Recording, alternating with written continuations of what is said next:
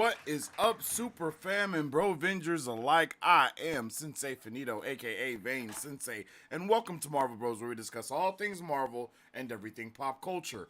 And today, I am hyped, I am excited, I am super ready. We are going to be doing our final well, not our final. This is going to be our coverage, our book club review. I don't know what I'm trying to say. It's reading Tuesday, y'all. And you know what that means? That means it's time to get into Mistborn, The Final Empire. We are finishing the book today. I am pumped, yo. What a way to end the book. A fantastic ending, and it was just a really lovely time. I really enjoyed it, and I want to know if you guys enjoyed it too. I'm so excited to get into all these amazing, fantastic things today, man. But holy moly, is this book good. Like, it was just a really good read this week, and I am so excited to be able to kind of talk to everyone about it and see how everyone was feeling, get into your thoughts, your theories, and your opinions on what is going on in Mistborn Book 1, because God, I thought after last week, I didn't know what was going to be going on this week, right? But damn, whoa. After, like, on the heels of the amazingness that was, what we did last week in book club, I mean, episode 7 was just awesome, right? We went through that portion of the reading, the fighting, the everything was there. It was just a fantastic episode last week. And now episode 8, we're here, the end of the book, and god damn, I am just so pleased with how this ended. I'm so pleased with everything. I loved this book. Let me know how you guys are feeling. Let's get a 1 in the chat if you're excited about it. Let's get a 1 in the chat if you enjoyed this end of the book. Let's get a 2 in the chat if you didn't, and let's get a 3 in the chat if you're not really too sure how to feel. Let me know how everybody is feeling today, okay? If you guys are new around here to book club and you're not really sure how we do things around here, well, first and foremost, we go into chat talk, and that is when I talk to chat, basically see how you guys are doing, how's everyone's week been, what you guys been up to until this point, how was your weekend, all that good stuff. And we also just kind of go over whatever is going to be discussed. After chat talk, we get into my overall thoughts. My overall thoughts is obviously my overall thoughts of this portion of the reading of chapters 35 through 38 and the epilogue. We'll go through that, talk about it. I'll let you know how all of my feelings was. We'll talk about everything there, and then we'll go way more into depth with the chapter by chapter book chapter by chapter review. It's gonna be amazing once we get into that as well. Like, it's just all gonna be a good time today. Today I'm yapping today in overall thoughts because I got so much to say. I'm pulling no punches. I'm holding nothing from spoiler. We're talking about the entirety of what was going on in these chapters, and then again we'll go into the book. We'll go into that chapter by chapter review afterwards. So let me know how you guys are doing. Let me know how your Monday was, how your Tuesday has been. Did you have a good weekend, you guys? What's going on? Is anyone watching The Penguin? If you are, did you enjoy the most recent episode? Let me know how you guys are feeling. If you haven't already, make sure you please drop a like on the stream because it helps out tremendously around these parts. You can also follow me on social media at Sensei Finito to stay up to date with all my thoughts, theories, and opinions on whatever particular thing I'm partaking in. You can also check us out on all platforms at Marvel Bros to stay up to date with all things Marvel and everything pop culture, all the latest news and stuff like that. It's always there. You can check it out. And yeah, I really appreciate each and every one of you guys that are here and vibing with me today. I'm not gonna lie to you, I'm a little sleepy. I got me a little monster in there with a little couple shots of something too, just so I could wake my game up. But we always hype around here when it comes to Mistborn, so I don't, I may not need anything to really hype me up this time around. But oh, buddy, whoa, Nelly, it was crazy. This reading was crazy. But first, let's jump into chat talk. How you doing, chat? I hope everybody is doing good. I had a solid weekend. There's a new MMORPG that came out recently called Throne and Liberty, and I've been grinding on that. You feel me? Trying to level up my character. You guys probably don't understand these nerdy words that I'm saying, but I was on some nerdy gamer stuff over the weekend. Had a really good time. I've been up super late, but it's all because I'm trying to get the stuff that I need, so I don't have to be on the game all the time anymore. You probably don't understand, but if you know how MMORPGs work, you want to get a lot of that heavy grinding out early, so you ain't got to worry about all that heavy grinding later. And the heavy grinding, I think, is kind of out of the way, and we'll be able to, well, not out of the way, but we'll be able to vibe with it. So that's kind of what I was kind of gaming and stuff, getting some stuff ready as far as Vane Esports. We got some more media projects that are going to be going out soon. A couple podcasts and stuff for my esports org, and then my album had just came out last week, so getting some more promotion stuff ready for that. And yeah, man, just kind of getting some work done. That's what we do around here. We just be working and getting stuff going. All my baby's been teething. My youngest son, he's been teething, so that's been crazy. He's been waking up in the middle of the night and a whole bunch of stuff. He's been struggling, but he's been doing good today. So he's been doing better this overall this week. But that teething stage is vicious, yo. It's vicious. Like the babies be. Yeah, they be teething hard. So, but that's what's been going on for me for my week. Chat. Let me see. Yeah, I got a couple meetings that I'm going to get into this week as well. We're going to be, I'm hoping on Thursday that we can finally get into our Spooky Bros vibe, right? We're going to get straight spooky with spooky season. We're going to be playing some spooky games, hopefully, here on the channel, and possibly posting some of that gameplay up as well. It should be a good time, you guys. It should be a good time. I hope so. I hope so indeed. All right. Let's see. Yo, howdy, y'all. Yo, what's up with it, Thatch? How you doing, my guy? Hope you're having a good one, brother. I appreciate you, brother, for tuning in with us. I had a crazy week, so I didn't finish it up, but I remember all of this super well, so I'm ready. Brother, I'm ready, too, because, yo, I am so ready. It's insane. What a finale. I can't promise to be awake till to the end tonight, but I'll try. Hey, I appreciate you, man. I'm going to try to, be... I've been fine-tuning a lot of stuff with Marvel Bros and with how we do these watch parties. So I think watch parties. I don't even know. It's book club. I want to call it a read party so bad, but it's book club. So when we get into this next book, it'll be running a lot smoother. I'm thinking I know how to hone in on the time and stuff like that a lot better. So I'm excited. But it definitely was a insane finale. I'm not gonna lie to you, Thatch. I was not prepared for what we got into today. It was woo. It was crazy. It was definitely crazy. Okay, what's going on? Let's pop that out. Bam. Yeah, it was definitely insane. I didn't know what was going on. Hello everyone. Hello Sensei. Yo, what's up with it, Sarlin? I hope you're having a good day today. What you got going on?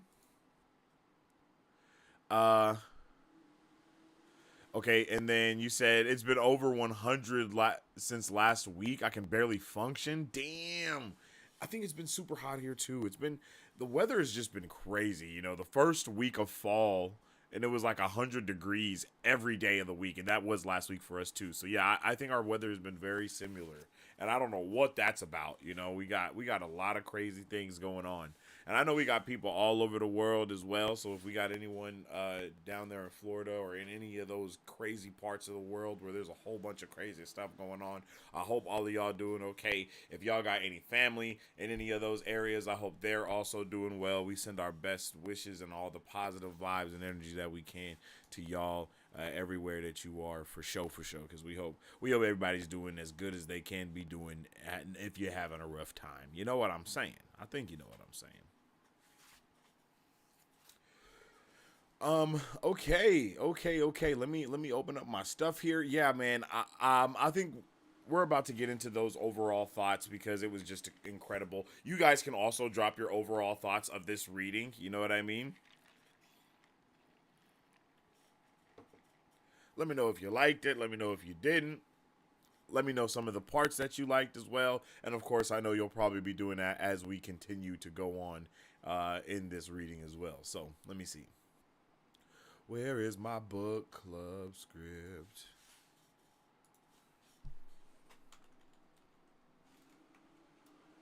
Boom, that's fine. That's not fine because that's not it. I gotta delete that.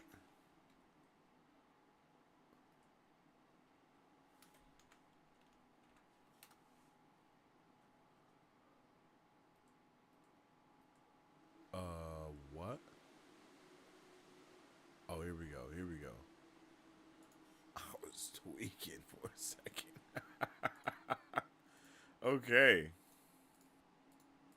There we go, chat. There we go.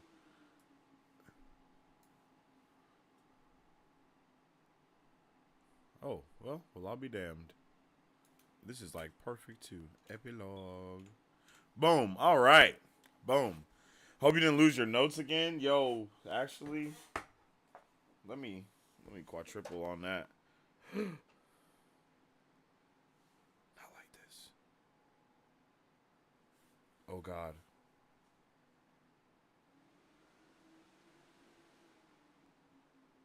Oh God. Hey, this is the weirdest thing ever. I don't know what it's about, but it's like I do my reading and everything and it's fine, but every time I go live, my iPad just starts tweaking on a brother. It's like, hey, bro, I know what you're trying to do. You're trying to, you're trying to create some content and do some things, and you think we're just going to let that slide? No. But guess what? Like, look at it. Look at it. It's just sitting there loading. Like, bro, what is this? Like, this never happens to me ever. But as soon as I start, here it is.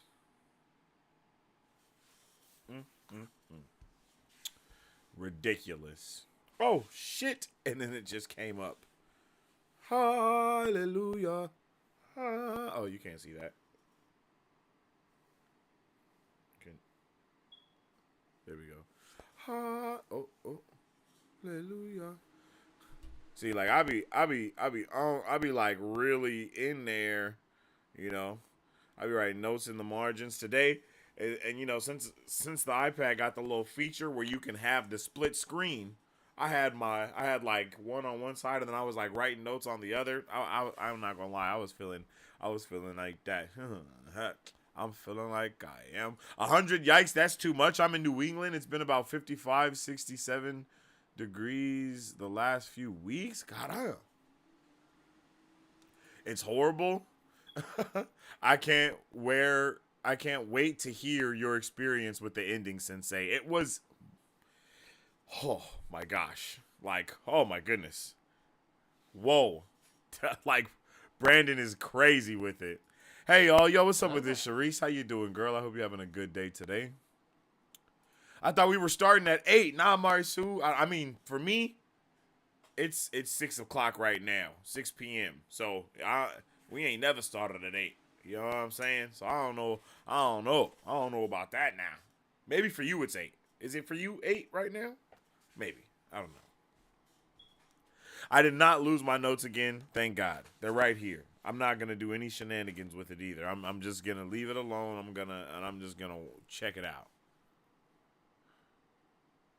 Check the handy dandy notebook. Yeah, I got it here. Yeah, iPad be straight trying to sabotage me. I don't know why. I don't know what's up with that. Goddamn Apple. Yeah, facts, Marisu. I was just saying that too. Anyone in Florida, anyone around Florida, if y'all got family in Florida, we definitely send our prayers to all of y'all, and we hope everyone is doing as well as they can be and being as safe as they can be, because it's definitely going. It's crazy. It's crazy.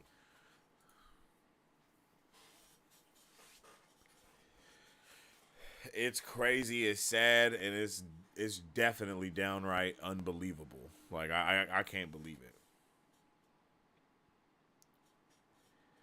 Yo, but the reading this week was magnanimous and fantastical. You know what I'm saying? We'll get into. This is what I was looking for. We'll get into the overall thoughts in just a moment, you guys. Like I said, that'll end our portion of chat talk. You know, we've been talking. Oh shit! Oh my god, we've been talking. We've been chatting. We've been chatting, and we've been talking. So let me know how everybody is doing. I hope your weeks are good. I hope everybody is feeling it all right. I know Thatch, you had a lot of stuff going on too, man. I hope you're doing well. All right, there we go. Boom. All right, we're good to go. We're good to go now. Let's turn this off. Oh, yeah. Bam. All right, we're cooking. Just want to make sure we're all ready to go here. Okay, so we are about to get into it right now, chat, right after these little short messages that we about to do. If y'all don't know, I did just recently release some music. So y'all, if y'all are on Apple Music or Spotify or whatever platform you may be using, you can go and check out my new album called Young, Gifted, and Foolish right now. It is available on all platforms for you to go and check out. I really hope you do. You know, I was working on it for a little while. I got a lot of little project stuff going on with that as well. That should be coming out soon.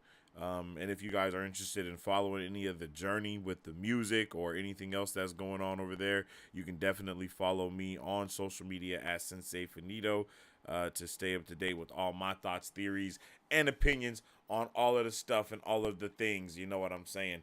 So go check it out wherever you got your music at, wherever you listen to music at, wherever you're at. You can add it to your playlist, give it a listen, let me know how you feel about it. And all of that good stuff. I definitely appreciate all the support that you guys may bring to it, and I hope you give it a listen at the very least, even if you don't download it, even if you don't add it to your list. Give it a play. Give it a play. You know what I mean? It might be up your field, it might not be, but you'll never know until you know. You know what I'm saying? 9 p.m. on the dot. Howdy Thatcher. I have an adaptation suggestion. Has anyone else seen the Apple TV show Foundation? It's a sci-fi show, and every episode looks like it has a movie budget. I have seen The Foundation. The Foundation is fantastic, and it's crazy that you said that because in my notes today, I wrote down something that was like The Foundation. Like literally, I wrote down something that was just like The Foundation, and I was like, when something happened, and I was like, yo, this reminds me of The Foundation. So we'll get into that when we get to it because I can't think about what it was right off the top of my brain. But yeah, that shit was amazing. Chugging along, can't complain too loudly. Hey, I feel you, Thatch. I feel you, Thatch. I hope you get better, my G. If done in live action, maybe Apple TV would be willing to throw enough money at a show that would be good budget to look amazing. Yo, The Foundation is beautiful. It is literally a movie every single episode. I did a couple. I think me and Battery did a couple watch party episodes on here on YouTube for Marvel Bros. So check it out. You can check it out if you want to. I think it's up. I don't know if Apple TV hit us for like a copyright or something or not. We were still early days back when that first came out, but I think I watched some of that first season and I didn't know it kept going, and I don't think I finished the first season either. But that show is definitely amazing. Foundation is amazing. I would love to do a watcher to reader series for that. I've seen the first episode. It's been on my list forever. Started season 2 today. It's so worth it. Played any Sparking Zero, Sensei? No, not yet. I did not buy the deluxe edition to where you get the game 3 days early. Didn't get that edition, but it comes out on the 10th. Like that's when it drops globally for everyone. So on the 10th, I will be playing it for sure. Facts. Yeah, we're definitely on the same wavelength there with that. If you're thinking about what I was thinking about when that happened, then I agree for surely. All right. With all that being said, chat, let's jump into wait, my bad.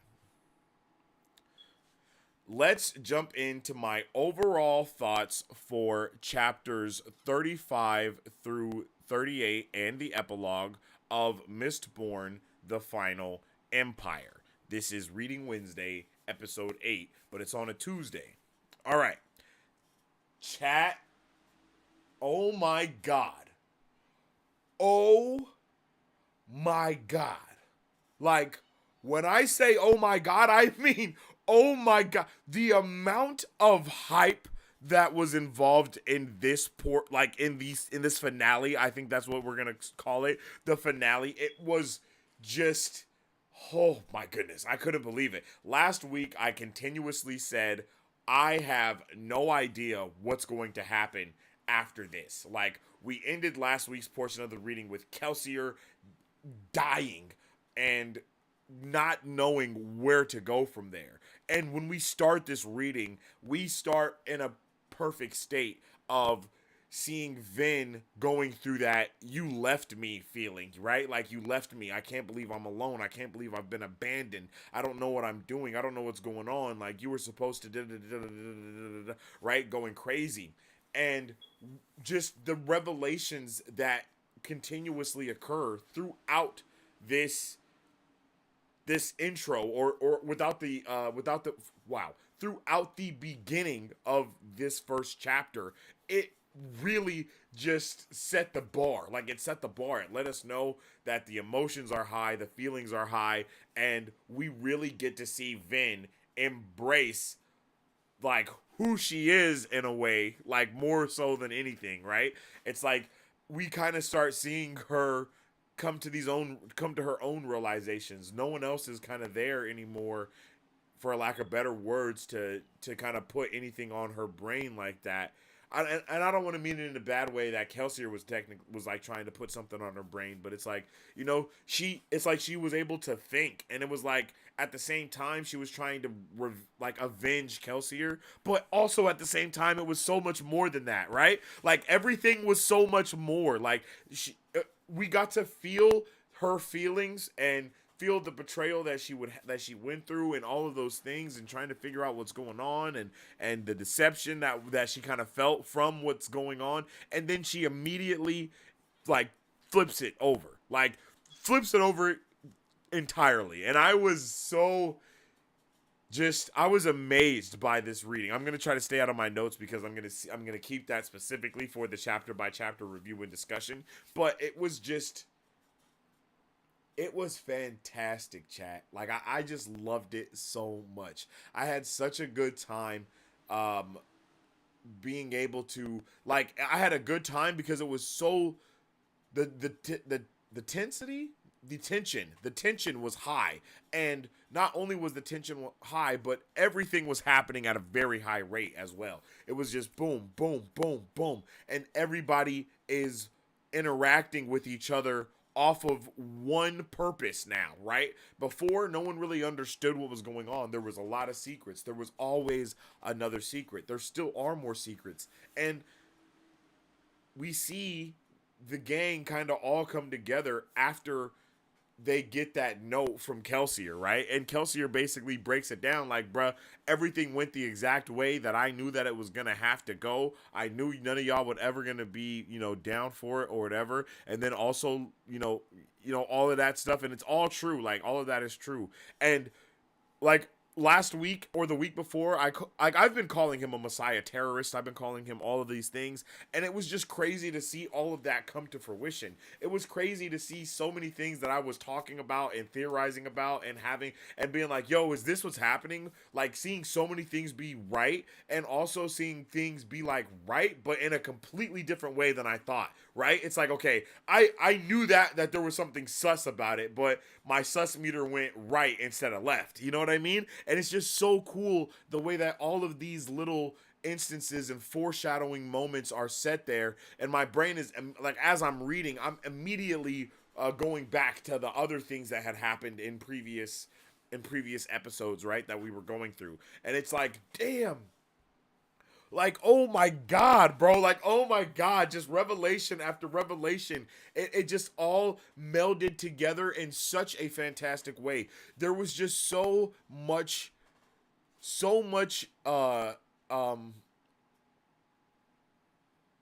already said revelations, but it's like, it wasn't just a revelation. It was more of a, I can't think of what the term is when you find it out, right? Not when it's revealed to you, but when like you know when you find the thing out. It's like to see Vin calculate so many things that are going on around her. Yo, what's up with it, Trevor Marshall? I appreciate you for the follow. Welcome to the super fam. I hope you're having a good day today. It was amazing to see to see Vin kind of be able to recall all the things.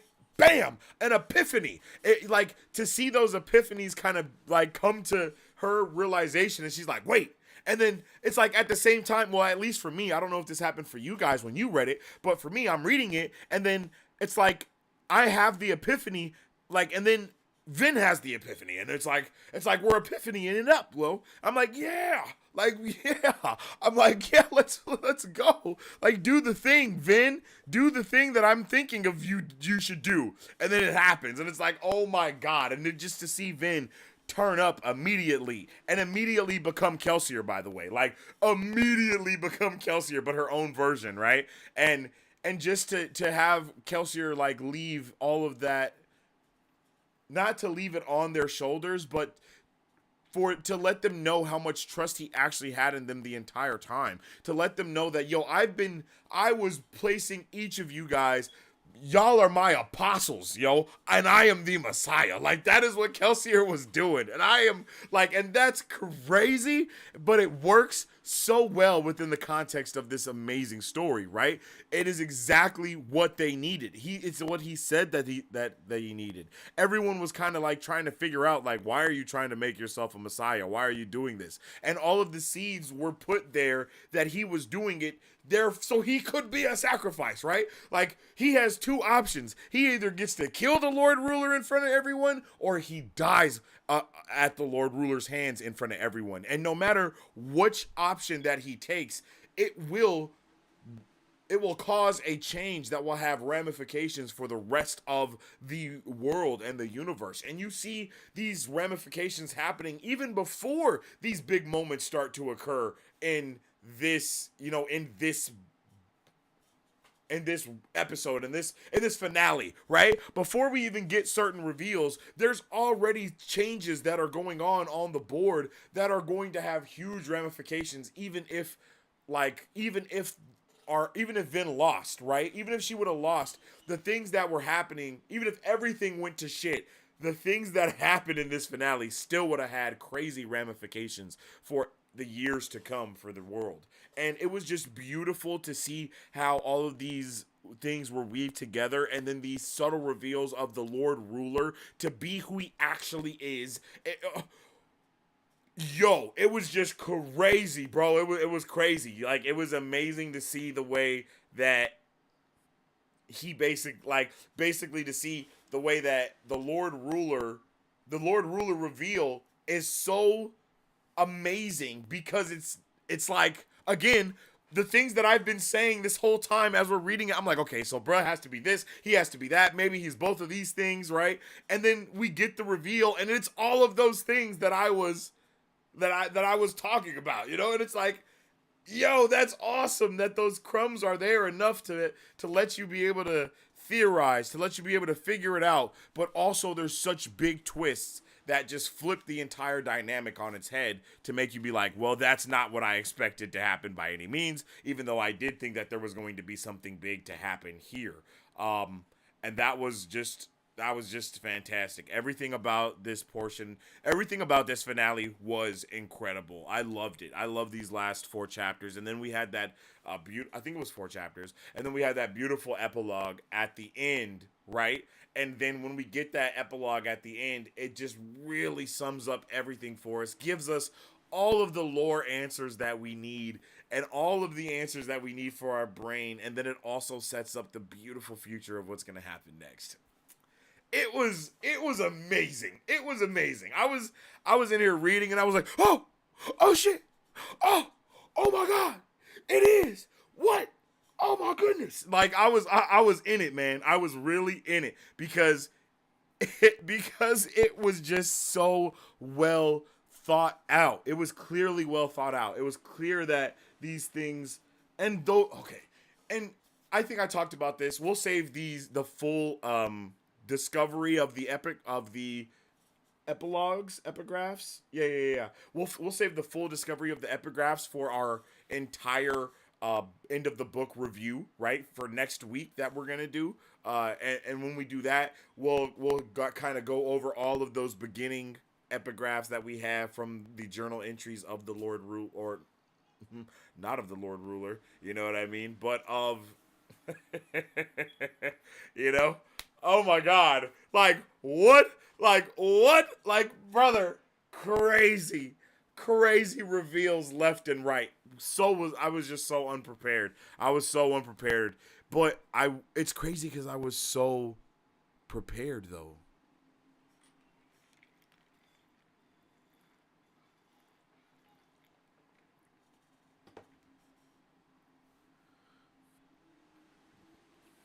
Brandon Sanderson somehow does the thing. It's wild how he does the thing. You know what I mean? Like some of the things that I think some people would think were more cliche at times, they're not, because it's not that. You know, I don't know, man. I don't know, yo. I don't know how to even explain it. It just there is a masterful way that the story is crafted to where you can figure out things that you can figure out like the end. I don't know if anybody could have guessed the entire ending, like entirely in its entire. Well, did I?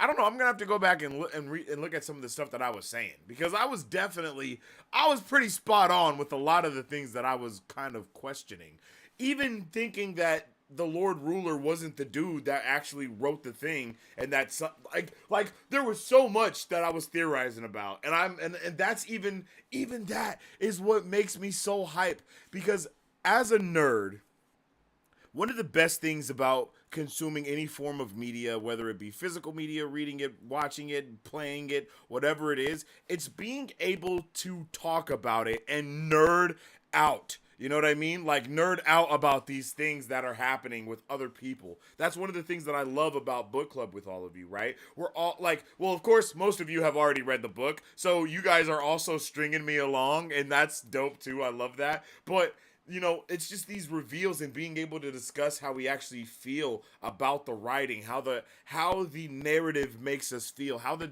development of these characters actually develops the story, whether or not it does. And then to be able to see this magic system also be beautifully woven together to the point to where when we get to this finale here, and we obviously see a major shift to the magic system as it's been presented to us currently, it doesn't feel like we are robbed of our knowledge of the magic system, right? It's done in a way that still entices the information of the lore behind everything, and it coincides, blends, brings together, melds. One of those words work, and I don't know which one it is, but it does a really good job of bringing all of these theories, for lack of better words, together. Like, okay, well, if someone can do this, and then if that works like that, can they do these things together and then do it like this?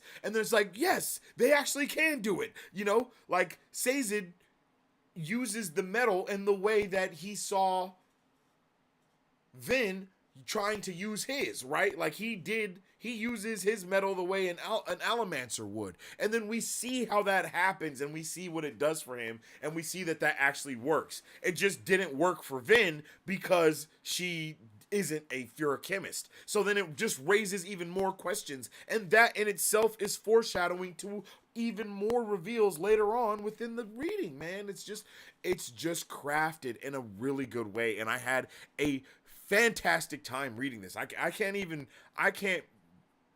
explain it enough. Like I feel like this book has been all hype, right?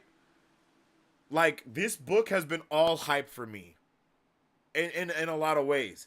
And I'm sorry to compare, but I know this question is going to get asked. But when reading The Wheel of Time and finishing that, I think when we finished book 1, right?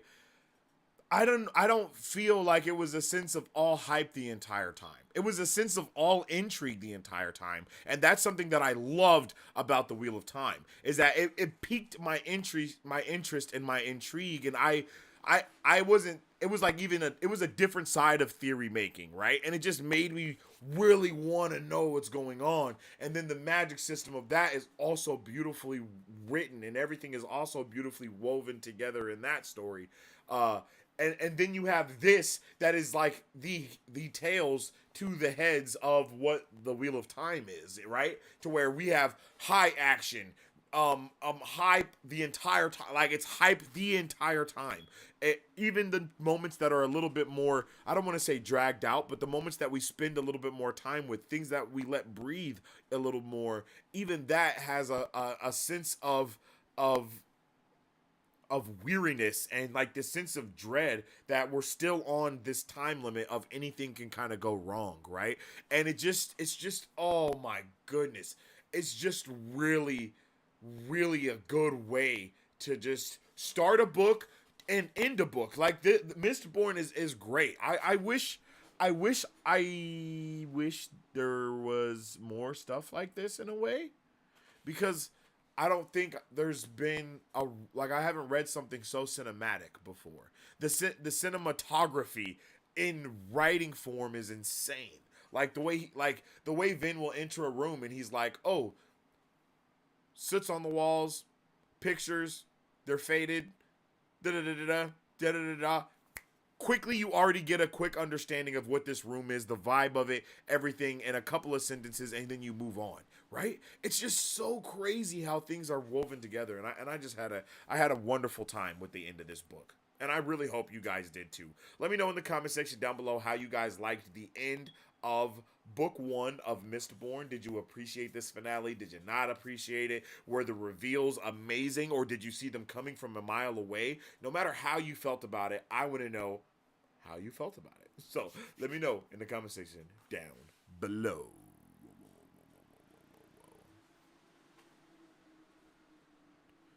All right. Those are my overall thoughts about this portion of the reading chat. So let's jump into yours. Let's see how you guys are feeling about this. Has anyone told him about the Sanderlanches yet? I mean, you guys have mentioned it, but damn, how would I know? How could I have ever known? Huh? There's literally no way. There's no way I could have known about about the Sanderlanche effect for real. Like, come on now. Like, whoa. I am amazed. It's incredible.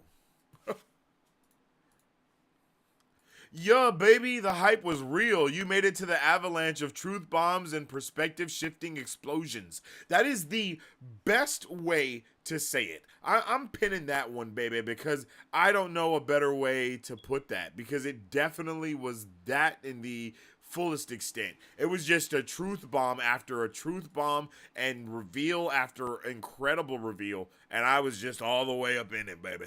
I was all the way up in it. What's going on? Let me pin it.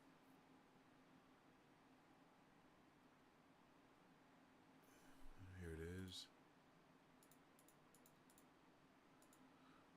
Okay, here it's not.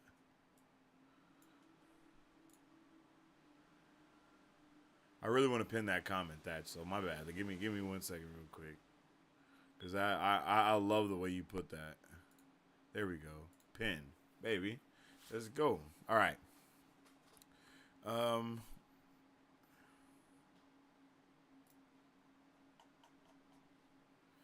then let's also drop some bucks on you, my guy.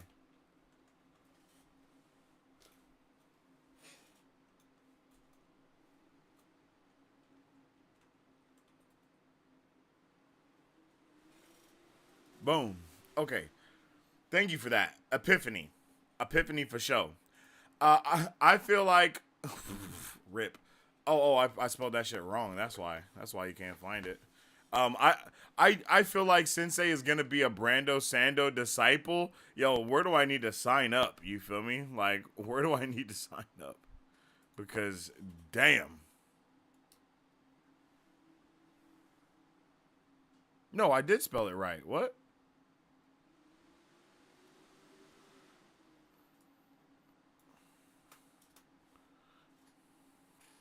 Uh,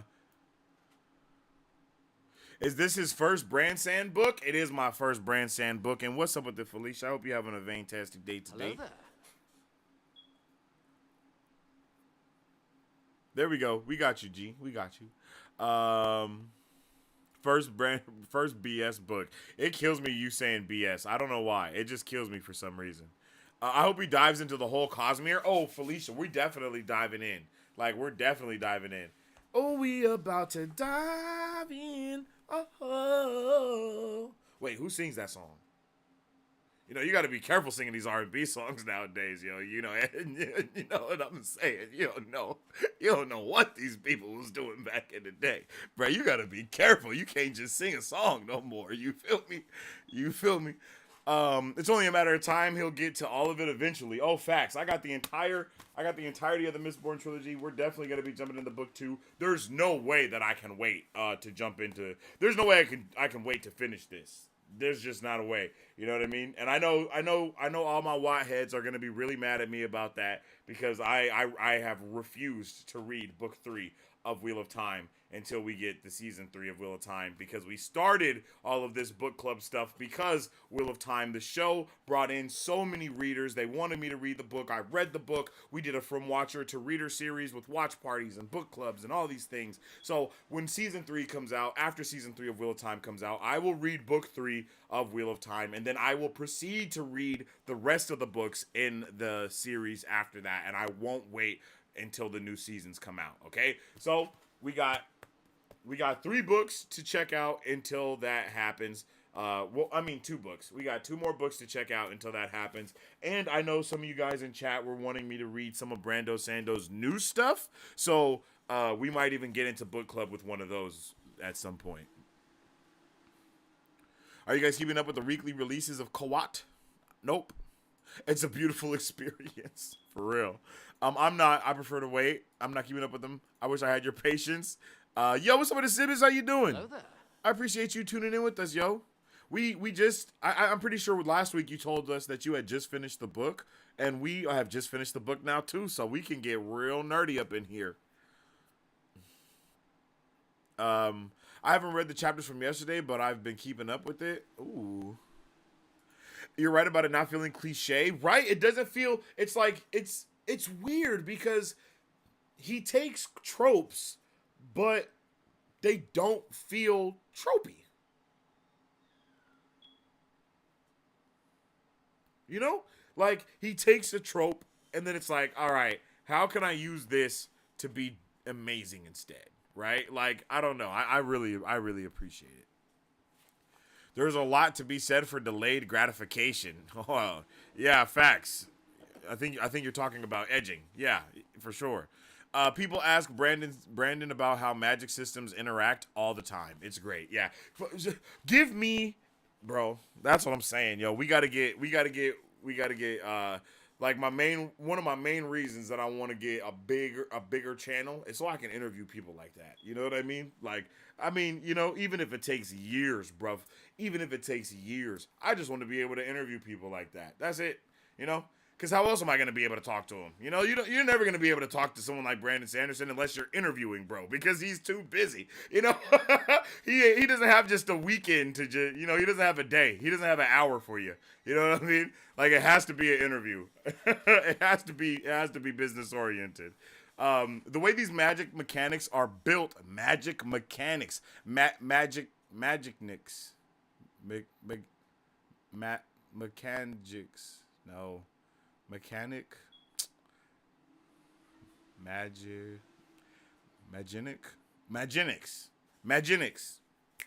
Boom, TM, Maginics. Write it down. I need it. Yep, Maginics is it for sure. That was the word. Sorry, y'all.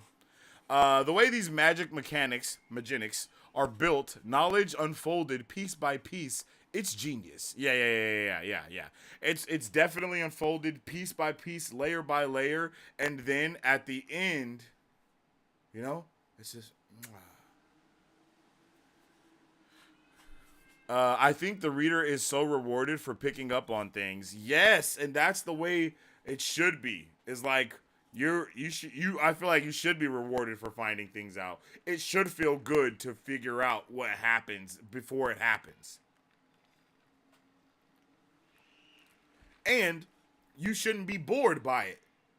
If you figure out what's going to happen and then you're not bored by the reveal of it happening, that's when you know you got a masterpiece on your hands. That's it. That's how I feel. Like, if I'm watching a movie, watching a show, playing a game, reading a book, and I can kind of foreshadow what's going to happen, but as I'm continuing to consume the content, I'm still being not dragged, but I'm still being like enticed about what could actually be occurring right here. And it just makes me really excited. It makes me really excited. Mistborn was greatly inspired by Robert Jordan's writing, but Brandon Sanderson just thinks differently and plans his books differently. Yeah, yes, I agree. I can definitely see the inspiration, and then you can definitely catch up on those differences. Brandon's first teacher was Wheel of Time. Often he makes his books what he wished he got in Wheel of Time. Oh, that's nice. I like that. Okay, just real quick to circle back to this question, chat. Let me get a 1 in the chat if you prefer to have... Wait, nope, this isn't it. Boom. No, yeah. Okay, when it comes to Magenics, right? How do you guys... do you guys rather have everything kind of just spelled out for you first, or would you rather hear the foreign language? You know what I mean? Like, would you have... Put a 1 in the chat if you would rather have the magic system spelled out. And then let me get a 2 in the chat if you would rather just hear the foreign language first and then kind of get it spelled out afterwards. I really kind of want to get a little bit of a temp check in here for stuff like that because I love the magic mechanic stuff. But I also love being able to see what's going on first and being confused as hell. I don't know what it is about being confused as hell, but I love it. Like if we could have, like, in the prologue, right? It was awesome because we obviously know that Kelsier is a badass and that he did something, but we don't get to see what it is that he did, right? We don't get to see how he's whooping ass. We don't get to see the magic system in play. I kind of would have been, I think it would have been amazing to just see him start doing shit, and you're like, what the hell is going on? And then, and then after that, we get everything spelled out in the same way. Like, Jesus. You know what I mean? Like, cause I like to hear the foreign language, be confused by it, and then get the phonetics behind it afterwards, and that's what really makes me like. There are shades of Wheel of Time in everything he's written, but tweaked to fit his sensibilities. Ooh. Since they should read the Emperor's Soul novella, and he's gonna love Yumi when we get there. Yo, Yumi and the Painter, is that what you're talking about? Yo, I've heard Brandon Sanderson read those first like 5 chapters 30 million times. Like, no, not even to play with it. Like, I have read it, I have listened to it so many times. That intro that he has, just because I when I heard the book, when I heard and found out about everything, I immediately knew that I was gonna want to read it and do stuff for book club and stuff like that. So that's why I gotta refrain myself, or I'll just read shit without even being able to share it with you guys. And I think that's one of the best things about a lot of it, is being able to share the experience with all of you.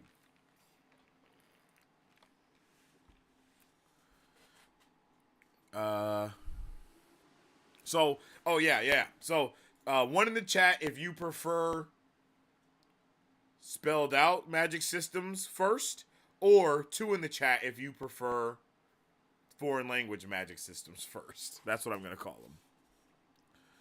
them. Emperor's Soul is S tier, but I feel like Warbreaker should be next. Ooh. Yo, what's up with this, Stewie? Hello there. Hope you're having a good day.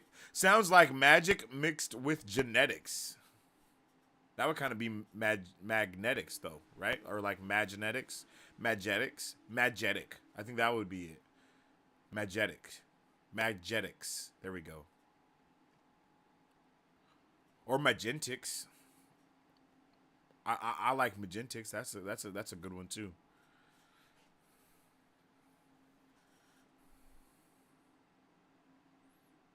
Emperor Soul is so good. My absolute favorite Sanderson story. Ooh, I got 2 minutes to talk to Brando at a book signing. The key is volunteering at an event. Okay. I like it. I like it. That's definitely what I'm gonna have to do then. I like being confused and then getting it explained. It makes my toes curl. RJ doesn't like giving you a God's eye view. If the characters don't understand it, you don't either. I prefer. Oh, okay. Oh, I prefer it that way. You prefer not knowing what they don't know. But I also like not knowing what a character does know too. Like they obviously know what's going on, and then you just be like, "What the hell just happened?" And then boom, it's like, well, I was able to do this because I broke down the. It is like, yes, sir. Please give me more of that. Like for sure, give me more. I need that for sure. I think that's one of the main reasons why I love Full Metal Alchemist right here, right? Is that's what Full Metal Alchemist does. It just throws you in the middle of some badassery, and then it gets explained in depth to the 19th degree. And then it just feels so good to be confused, but have a character that is so intelligent with the magic system at the same time. Like, let's go. Same with Avatar: The Last Airbender. Like Aang knows damn near everything about every element, but he still is a novice and he has to learn the way through it. It's like makes me happy. All right. So that will end our overall thoughts and discussions of the that will end my overall thoughts of this portion of the reading. And now we're going to get into our chapter by chapter book review. Holy moly, we're about to get into it, and I hope y'all are ready to get into it as well. Let's see. I got a lot of stuff going on right here. A lot of stuff going on. Oops.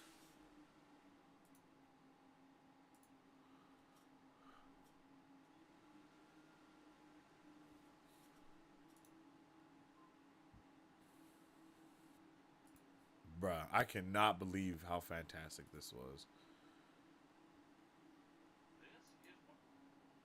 Like legit. I am amazed. Not even gonna pretend with you. I am truly amazed.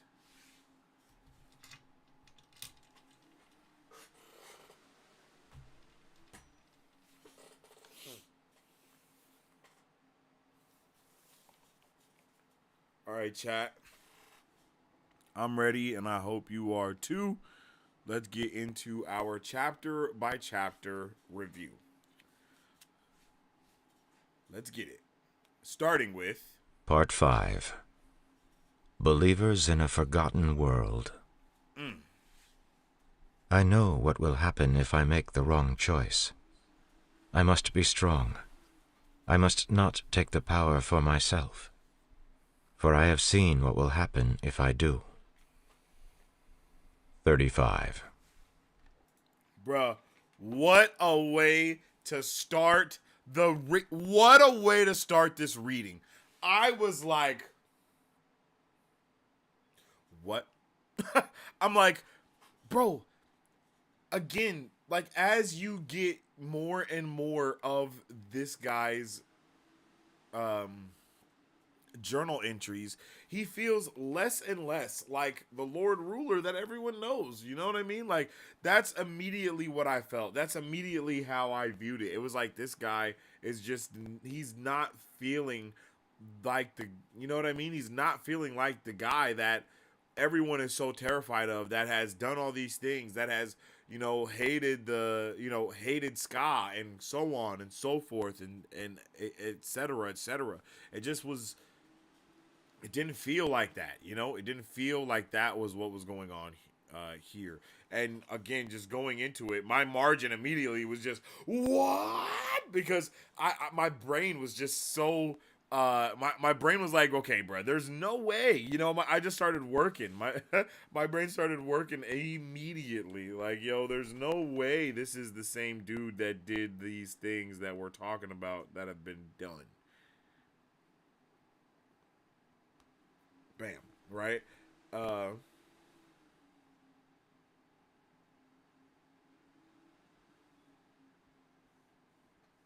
wait, what's going on?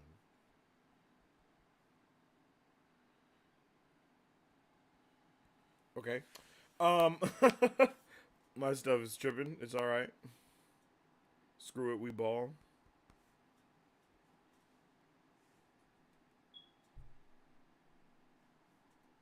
Let's open that up all the way. That's what she said.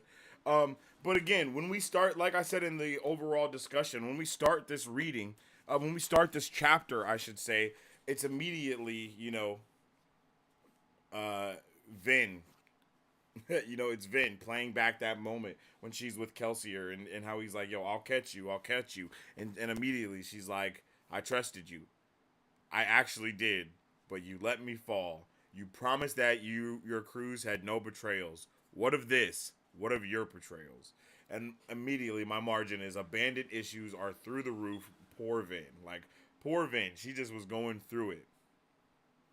And then we get this crazy sentence right here. This is crazy. He stood there again in her mind. The Lord Ruler struck him down with a disdainful blow. The survivor had died like any other man. Woo! Woo! That's just heat, yo. That's just heat.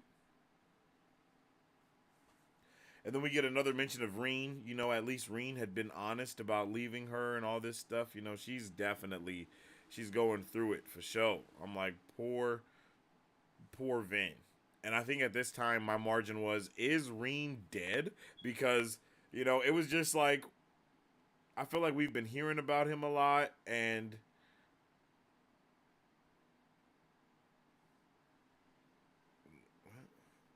yeah, I feel like we've been hearing about him a lot, and it was like, where is he though? What's going on here?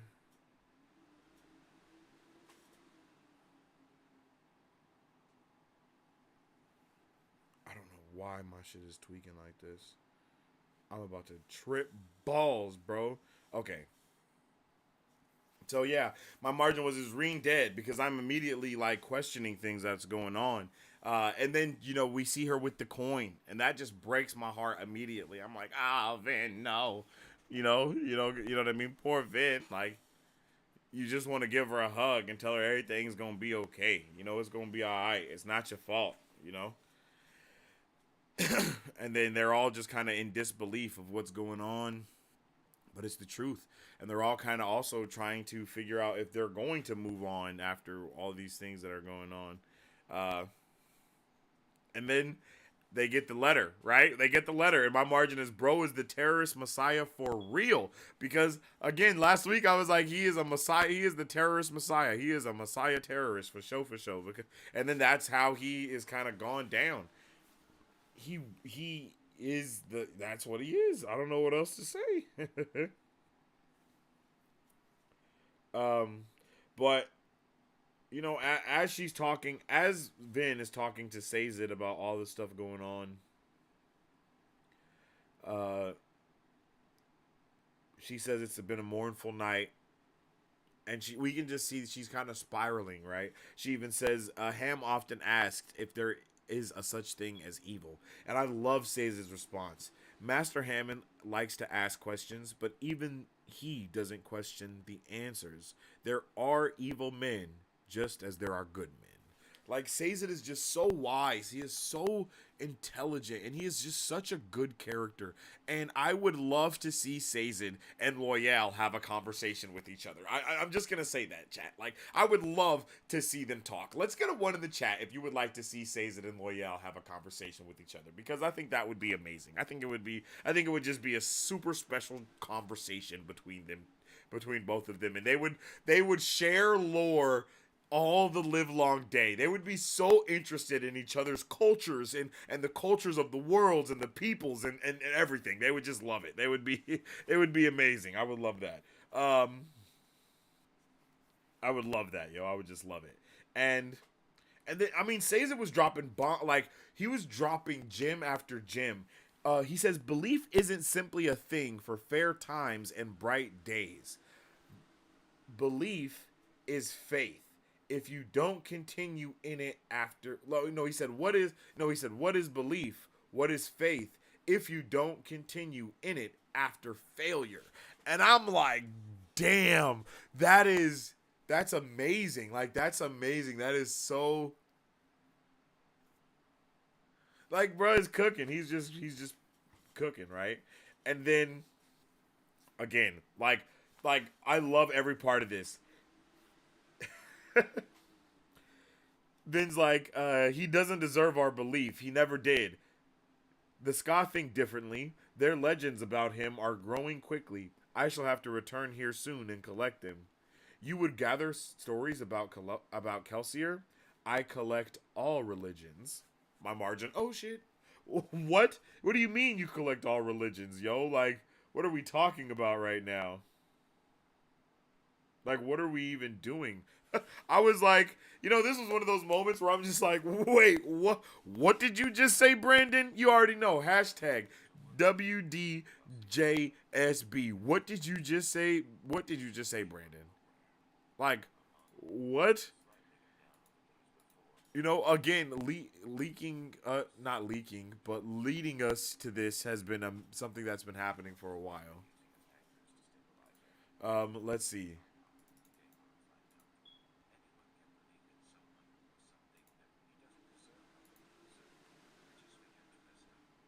Okay.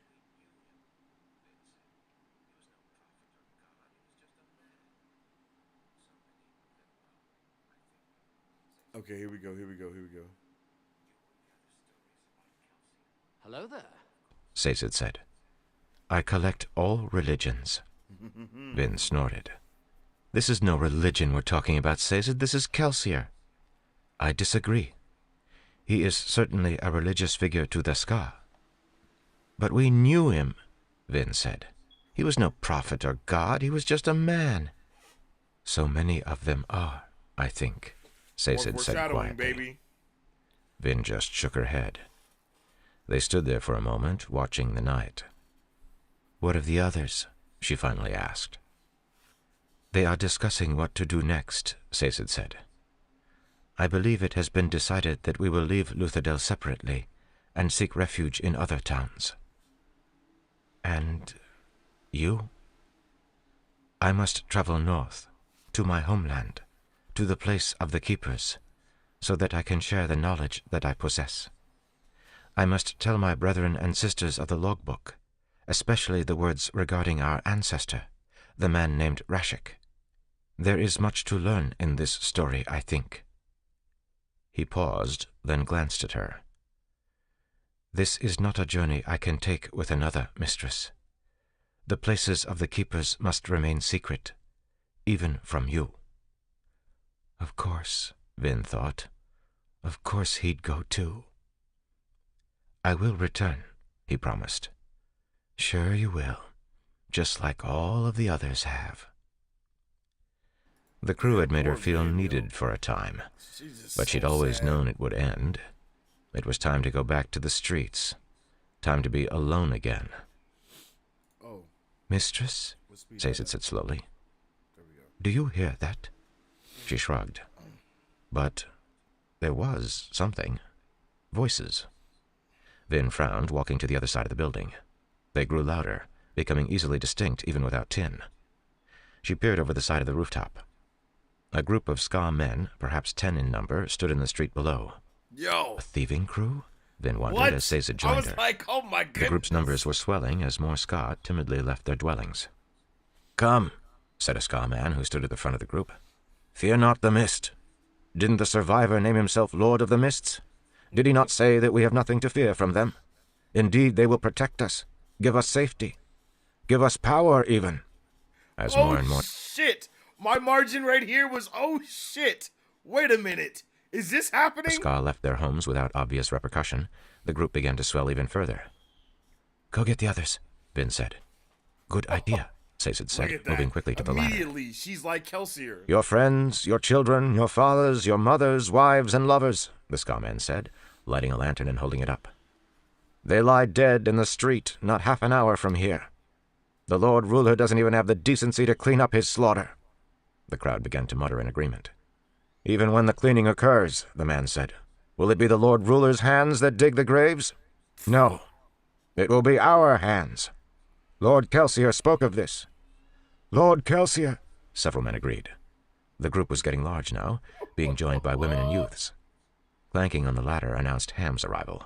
He was joined shortly by Sazed, then Breeze, Dachshund, Spook, and even Clubs. Lord Kelsier, proclaimed the man below. Others lit torches, brightening the mists. Lord Kelsier fought for us today. He slew an immortal inquisitor. The crowd grumbled in assent. But then he died, someone yelled. Silence. And damn. what did we do to help him? The leader asked. Many of us were there. Thousands of us. Did we help? No. We waited and watched, even as he fought for us. We stood dumbly and let him fall.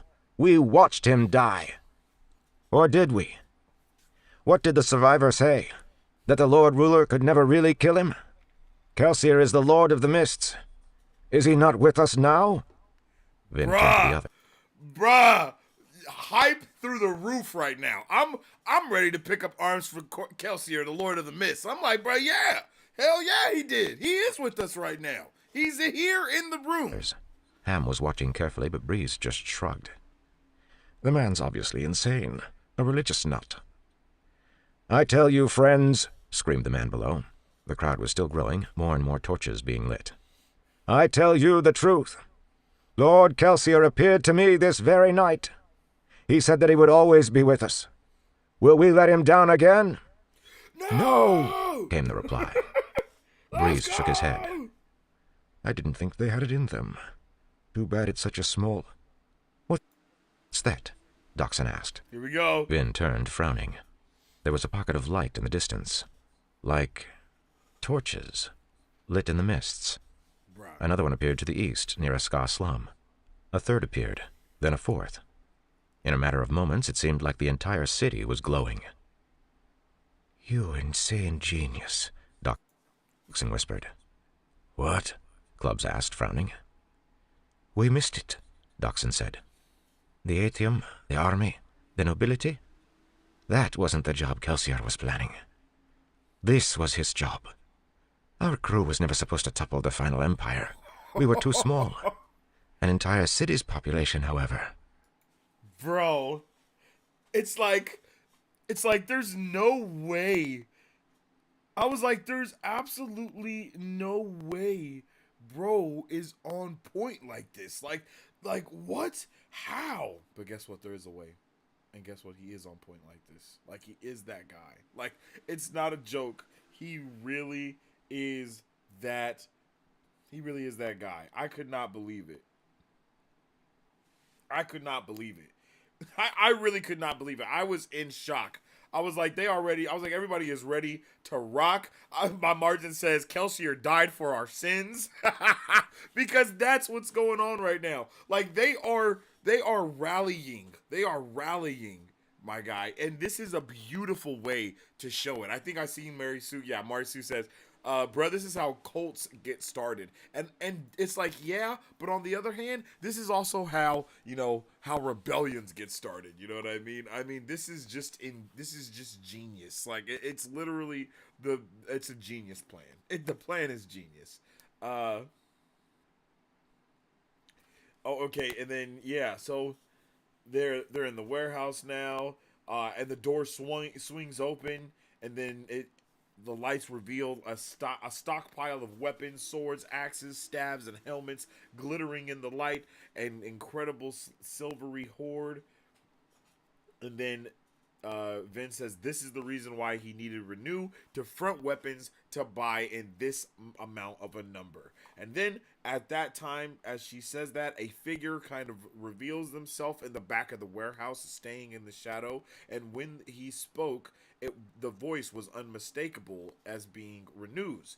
And as he speaks to them, he kind of reveals from the shadows that he is wearing Kelsier's face. He is wearing Kelsier's face, but the eyes, they were different. The face didn't bear Kelsier's characteristic smile.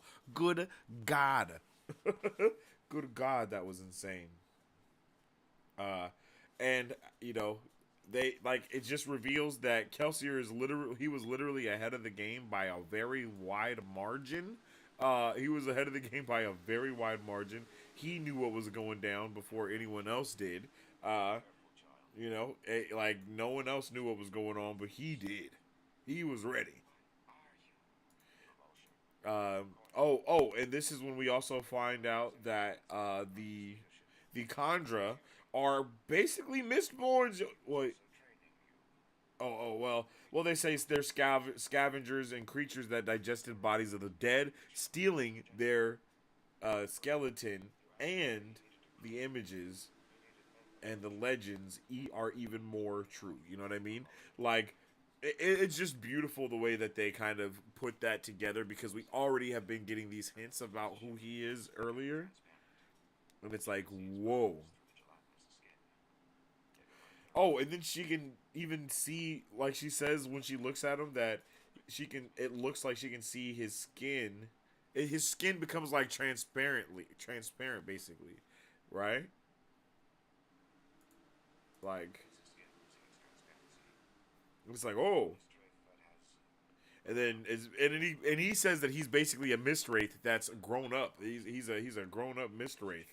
And I'm like, yo, okay, what in the hell is going on? And I'm like, yo, literally, I'm just, what's going on right now? Like, you know what I mean? I am just sitting here confused. I want to know more, and I am just super enticed by what's happening as well. You were part of this plan too, the Conver said.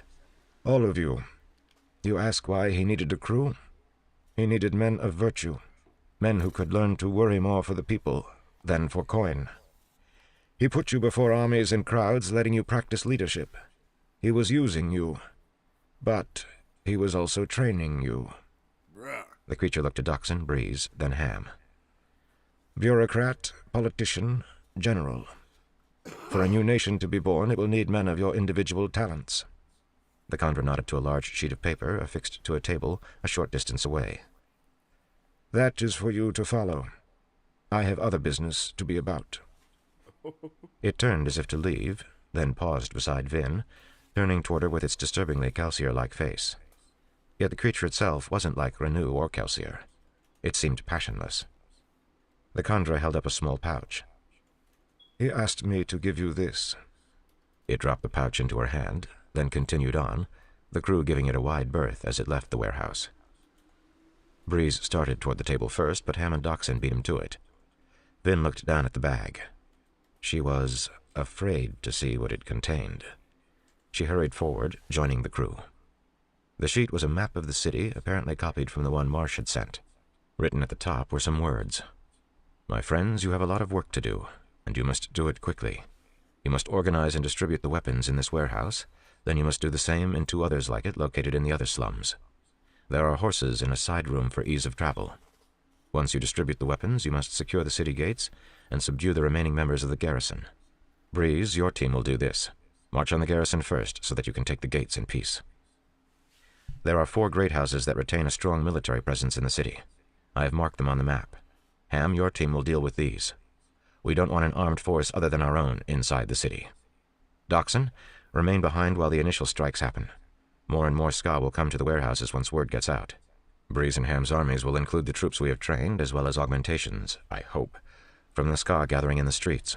You will need to make certain that the regular Ska get their weapons, so that clubs can lead the assault on the palace itself. The soothing stations should already be gone.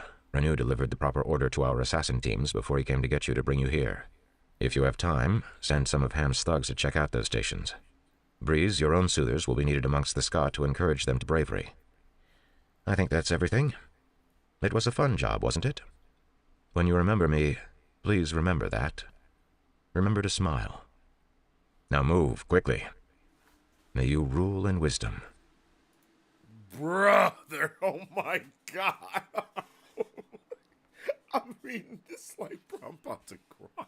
Gee, what's happening now? Oh my god. Yo, excuse me? May you rule in wisdom. Remember to smile. Bruh, my chest. Like, why are we doing this right now? Like, bro, oh my, what? Like, what? Why are we doing this? The remember to smile just definitely yeah, that one took me out. I was not ready for remember to smile at all. I was just like I just wasn't ready. It broke me. It broke me for sure. Yeah, you know what I mean. It broke me for sure. I was like, damn, brother. I didn't see this one coming. I didn't see this one coming. Eyes turned on Vin. She looked down at the pouch in her hand and pulled it open. A smaller sack, obviously filled with atium beads, fell into her hand. It was followed by a small bar of metal wrapped in a sheet Hey, of paper. Tina, appreciate you The joining us 11th today. metal. Vin unwrapped the paper. Vin, it read. Your original duty tonight was going to be to assassinate the high noblemen remaining in the city. But, well, you convinced me that maybe they should live. I could never figure out how this blasted metal was supposed to work. It's safe to burn, it won't kill you, but it doesn't appear to do anything useful. If you're reading this, then I failed to figure out how to use it when I faced the Lord Ruler. I don't think it matters. The people needed something to believe in, and this was the only way to give it to them. Please don't be angry at me for abandoning you. I was given an extension on life. I should have died in Mare's place years ago. I was ready for this. The others will need you. You're their Mistborn now. You'll have to protect them in the months to come. The nobility will send assassins against our fledgling kingdom's rulers. Farewell. I'll tell Mare about you. She always wanted a daughter.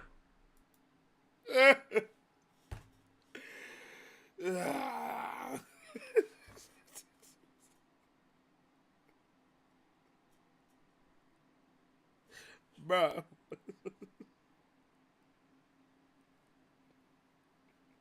What are we doing? What? What are we doing? What are we doing? Why? Why are we breaking this down like this? This isn't this isn't fair. This isn't fair. And then I just love that it was just like that they immediately jumped into action, right? Like Docs is like, all right, let's get to it, bro. Like everybody knows their jobs, everybody knows what they need to do here. Like no confusion. There's no confusion, guys. Let's just make this happen. You know, like let's get straight to it. Ain't nothing to it but to do it.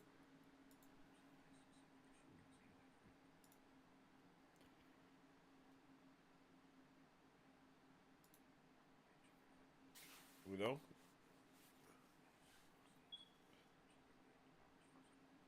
Twinkled inside of it.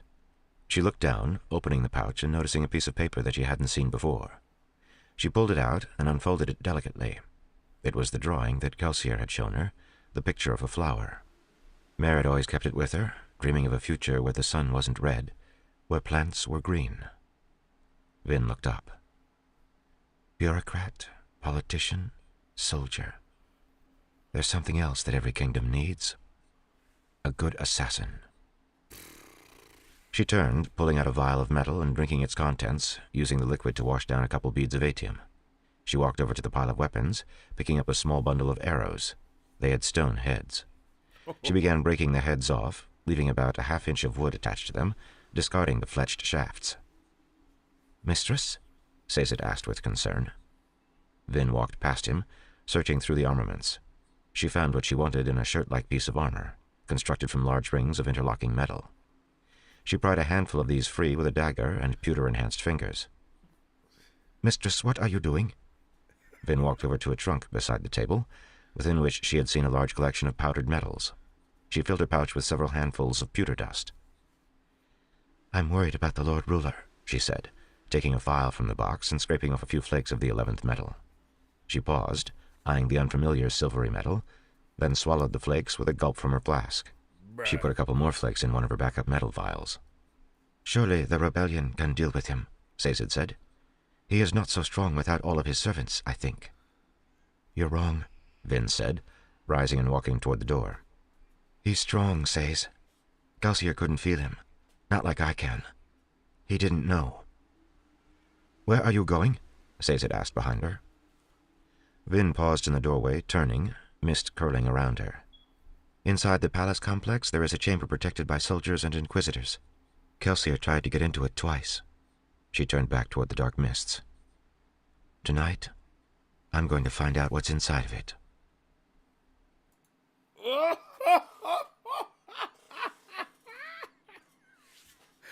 What? You're gonna do what? Yo, I can't express to you. This was a fantastic way to start off the reading, chat. That's all I can say. This was a fantastic way to start off the reading. Let me know how you guys felt about chapter 35 of Mistborn Book 1. Let's jump into the chat and see how y'all all were feeling, okay? I think the best way to read is in publication order. What? Okay. Yeah. You get to see how the authors evolve. I also advocate for publication order. Yo, I'll let y'all put everything together. I've read my old diaries from when I was a teenager, and they don't feel like me. Imagine the difference 1,000 years would make. That's very true. That is a good point. I guess that's a good point. 1,000 years would make a very big difference in who that person was, if it was the person. The Conjure are incredibly fascinating. So fascinating. I need to know more about them. We stood by and let him die. You feel me? Like, he didn't get killed. We stood by and just let that shit happen. Like, we should have fought with him.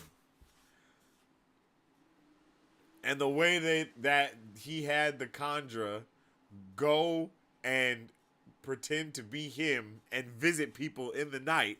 Like, bro, that's crazy. It's crazy, bro. Like, he went, like, yes, I need more. He really thought of everything. It's wild.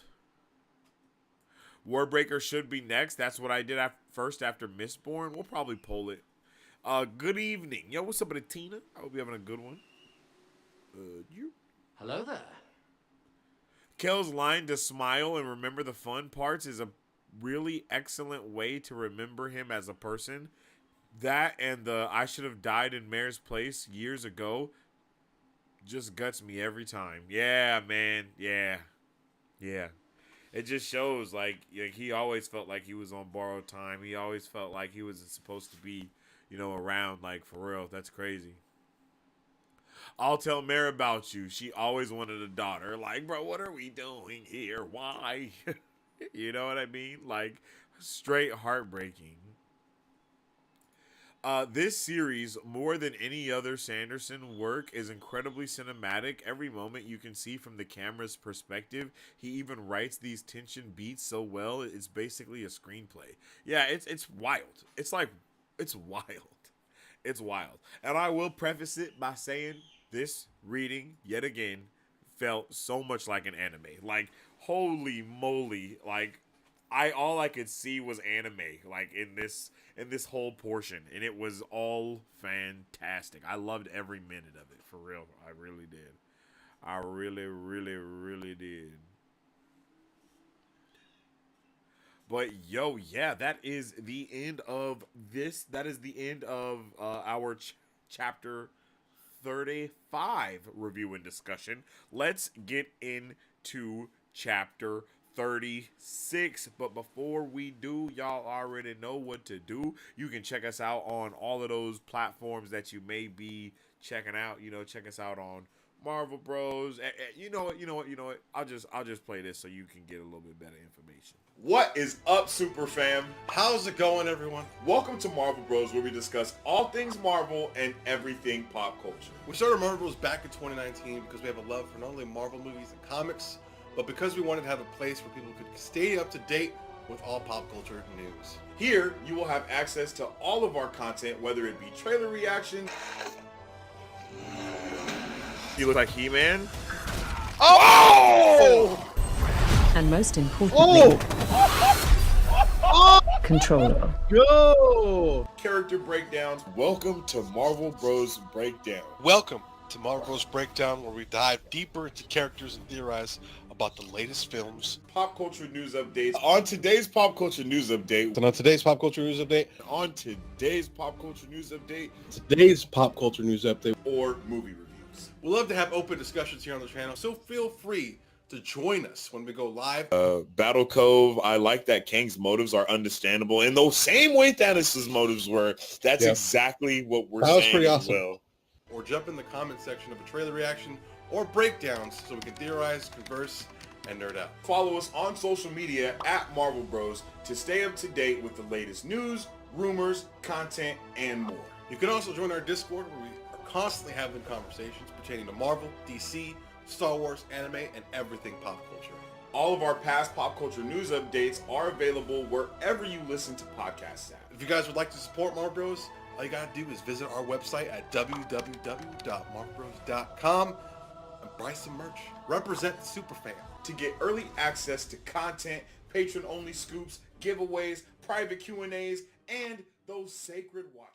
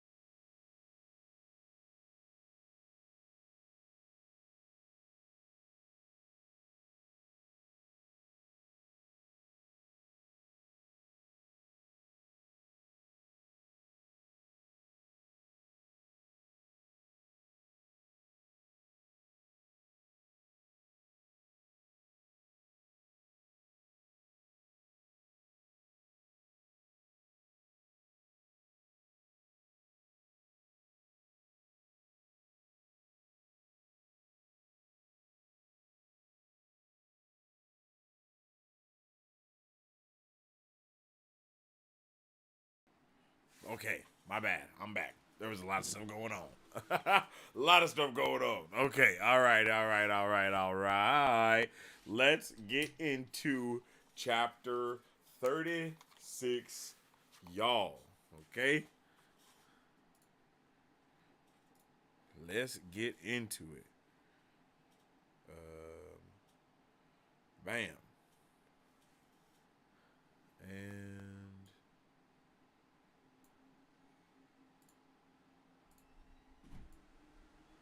I have decided that I am thankful for Rashik's hatred. It does me well to remember that there are those who abhor me. My place is not to seek popularity or love. My place is to ensure mankind's survival. And this whole time, you know, I'm just thinking Rashik is just a hating ass. You know what I'm saying? I'm just like, oh, bruh's a hater. Like, there ain't nothing else to it. He's just a hater, you know? Everybody got haters. Why wouldn't the, you know, the hero of ages have haters, you know? I didn't think bro was going to be such a top tier hater, but yo, bro is a top tier hater of all time. Like, it's kind of diabolical.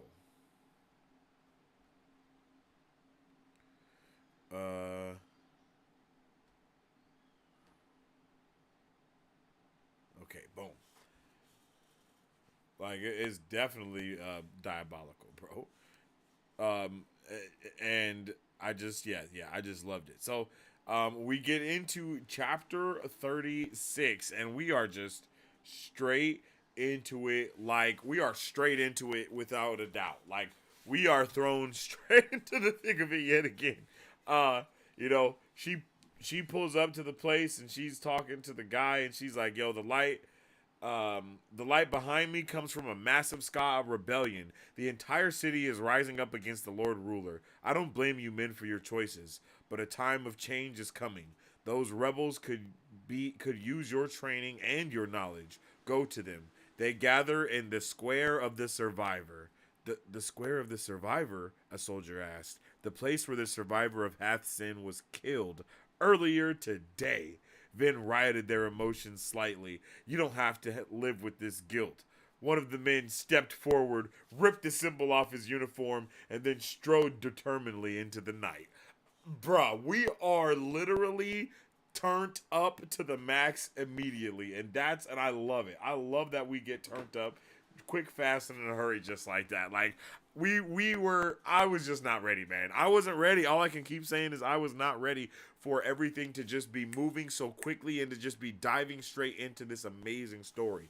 And not only does she, turn them up and then just strode right along into it, she walks in like a badass. Like she does not even, like she don't even try to like hide her presence or nothing. She's just like, I'm here and I'm ready to rock. Are you ready to rock though? Are you ready to rock? Cause I'm ready to rock. Braziers burned in the corners. The floor was an ebony marble, and 2 inquisitors stood blocking her path. Vin strode silently through the room, approaching the building within a building that was her goal. "We search all this time," said an inquisitor in his grinding voice, "and you come to us. A second time." Vin stopped, standing about 20 feet in front of the pair. They loomed, each of them nearly 2 feet taller than she, smiling and confident. Vin burned atium, then whipped her hands from beneath her cloak, tossing a double handful of arrowheads into the air. She flared steel, pushing powerfully against the rings of metal wrapped loosely around the arrowhead's broken hafts. The missiles shot forward, ripping across the room. The lead inquisitor chuckled, raising a hand and pushing disdainfully against the missiles.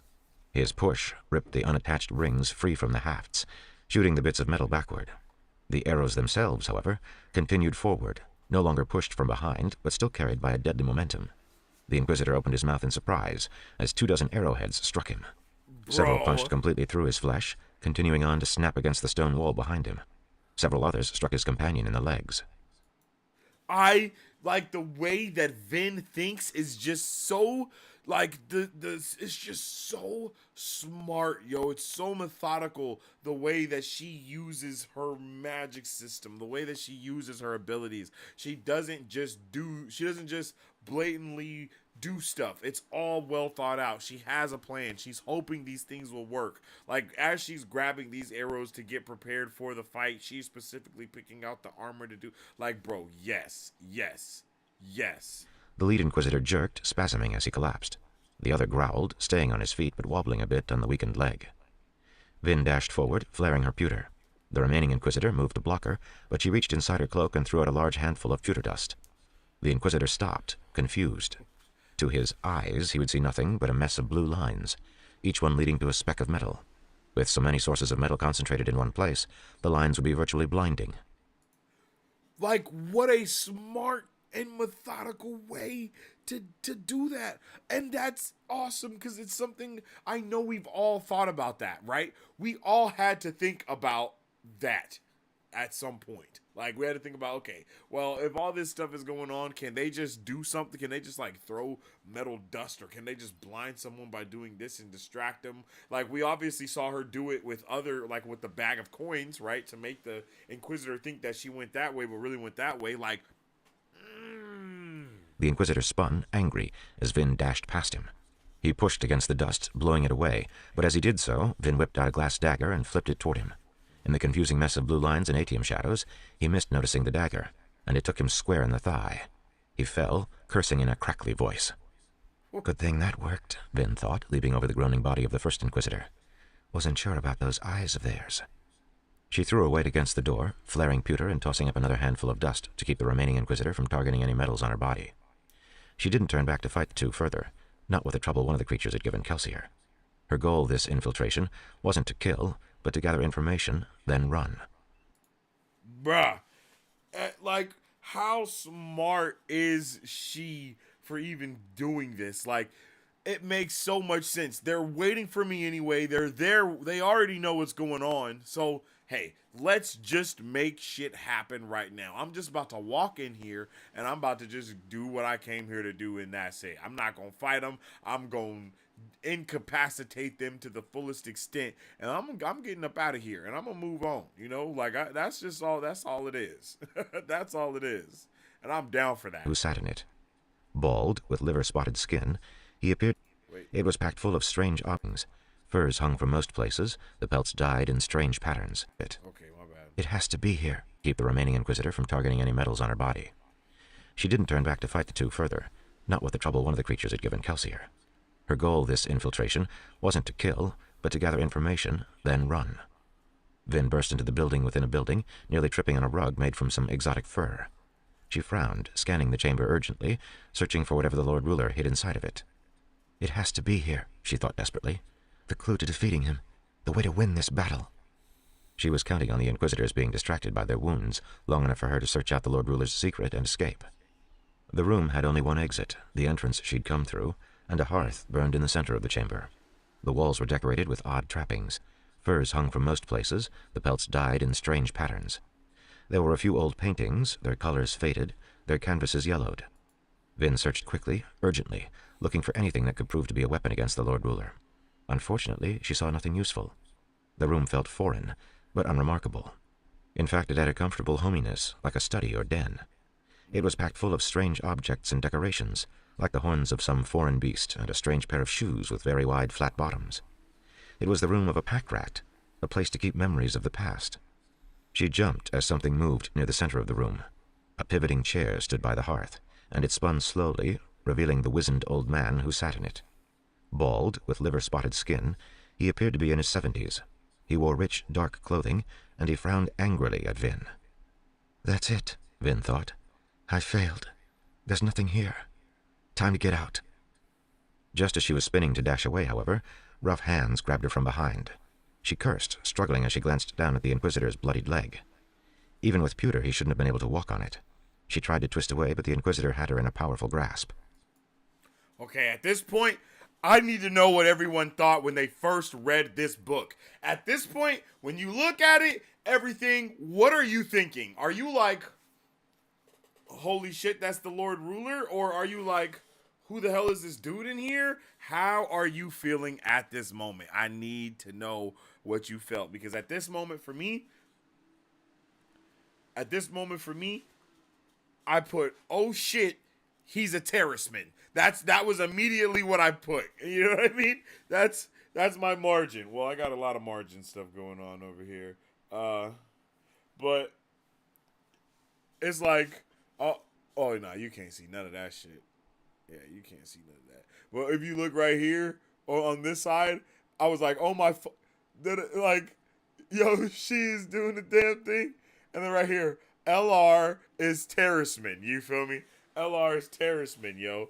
Like, and of course it's terrible handwriting because I'm like moving and I'm trying to do stuff quickly because I'm not trying to like break my concentration of stuff. So, you know, yeah, I'm not apologizing for my chicken scratch, but I was like, yo, he's a terraceman, yo. He's a terraceman immediately. He's a theochemist. That's immediately what I put because I'm like, bro, there's no other way there's no other explanation for this. And also I was like, I knew it. What is this? The old man demanded, standing. I'm sorry, Lord Ruler, the Inquisitor said deferentially. Lord Ruler? But I saw him. He was a young man. Kill her, the old man said, waving his hand. My lord, the Inquisitor said, this child is of special interest. Might I keep her for a time? What special interest? The Lord Ruler said, sighing as he sat again. We wish to petition you, Lord Ruler, said the Inquisitor, regarding the canton of orthodoxy. This again, the Lord Ruler said wearily. Please, my lord, said the Inquisitor. Vin continued to struggle, flaring her pewter. The Inquisitor pinned her arms to her sides, however, and her backward kicking did very little good. He's so strong, she thought with frustration. And then she remembered it. The 11th metal, its power sitting within her, forming an unfamiliar reserve. She looked up, glaring at the old man. This had better work. She burned the 11th metal. Nothing happened. Vin struggled in frustration, her heart sinking. And then she saw him, another man, standing right beside the Lord Ruler. Where had he come from? She hadn't seen him enter. He had a full beard and wore a thick woolen outfit with a fur-lined cloak. It wasn't rich clothing, but it was well constructed. He stood quietly, seeming content. He smiled happily. Vin cocked her head. There was something familiar about the man, His features looked very similar to those of the man who had killed Kelsier. However, this man was older and more alive. Vin turned to the side. There was another unfamiliar man beside her, a young nobleman. He was a merchant from the looks of his suit, and a very wealthy one at that. What is going on? The 11th metal burned out. Both newcomers vanished like ghosts. Very well, said the elderly Lord Ruler, sighing. I agree to your request. We will meet in several hours' time. Tavidian has already requested a gathering to discuss matters outside the palace. Ah, said the second Inquisitor. Yes, it will be good for him to be there. Good indeed. Vin continued to squirm as the Inquisitor pushed her to the ground, then lifted his hand, gripping something she couldn't see. He swung, and pain flashed through her head. Despite her pewter, all went black. Oh my God. What the hell is going on, Chad? I'm standing here and I was like, oh my goodness, okay? I did not know what to do. The 11th metal has not occurred to be the thing that they thought that it would be. You know what I mean? And I'm like, damn, like what's going on, bruh? I'm like, okay, these are obviously mirror images of his past selves, but I'm still like, brother, what do we do? Like, what do we do? Like, I definitely thought that Vin was going to be the one able to use it because she's obviously different. And I mean, yes, she is different. And yes, she was able to use it. So she was able to use it because she's different and all that stuff. But I thought it was going to actually, like, you know, like, I don't want to say matter. Like, it didn't matter because it does end up mattering regardless. But it just was very, it was very abrupt. It was very sudden. It was very wild. I just didn't think. I just didn't think that was gonna happen, yo. And then we go into this amazing POV switch after that, and I just love the way that. Oh wait, before we go into the POV switch, this moment is what made me think of the Foundation. I think I even wrote it right here.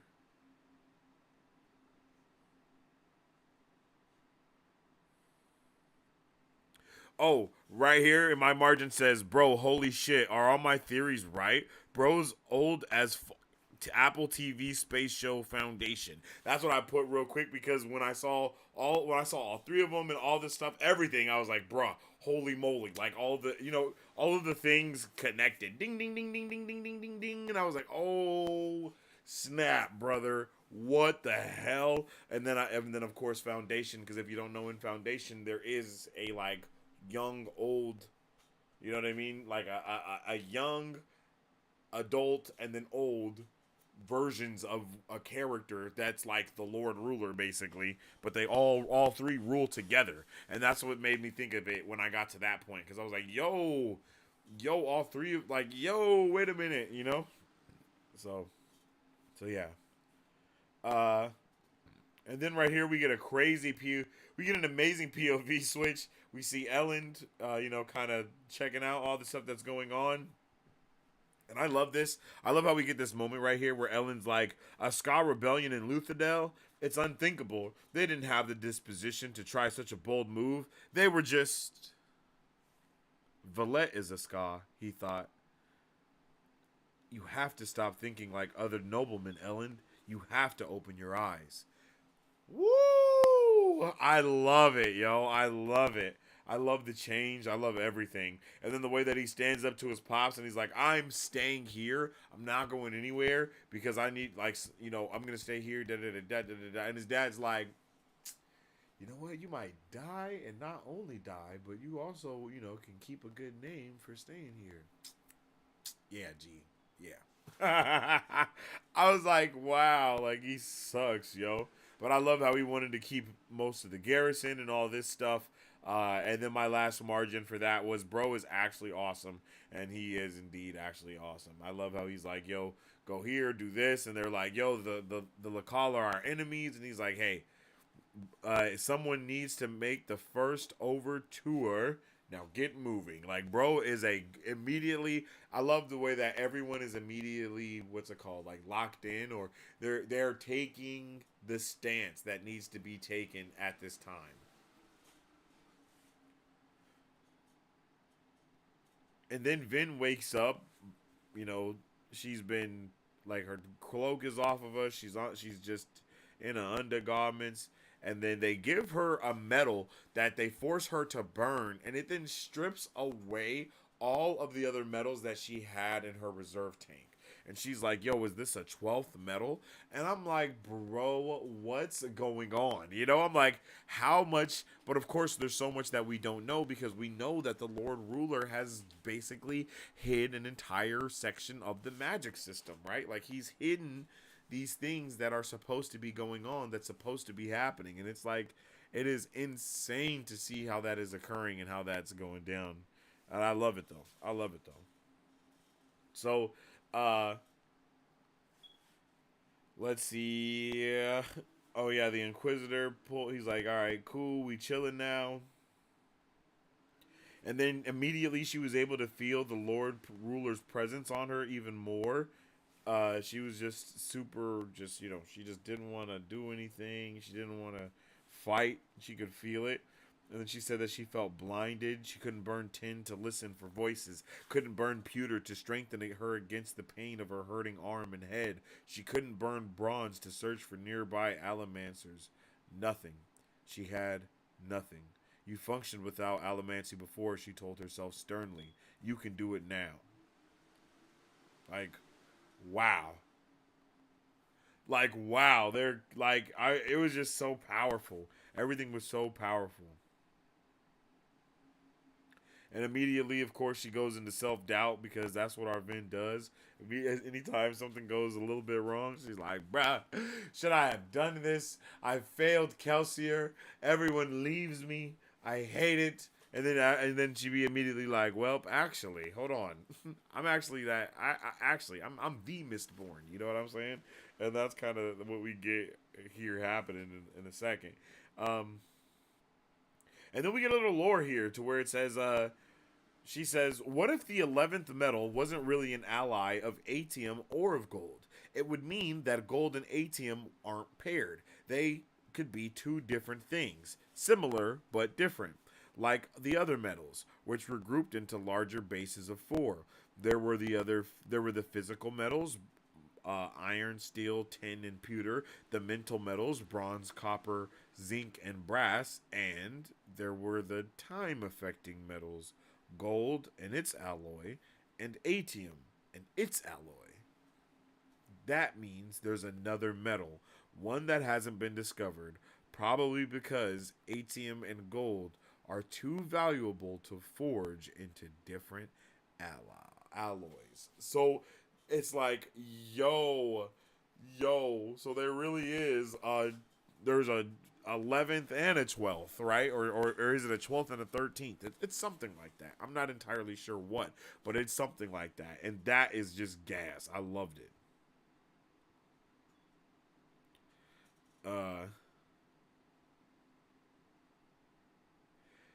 She also finds out that the Inquisitor pulled her. She also finds out that one of the Inquisitors that's with her is, you know, one of the dudes that she was hitting with the arrows, and he is already healed. And she's like, how in the hell is this possible? So we kind of find out secondhand way that Inquisitors have an insane healing factor on top of everything else that's going on with them. They walk into a room with carpets that are pristine, furniture unmarked by scuff or scratch, and they eventually enter a stairwell. Jesus, my eye just started itching. They eventually enter a stairwell. Nope, I lost my place. Oh, and then as they're going through the stairwell, she can feel that they're getting closer to the Lord Ruler, and his mere presence starts to dampen her emotions, steals her willpower, and makes her numb to everything but lonely depression.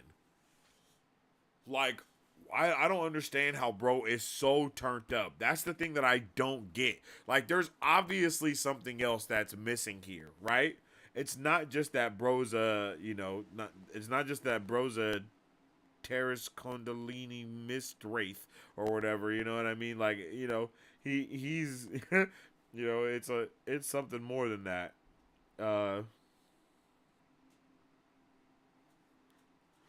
So they ended up, they're there because basically we find out that there's all of the politics that have been going on in the background with the bad guys, right? We get the POV basically of what's been going on with all the bad guys, and all of this information that is revealed in this chapter, I think it's this chapter, is absolutely insane. Like, I was not prepared for any of these things to be occurring the way that they did. You know, Vin goes in and she sees that her dad is there. Basically, her father is there. She don't know why he's there. He don't know why he's there because he don't even know that he has a daughter. He look at Vin dead in her face and he's like, why is this woman here? Like, bro, we got bigger things to discuss. He's like, yo, the great houses are fallen. We got shit to do. And then guess what? The Lord Ruler is like, this is crazy. It is good for them to get purged every century or so. It fosters instability, keeps the aristocracy from growing too confident. Usually, I let them kill each other in one of their foolish wars, but these riots will work. Bro is a menace, bruh. Like, what?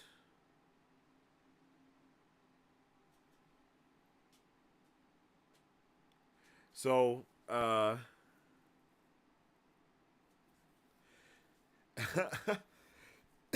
then they ask, we get revealed that this Inquisitor's name is Carr, and then he's like, yo, tell me. He talks to Lord Freeland. He's like, tell me, don't you recognize this girl, Lord Freeland? He was like, no. What are you talking about? What does it got to do with anything? And she's like, and he looks at Vin, and Carr goes, tell him who your father is. And she's like, I don't know. And then the Lord Ruler perks up and turns towards her, leaning forward. And then Carr says, you cannot lie to the Lord Ruler, child. In a quiet, rasping voice. He has lived for centuries and has learned to use allomancy like no mortal man. He can see things in the way your heart beats and can read your emotions in your eyes. He can sense the moment when you lie. He knows. Oh yes, he knows. And she's like, I never knew my father.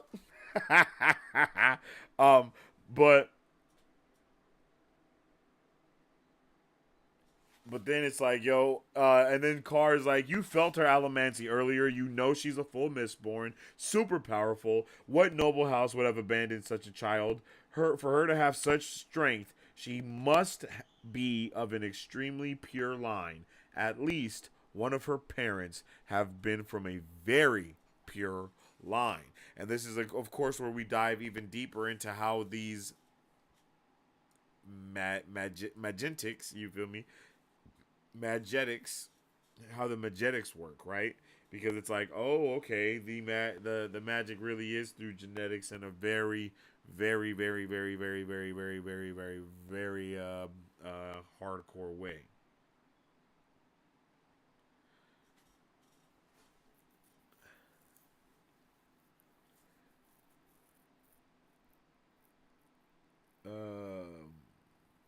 And then this right here. The Lord Ruler held her face to his own, looking into her eyes. In that moment, she knew the truth. She could see a piece of him. She could sense his power, his godlike power. He wasn't worried about the Ska Rebellion. Why would he have to worry? If he wished, he could slaughter every person in the city by himself. Vin knew it to be the truth. It might take him time, but he could kill forever, tirelessly. He need fear no rebellion. He never needed to. Kelsier made a terrible, terrible mistake. And then the Lord Ruler demands her to tell him who her father is, and she says, my brother told me that my father was that man over there, the Lord Freeland, with tears rolling down her face. And immediately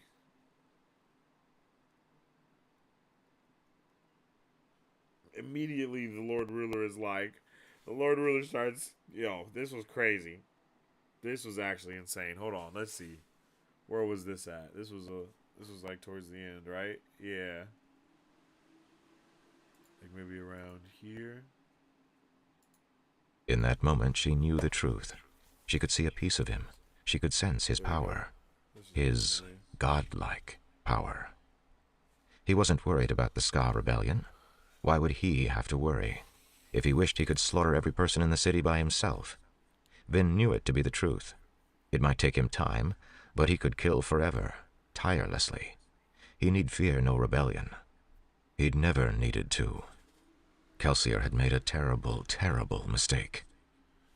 Your father, child, the Lord Ruler prompted, his demand like a physical weight upon her soul. Vin spoke, despite herself. My brother told me that my father was that man over there, the Lord Brellan. Tears rolled down her cheeks, though when the Lord Ruler turned from her, she couldn't quite remember why she had been crying. It is a lie, my lord, Davidian said, backing away. What does she know? She's just a silly child. Tell me truthfully, Davidian, the Lord Ruler said, walking slowly toward the obligator. Have you ever bedded a Ska woman? The obligator paused. I followed the law. Each time I had them slain afterward. I followed the law each time I had them slain afterward.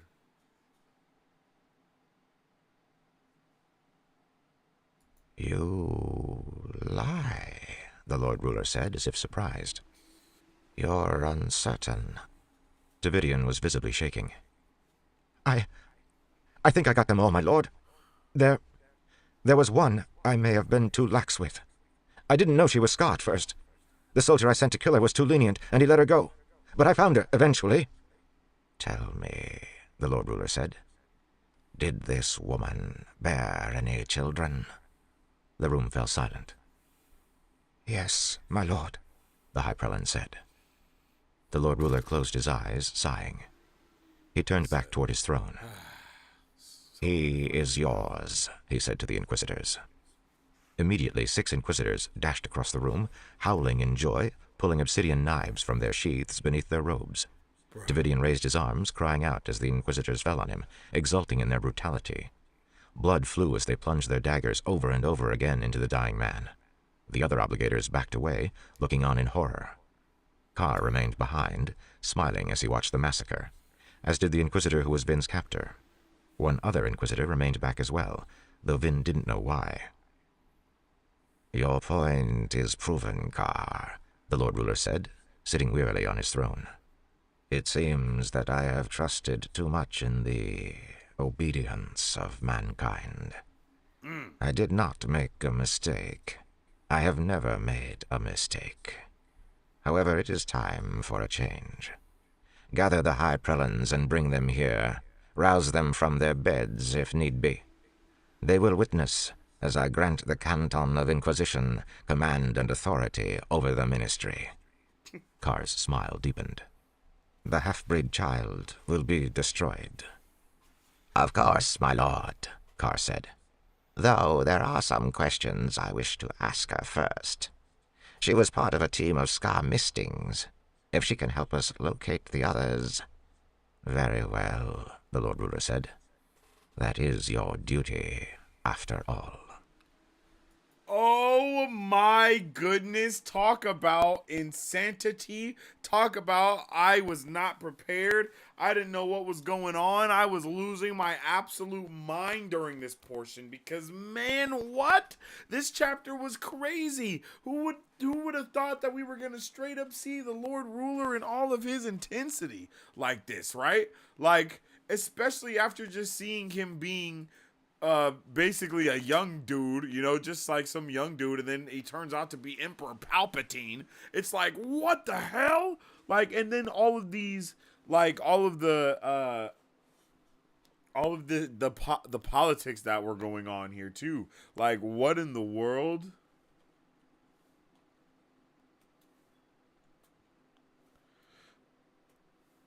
So my question is, did you like when you first read this chapter,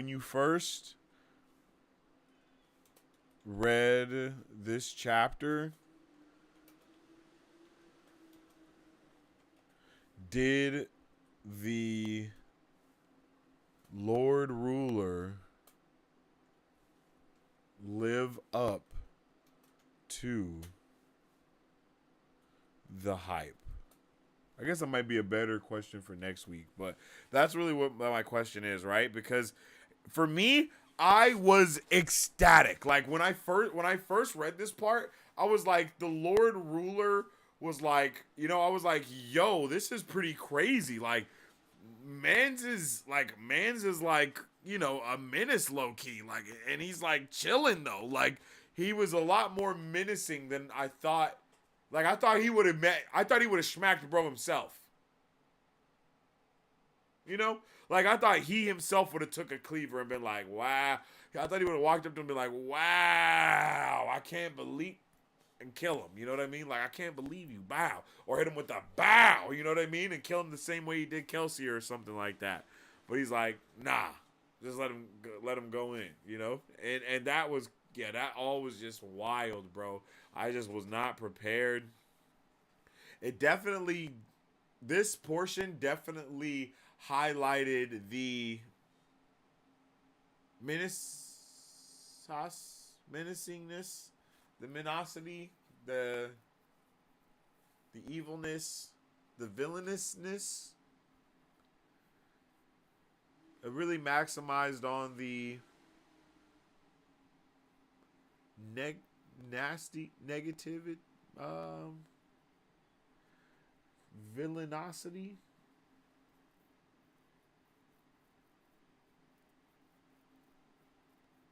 It really capitalized on,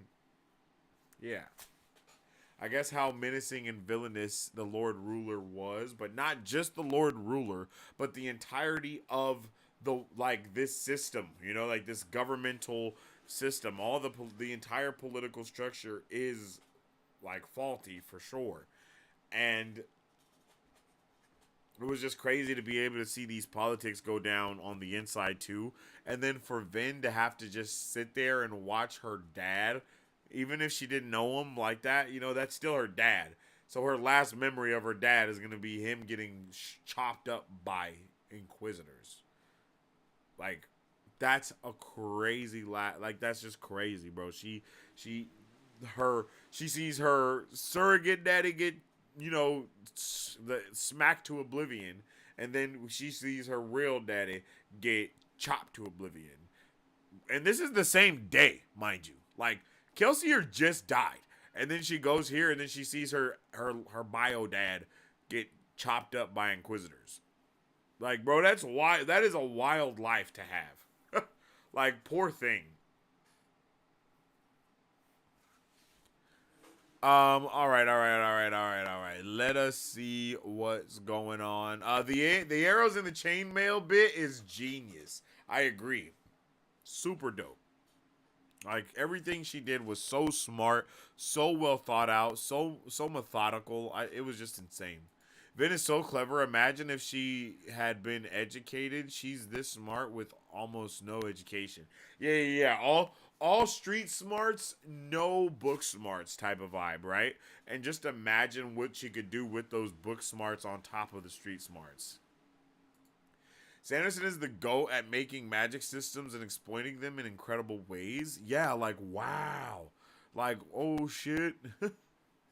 Like, such a 42 fake, but not a fake out at the same way. I don't even know how to explain it. I'm constantly flabbergasted by the way he sets these things up. Yeah, he sets it up in a masterful way. It has you ready for action, Jackson.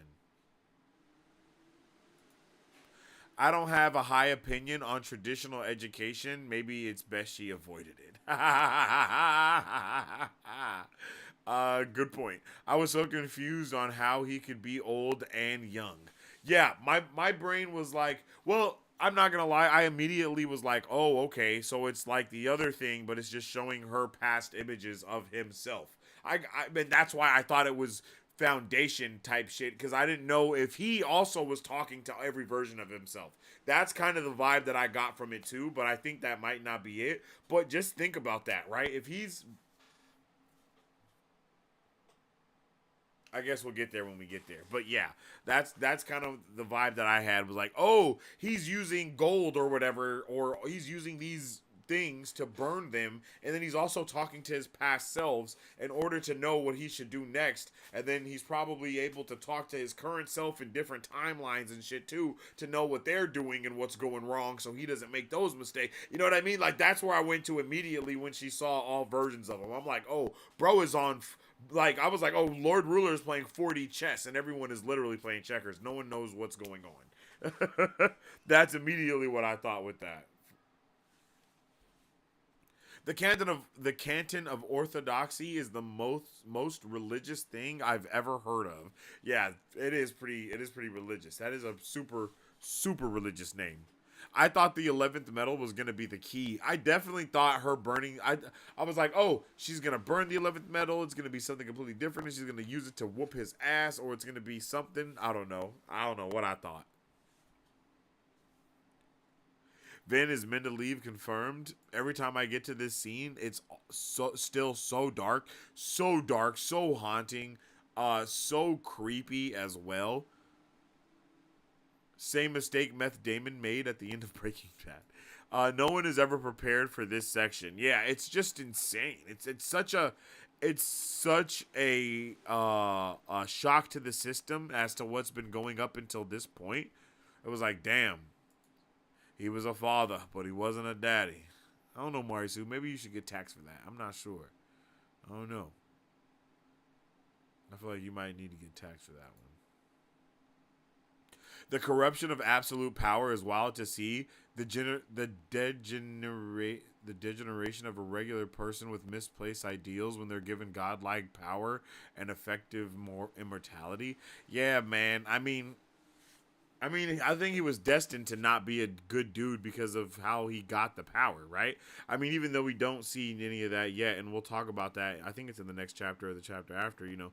It's still like, we'll talk about that, but it's still like, it's inevitable that he went that way. Like, if the actual guy that was writing the journal got that power, I think things would have turned out tremendously differently.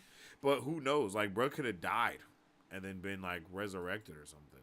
You know what I mean? Like, he could have been, not resurrected. He could have died and then, you know, other bro had to take his spot or something. Who knows?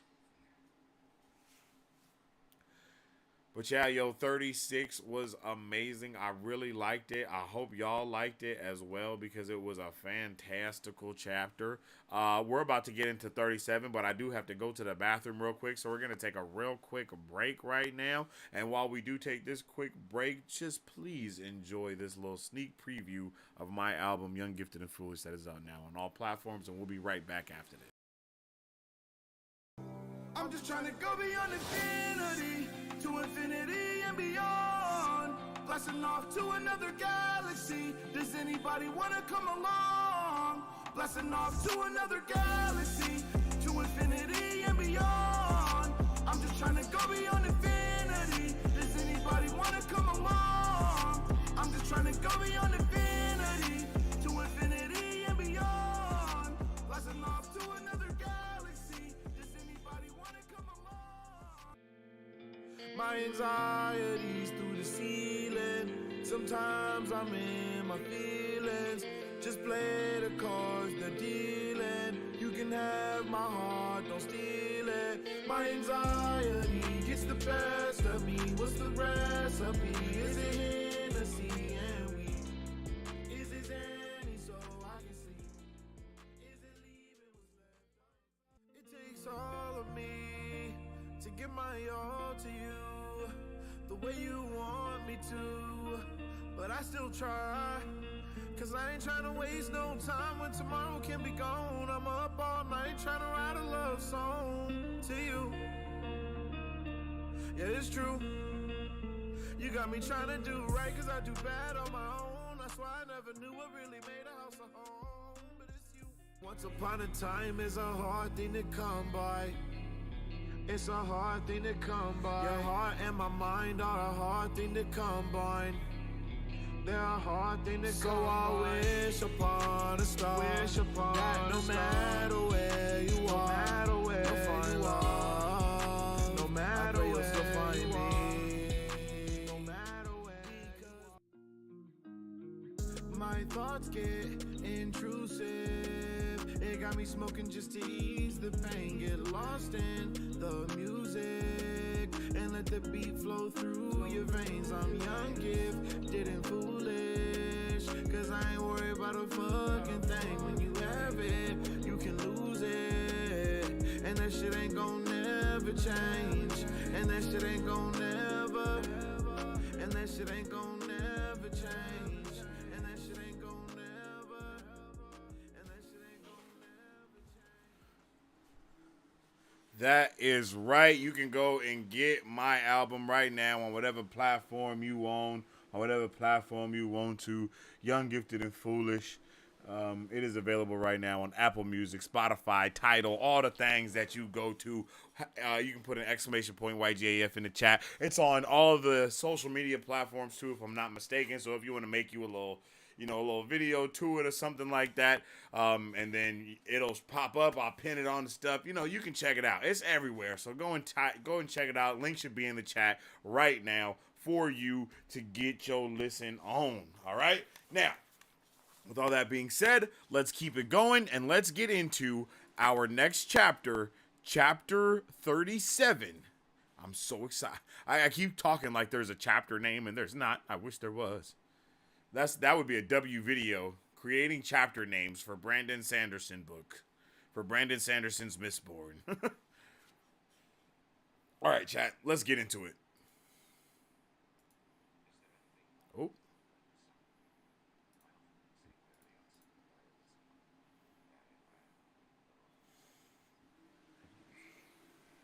All. Here we go.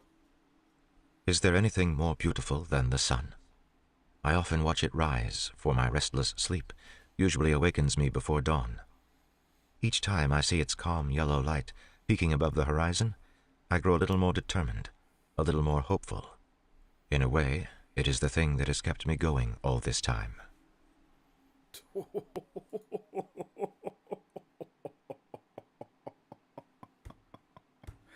Brother, it is off to a lovely start yet again. Just that is just beautiful. Each time I see its calm yellow light above the horizon, I grow a little more determined, a little more hopeful. It is the thing that has kept me going all this time. And then what happens? The sun gets blocked out. Bruh, there's just so much... it's like poetry. It rhymes. You know what I mean? It's just so much of it going on, and I love it. I love it.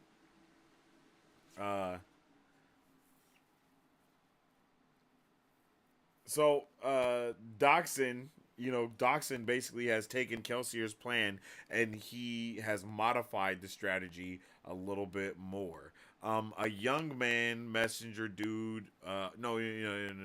A guy, someone pulls up to him basically, and they have this guy with a hood on. They bagged and tagged this guy. He ain't dead. He has a young dude in an Imperial uniform, though he had removed the jacket.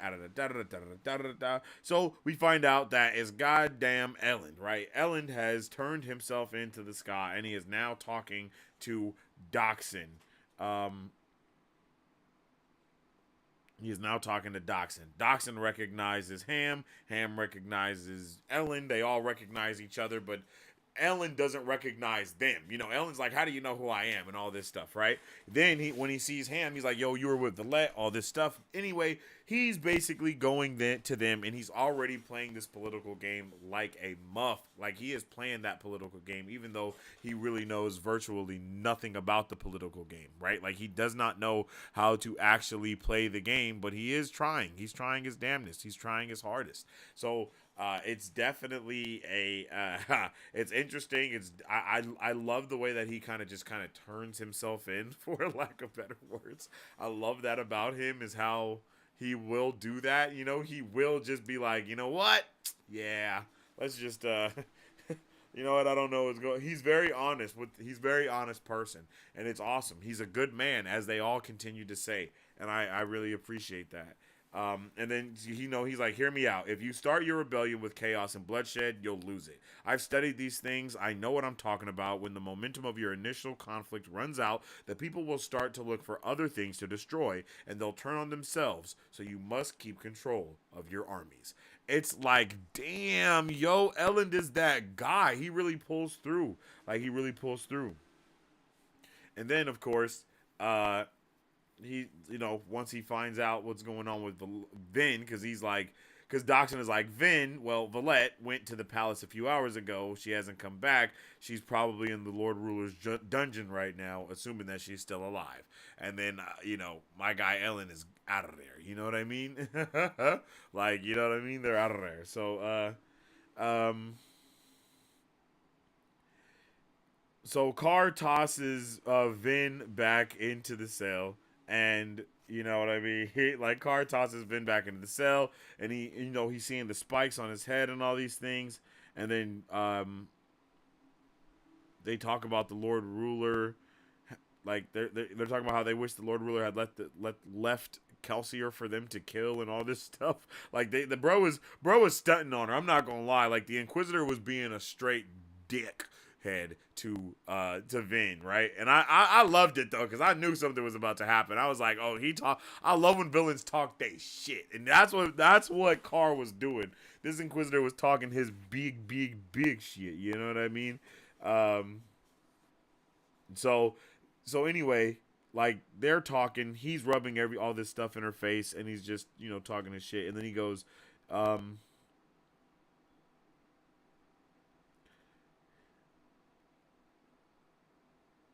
he says, the rest of us believed your brother, but Bindle, even then, he wasn't convinced, and he found you in the end. So they've basically been looking for Vin her entire life, and she did not know it. And it seems very possible that her brother was legit protecting her from them, and they moved around so much because he was protecting her from being caught by the Inquisitors. That's heavily what it seems like. I'm not gonna lie to you. Did he beat her? Yes he did, and that is bad. We are not ignoring that. But it also seems like he really did care about his sister, and we find that out here when he's like, she's like, hit my brother. Vin said, scrambling to her feet. He sold me out? Sold you out, Carr said. He died promising us that you had starved to death years ago. He screamed it night and day beneath the hands of ministry torturers. It is very hard to hold out against the pains of an Inquisitor's torture, something you shall soon discover, he smiled. But first, let me show you something. A group of guards dragged a naked man bound figure into the room, bruised and bleeding. The man stumbled to the floor as they pushed him into the cell beside Vin.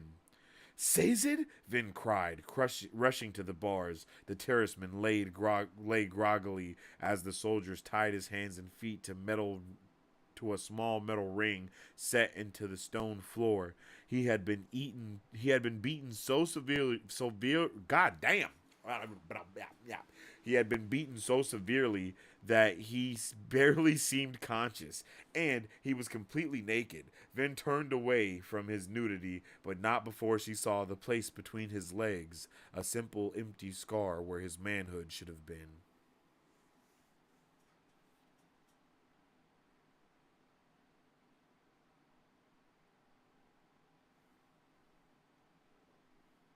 Whoa, at this moment, how did y'all feel, chat? Were you guys torn? Did you think it was over? Let me get a 1 in the chat if at this moment you kind of started panicking a little bit. Let me get a 1 in the chat if at this moment you were like, okay, maybe Sazed is out of here at this point. Let me get a 1 in the chat if you thought it was donezo. But let me get a 2 in the chat if at this moment you were like, oh yeah, Sazed's faking. He's about to save everything. What did you think at this moment? Because for me, I was done. I was like, well, bro, we lost. I was like, bro, we lost. I was like, it's done. I was like, oh, it's over. I was like, oh, they're about to kill Sazed in front of her. Oh my God, we're gonna have to watch Sazed die in front of Vin. Good God. I was like, bro, they're about to skin him alive in front of her. That's all I could think. I was like, it's over, bro. It's over. We're gonna be we are done. Like at this point, there's nothing else that we can do. There's nothing else that we can do. I was just, yeah. And then right here, right? Then because he says, this is what threw me over.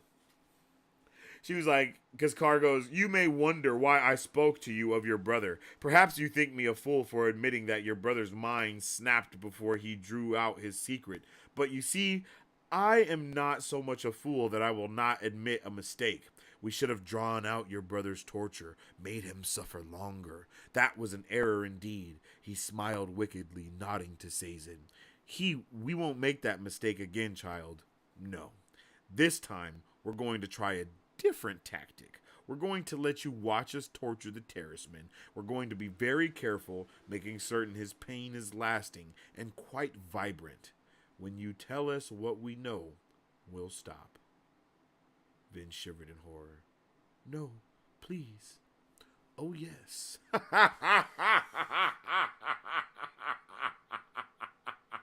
Bro, I'm sorry, but I was like, oh, the Inquisitors are talking their shit, and they're really, really, really about to kick some ass, bro. Like, they're about to kick some ass. I'm like, yo, it's over, bro. I didn't know how we was getting out of this at this point. Like, I was like, oh shit, bro, we're done. Like, you know what I mean? Like, it's nervous laughter. I was like, well, I'm sorry, y'all. Like this, I guess there is no good ending to this book. I thought we was gonna have something different happen. Like, but nah, bro.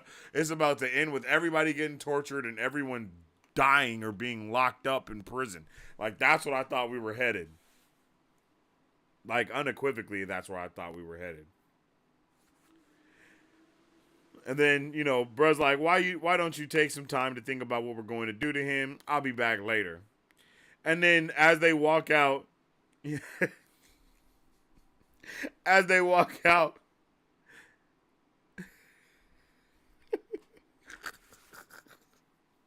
Vin's like,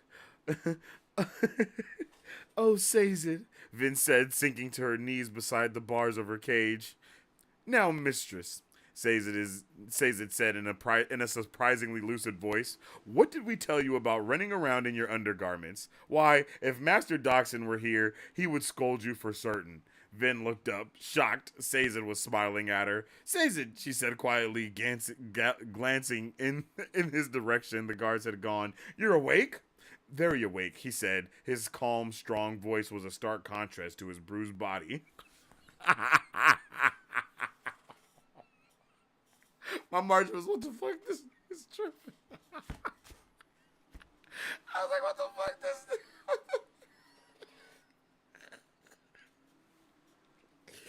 Like, I just picture bro like, and then as soon as the guards leave, he was like, "Now, mistress, come on, you know we chilling, like we good." I'm like, bro, what,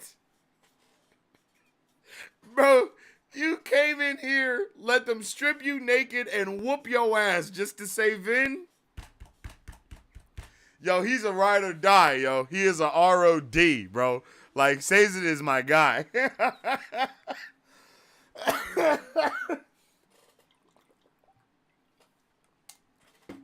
Like, bruh. Like, bro, what? They let it, bro. He got his ass whooped so bad that his eye was swollen shut, and he had to look at her with his good eye. You know, like, bro had to look at her with his good. That's crazy, bro. Like, that's crazy. Sazin is that guy, bro. Like, he is him. Like, he is him for sure, for sure.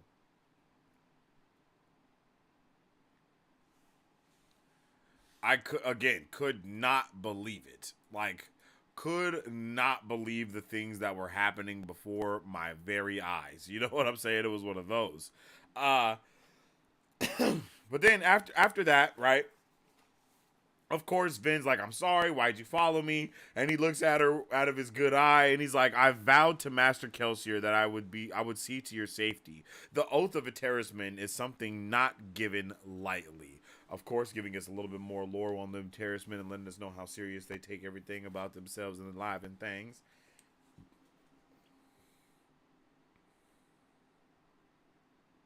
And then she's like, you should have known that you were going to get captured. And he's like, of course I knew I was going to get captured. How else would I was going to get... How... Bro, Sazin is... I was so not ready for Sazin to just... Bro, I didn't know. I knew he was that guy from the last time. He knocked the head off of... You know, he didn't knock the head off, but, you know, he just knocked out the Inquisitor for a second. You know, I knew he was that guy then. But for Brett to just... pull up, get caught on purpose, to get whooped, stripped down naked, just to get to Vin so he could break her out. I mean, bro, that's next level. That's next level shit right there. Like, that's a bro, for sure. And she's like, how, wait, bring you to me? And he's like, yeah. There's one thing that the ministry and my own people have in common. They both underestimate the things that we can accomplish. And then, bro, he basically goes brawly, bro, and bulks up, breaks loose of his chains, and he's just a big, buff, naked, bald dude standing there, and he rips the freaking door. Like, this is a crazy sentence right here. Sazed smiled at her from a head sitting atop a beefy, muscular neck. Then he easily snapped his binding, stood in a massive inhumanly muscular man, so different from the lanky, quiet scholar she had known. So basically, bro went, I can't think of the villain's name on Yu Yu Hakusho, but you know, bro, that he bulks up and he got the little, and his brother is like a little dude that be like climbing on him, and like he rides him like he rides on his shoulder. That's what I pictured when Caesar did this. I was like, yo, there's no way. And then, as soon as he does that, she thinks to herself, the Lord Ruler spoke of their strength in his logbook, she thought with wonder. He said the man Rashik lifted a boulder by himself and threw it out of their way. And I'm like, ah, shit, son, it's going down. I was like, ah, it's really going down. And then we find out that we get some blending of magic systems here as well, with Sazed actually consuming the metal piece in order to burn his... like, he basically burned the metal in that way. So it's just crazy. Like, I loved the fact that was happening. Because I think we said it last week when it was like, when she swallowed the metal that he had, and then it was like, okay, she can't burn that metal because it's not hers, but can he burn the metal? Or does it have to be, you know, like, does he have to be, you know, like, what happens? But now it's good to know that this is what happens. I like that a lot.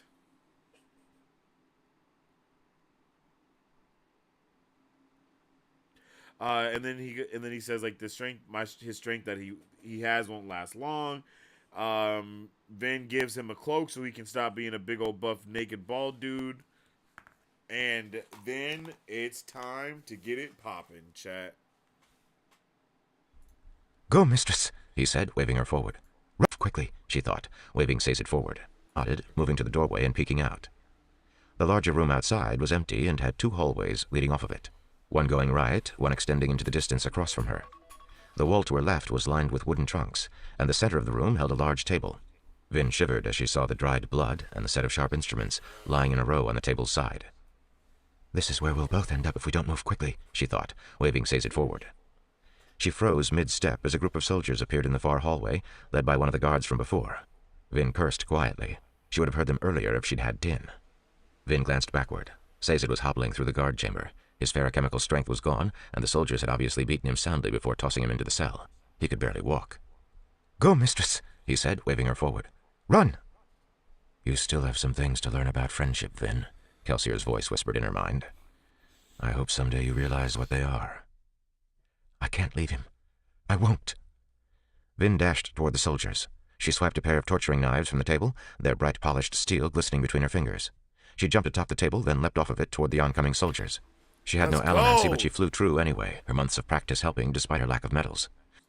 I love this because it's like, yeah, Vin, don't forget, you still got it, even if you ain't got your abilities. I love when characters are still badass, even when their abilities are gone. You know what I mean? Like, that is, She slammed a knife into a surprised soldier's neck as she fell.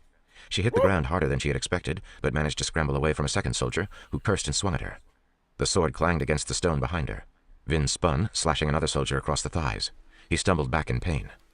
Too many, she thought. There were at least 24 of them. She tried to jump for a third soldier, but another man swung his quarterstaff, slamming the weapon into Vin's side. She grunted in pain, dropping her knife as she was thrown to the side. No pewter strengthened her against the fall, and she hit the hard stones with a crack, rolling to a dazed stop beside the wall. She struggled unsuccessfully to rise. To her side, she could barely make out Sazed collapsing as his body grew suddenly weak. He was trying to store up strength again. He wouldn't have enough time. The soldiers would be on him soon. At least I tried, she thought as she heard another group of soldiers charging down the rightmost hallway. At least I didn't abandon him. I think that's what Kelsier meant. Valette! A familiar voice cried. Vin looked up with shock as Elend and 6 soldiers burst into the room. Yo, let's go, Ellen. What? I was like, ain't no way they told Ellen what was going on, and he immediately started rushing towards the Lord Ruler. Like, bruh, Ellen is that guy. He immediately earns all respect across the board. He hasn't redeemed himself necessarily, but he immediately earns respect across the board. Like, nah, you that guy, bruh. You're that guy. My bad. I wasn't familiar with your game. Elend wore a nobleman's suit, a little ill-fitting, and carried a dueling cane. Elend? Vin asked, dumbfounded. Are you all right? He said with concern, stepping toward her. Then he noticed the ministry soldiers. They seemed a bit confused to be confronted by a nobleman, but they still had superior numbers. I'm taking the girl with me, Elend said. His words were brave, but he was obviously no soldier. He carried only a nobleman's dueling cane as a weapon, and he wore no armor. 5 of the men with him wore Venture Red, men from Elend's keep. One, however, the one who had been leading them as they charged into the room, wore a palace guard's uniform. Vin realized that she recognized him just vaguely. His uniform jacket was missing the symbol on its shoulder. The man from before, she thought, stupefied. The one I convinced to change sides. The lead ministry soldier apparently made his decision. He waved curtly, ignoring Elend's command, and the soldiers began to edge around the room, moving to surround Elend's band. Valette, you have to go, Elend said urgently, raising his dueling cane. Come, mistress, Sazed said, reaching her side, moving to lift her to her feet. We can't abandon them, Vin said. We have to. But you came for me. We have to do the same for Elend. Sazed shook his head. That was different, child. I knew I had a chance to save you. You cannot help here. There is beauty in compassion, but one must learn wisdom too. She allowed herself to be pulled to her feet, Elend's soldiers obediently moving to block off the ministry soldiers. Elend stood at their front, obviously determined to fight. There has to be another way, Vin thought with despair. There has to... And then she saw it, sitting discarded in one of the trunks along the wall. A familiar strip of gray cloth, one single tassel, hanging over the trunk's side. She pulled free of Sazed as the ministry soldiers attacked. Elend cried out behind her, and weapons rang. Vin threw the top pieces of cloth, her trousers and shirt, out of the trunk. And there, at the bottom, lay her mist cloak. She closed her eyes and reached into the side cloak pocket. Her fingers found a single glass vial, cork still in place. She pulled the vial out, spinning toward the battle. The ministry soldiers had retreated slightly. 2 of their members lay wounded on the floor, but 3 of Elend's men were down. The small size of the room had fortunately kept Elend's men from being surrounded at first. Elend stood sweating, a cut in his arm, his dueling cane cracked and splintered. He grabbed the sword from the man he had felled, holding the weapon in unpracticed hands, staring down a much larger force. I was wrong about that one, mistress, Sazed said softly. I apologize. Let's go, bro. What? Let's go. Ellen came through. Ellen came through ready to rock, bro. He came through ready to rock and roll. Like, he 100% was ready to take them out. He immediately came through and caught bodies. Was he ready? Was Ellen ready to catch bodies when he woke up this morning? Probably not. But will you rise to the damn occasion? You rise to the damn occasion, yo. Oh man. Hey, I appreciate you, Thatch. I hope you have a good rest of your night, man. Get you some good sleep. I hope you feel better, my guy. I appreciate you. Sleep well and wake, brother. And I hope to see you on the replay too. Shout out to you if you're on the replay right now and you watching it, man. I appreciate y'all. Bro, I just wasn't ready. I was like, my God. And I love how Sazed also is like, you know what? I was wrong about him. Let's go. Oh man, I loved it. I loved it. And you know what? I'm not even mad at the conveniently placed cloak and bottle of metals because I don't think this is the first time that this happened like this. You know what I mean? Like we're like they take their shit and they throw it somewhere. I like that. I like it. It makes sense. She just took the thing off from the other. Like it works. It works. She just took the cloak that was Bro's off of the thing and gave it to him. And here her stuff is over here too. What was they gonna do? Burn it? Like it ain't been that long. It got to be discarded somewhere close by. I love it. It works so well. It works so well. Vin smiled. Then she flipped the cork free from her vial and downed the metals in one gulp. Wells of power exploded within her. Fires blazed, metals raging, and strength returned to her weakened, tired body like a dawning sun. Pains became trivial, dizziness disappeared, the room became brighter, the stones more real beneath her toes. The soldiers attacked again, and Elend raised his sword in a determined but unhopeful posture. He seemed utterly shocked when Vin flew through the air over his head. She landed amid the soldiers, blasting outward with a steel push. The soldiers on either side of her smashed into the walls. One man swung a quarterstaff at her, and she slapped it away with a disdainful hand, then smashed a fist into his face, spinning his head back with a crack. She caught the quarterstaff as it fell, spinning, slamming it into the head of the soldier attacking Elend. The staff exploded, and she let it drop with the corpse. The soldiers at the back began to yell, turning and dashing away as she pushed two more groups of men into the walls. The final soldier left in the room turned, surprised, as Vin pulled his metal cap to her hands. She pushed it back at him, smashing it into his chest and anchoring herself from behind. The soldier flew down the hallway toward his fleeing companions, crashing into them. Vin breathed out in excitement, standing with tense muscles amidst the groaning men. I can see how Kelsier would get addicted to this. Uh-oh. Uh-oh. Whoa. You know, she's getting a little scary up in here. Valette? Elend asked, stupefied. Vin jumped up, grabbing him in a joyful embrace, hanging onto him tightly and burying her face into his shoulder. You came back, she whispered. You came back, you came back, you came back. Yes, and I see that you're a Mistborn. That's rather interesting. You know, it's generally common courtesy to tell one's friends about things like that. Sorry, she mumbled, still holding on to him. Well, yes, he said, sounding very distracted. Valette, what happened to your clothes? They're on the floor over there, she said, looking up at him. Elend, how did you find me? This is so anime, it's insane, you guys. Like, I need a Mistborn anime in my life immediately. I'm speaking it into existence right now. If you guys have been around here for a while, then you know that when I kind of say certain things, it happens. You know, it'll happen. So we're gonna get, we gotta be able to get a Mistborn anime sometime soon. You know what I mean? It just makes the most sense. And I feel like Brandon Sanderson has probably been secretly working on it right now. So I mean, you know, I'm ready for it. I'm ready for it. I mean, bro's dropping board games and tabletop RPGs and secret projects left and right. I mean, bro's gotta drop a show soon. You know what I mean? That's how I feel. I mean, it's just gotta happen. If Solo Leveling can get an anime happen off of, you know, it being a what is it, you know being like not fan fiction, but you know being you know what I mean, like if that can happen, then that can happen for sure. We need it now.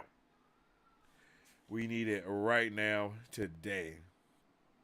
And then after that, it's just so heart touching, you know, that she's like, oh my God, you came back. I no one's ever came back for me. And he's like so sad too for her. It's just like, there's just so much going on, you know, because he realizes that she is a ska. So, you know, her saying that no one's ever came back for me has a whole different meaning because he understands it differently. You know what I'm saying? Everything is different for him now. Because he goes, you know, for all the good it did, it doesn't look like you needed our help very much. And she says, that doesn't matter. You came back, and no one's ever came back before. Elend looked down at her, frowning slightly. Sazed approached, carrying Vin's clothing. Mistress, we need to leave. You know, and she, again, starts getting turned up, putting on the cloak, and then she's like, yo, he's too powerful. She's like, I got something else to do, Ellen. I ain't going with you. And she's like, and then Sazed's immediately saying, you think you can defeat him? And she's like, I have to try. The 11th metal worked, Sazed. I saw something. Kelsier was convinced it would provide the secret. But the Lord Ruler, mistress, Kelsier died to start this rebellion. I have to see that it succeeds. I have to stop the Lord Ruler. And my guy Elend is like, wait. Stop the Lord Ruler. Like, what do you mean, stop the Lord Ruler? Like, we're not doing that. And then, oh, she tells Ellen that he has to get the ATM. You know, the new government is going to need that wealth and the power. It's going to keep from getting conquered by the first nobleman who can raise an army. So they, you know, he leaves, she leaves. She got all of her medals. She got the Mistborn cloak on, and she gets on up out of there. And that is how chapter 37 ends. And I mean, what a way to end. I'm like, yo, what the heck is going on? You know, like what? I'm still like, bro, what's happening here? What do we have going on? Like, but oh, bro, I love this chapter. I love it. It was just such a good chapter all the way around, yo. Let me know, did you guys like this chapter? Because I loved it. Again, I feel like this chapter right here solidifies my already solidified feelings on how much I need this to be an anime. Seeing Sazed, you know, bulk up like that, seeing the way that she's like doing these like everything, and then seeing how Ellen reacts to seeing her, all of that, it just feels so cinematic in an anime way. You know what I mean? And I just I like it. I like it. I like it so much. Let me know how you guys felt about this chapter right here. Did you have a good time with it? Will you not have a good time with it? Were you astonished the first time you read it? Let me know in the comment section down below. Wait. Power corrupts. Absolute power corrupts absolutely. Yeah. Yeah. That's crazy, yeah. Absolute power corrupts absolutely is a fact, man. Like, I don't think there's ever been a truer statement. But also, it's like, have we ever got to see absolute power in the hands of someone who can't be corrupted? Like, is that even possible? You know what I mean? Like, I don't know. Yeah, you came back definitely tore my heart, you know. I'm like, damn. And then Ellen, Ellen is like, oh, it's like Ellen, no, the way he pulls up for her, like, bro, where is Valette? You know what I'm saying? Are Ellen and Vin in game? We must know. I feel like it. Reen was not a good brother, but he protected her the way he knew how to. Facts, exactly. He was not a good brother, but he protected his sister nonetheless. You feel me? Like he did what he could. I was traumatized. Okay, so I wasn't the only one that was in utter shambles when my guy Sazed, gets just... We just see him getting beat the shit out of, and you're like, oh my god, we know that they just murdered Marsh. Like, bro, they're definitely gonna murder this guy. You know, that, I mean, at the time of reading it, that's what I was thinking. You know, I'm like, bro, Marsh is dead. They're about to kill, bruh. Kelsier died. Like, oh yeah, it's over, bro. It's over. We're losing big time, yo. I guess we'll see what happens in book 2. Like, that's how I was feeling, you know? I was like, damn. Yo, it's about to be done dada. Vin can't lose a third dad today. Oh my god. Oh my god, my chest. You know, like, that's crazy. I loathe reading about torture. I take it personally. Damn. But for real, like, that shit is crazy. Captain Underpants. Sazed is hilarious. He had me rolling. It's really sweet of Brandon that he lets his characters keep their underwear. That had never happened in real life. I guess you got a point. Again, anime. Toguru. I don't know what that is. Oh, yeah, she's half naked. Like, what the... Ellen be like, you're just gonna kill God. For real, for real. That is a intense thing for her to be so nonchalant about as well. She's just like, yep, I'm going to. You know? God is gonna die today. And that's just her vibe. And she just leaves on that note. I read his Dark Materials. Killing God is par for the course. I can only imagine. I'm gonna get back to this in a second. I'm gonna get back to this when we get to that. I'll get to that. You know what I'm saying? So just bring that back up when we get to his name. You know what I mean? And I'll talk about it. I'll probably remember it, but we'll talk about that. I'm just saying. I got some things to say, but I want to say it in the context of having things to say. You dig?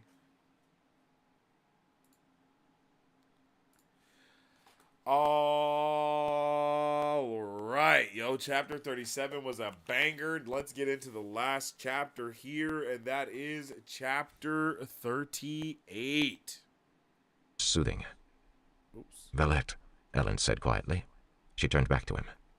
Don't worry, she said. I think I know how to kill him. Okay, here we go. My margin right there was what? Such are my fears as I scribble with an ice-crusted pen on the eve before the world is reborn. Rashik watches, hating me. The cavern lies above, pulsing. My fingers quiver, not from the cold. Tomorrow it will end. And then my margin right here in hella big letters was Rashik's fault. Like, it's all Rashik's fault. Like...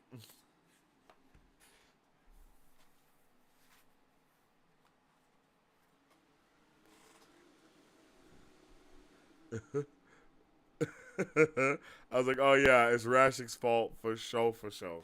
Like it's all his fault. Big capital letters so you know it's real. I was like, bro, it's all because of him. It's so clear.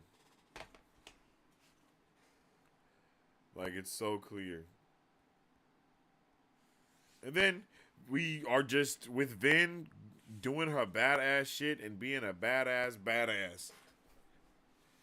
She's spinning through the air. The mist is spinning and swirling with her. And then she pulls up to the place. Wait, let me see. Yeah. She pulled up to the Lord Ruler. And then, he's at the he's proclaiming that the Canton of Inquisition is granted organizational dominance of the ministry, and inquiries once addressed to Tevidian should now go to Carr. The Lord Ruler waved a hand indicating that the meeting was finished, and we are in Carr's POV right now, and he is super hyped. And then it says he raised his head, his eye spikes throbbing as always, bringing him pain.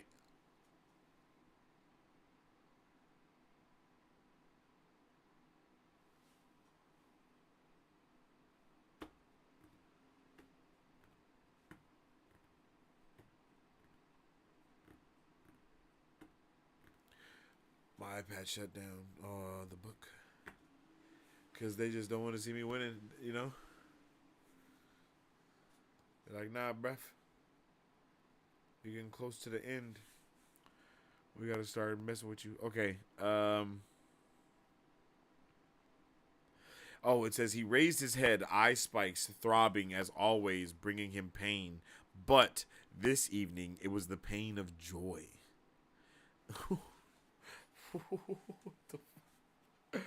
The Inquisitors had been waiting for 2 centuries, carefully politicking, subtly encouraging, corrupting, and dissension among the regular obligators, and finally it had worked. The Inquisitors would no longer bow before the dictates of inferior men. Like, damn.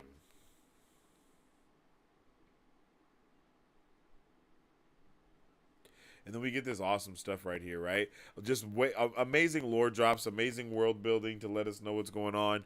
It says he couldn't see anymore, not as he had once, but he had given something. But he had been given something better, a command of allomancy so subtle, so detailed that he could make out the world around him with startling accuracy. Almost everything had metal in it: water, stone, glass, even human bodies. These metals were often too diffuse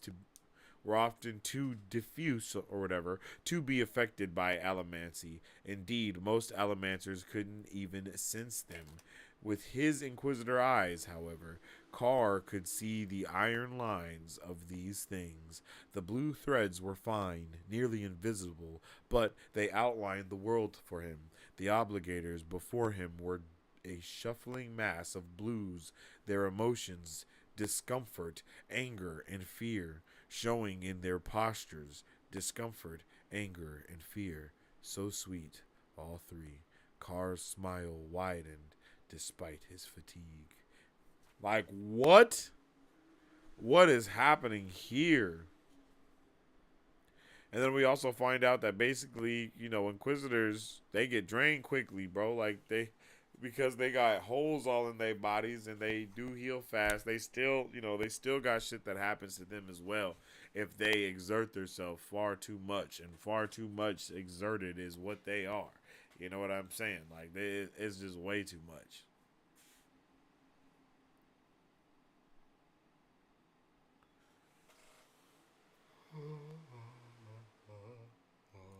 Good God.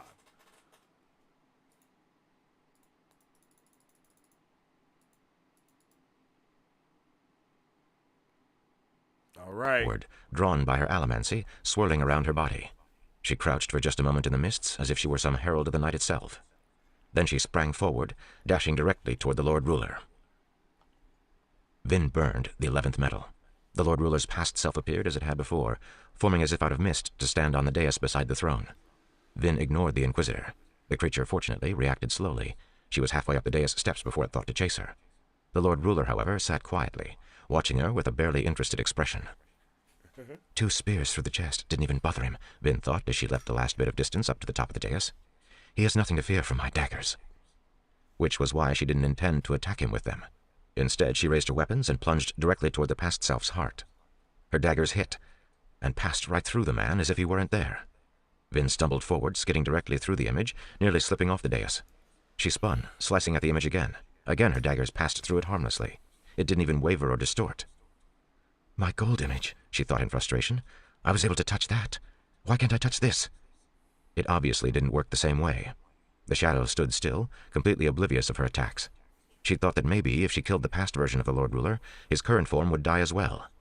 Unfortunately, the past self appeared to be just as insubstantial as an Atium shadow. I love this. This is a beautiful part right here because it really gets us going, right? It really gets us going. It really gets us interested. It really, really just drives... excuse me. It really just drives us to be like, oh, man, I definitely thought that this was going to be, what was going to go on. Like, but no, it's not. It was not what it's not what that was. It is not what that is at all. And I was just like, damn, I thought she had it, bro. I didn't think she was going to kill him, but I thought something was going to go on, right? Like, I thought she was going to, like, slam into him and, like, go into a vision or some crazy, I don't know. I thought something crazy was going to happen here. She had failed. Carr crashed into her, his powerful Inquisitor's grip grabbing at her shoulders, his momentum carrying her off the dais. They tumbled down the back steps. Vin grunted, flaring pewter. I'm not the same powerless girl you held prisoner just a short time ago, Carr, she thought with determination, kicking him upward as they hit the ground behind the throne. The Inquisitor grunted, her kick tossing him into the air and ripping his grip free of her shoulders. Her mist cloak came off in his hands, but she flipped to her feet and scrambled away. Inquisitors! The Lord Ruler bellowed, standing. Come to me! Vin cried out, the powerful voice striking pain in her tin-enhanced ears. I have to get out of here, she thought, stumbling. That was hard as I'll hell. need to come up with a different way to kill him. Carr tackled her again from behind. This time he got his arms wrapped completely around her and he squeezed. Vin cried out in pain, flaring her pewter, pushing back, but Carr forced her to her feet.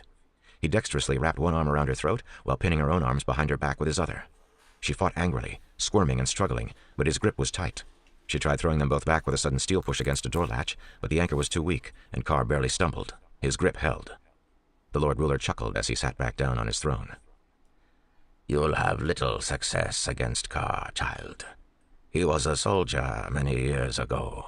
He knows how to hold a person so that they can't break his grip, no matter how strong they may be. Vin continued to struggle, gasping for breath. The Lord Ruler's words proved true, however. She tried ramming her head back against Carr's, but he was ready for this. She could hear him in her ear, his quick breathing almost passionate as he choked her. In the reflection on the window, she could see the door behind them open. Another Inquisitor strode into the room, his spikes gleaming in the distorted reflection, his dark robe ruffling. That's it, she thought in a surreal moment, watching the mists on the ground before her, creeping through the shattered window wall, flowing across the floor. Oddly, they didn't curl around her as they usually did. as if something were pushing them away. To Vin, it seemed a final testament to her defeat. "I'm sorry, Kelsier. I failed you." The second Inquisitor stepped up beside his companion. Then he reached out and grabbed something at Kar's back. There was a ripping sound. Vin dropped immediately to the ground, gasping for breath. She rolled, pewter allowing her to recover quickly. Kar stood above her, teetering. Then he toppled limply to the side, sprawling to the ground. The second Inquisitor stood behind him, holding what appeared to be a large metal spike, just like the ones in the Inquisitor's eyes. Vin glanced toward Kar's immobile body. The back of his robe had been ripped, exposing a bloody hole right between the shoulder blades. A hole big enough for a metal spike. Kar's scarred face was pale, lifeless. "Another spike," Vin thought with wonder. "The other Inquisitor pulled it out of Kar's back and he died. That's the secret." What? The Lord Ruler bellowed, standing, the sudden motion tossing his throne backwards. The stone chair toppled down the steps, chipping and cracking the marble. Betrayal from one of my own? The new Inquisitor dashed toward the Lord God. Ruler. As he ran, his robe cowl fell back, giving Vin a view of his bald head. There was something familiar about the newcomer's face, despite the spike heads coming out the front and the gruesome spiked tips jutting from the back of his skull. Despite the bald head and the unfamiliar clothing, the man looked a little like Kelsier. No, she realized, not Kelsier. Marsh. All right.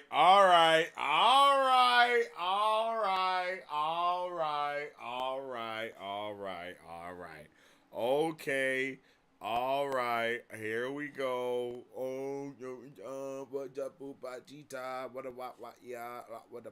I know, but hear me out.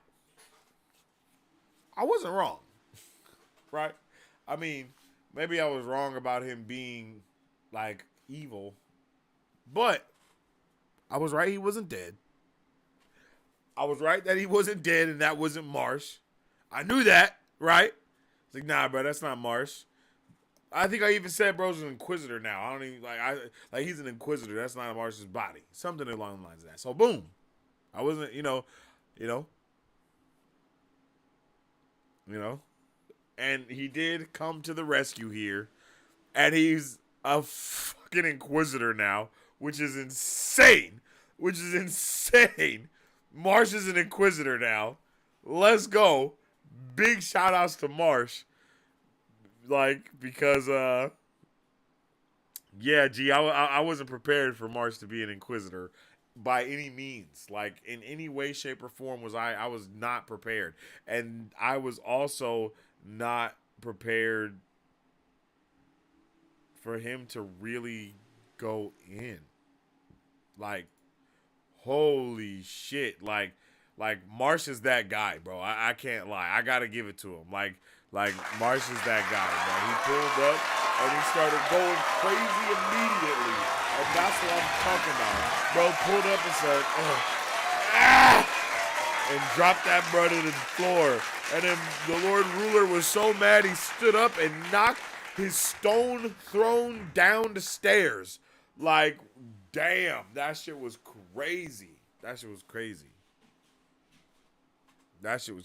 I was definitely not prepared for Marsh to come through and be that guy like that. For real. That was insane. Look who was wrong. I was right about so much other stuff, though. Like, Marsh, I mean, come on. For all intents and purposes, I was way more right about Marsh than I was wrong. It's just that the biggest thing that I was wrong about, was him being a traitor, which he wasn't. I mean, he came through and saved the day. And I mean, if you want to put it on a scale, that's a pretty big thing. That's a pretty big thing to be wrong about. But in the grand scheme of things, I was right about bruh. I'm like, bro, he definitely wasn't telling them everything, first and foremost. He definitely was being hella shady. He became a freaking Inquisitor. You know what I'm saying? Like, y'all can't blame me for seeing that being sus. I mean, like it's like me, like I said, bro's gonna be an Inquisitor, and then he turns out to be an Inquisitor, and y'all like, you was wrong. Like, no, I was right.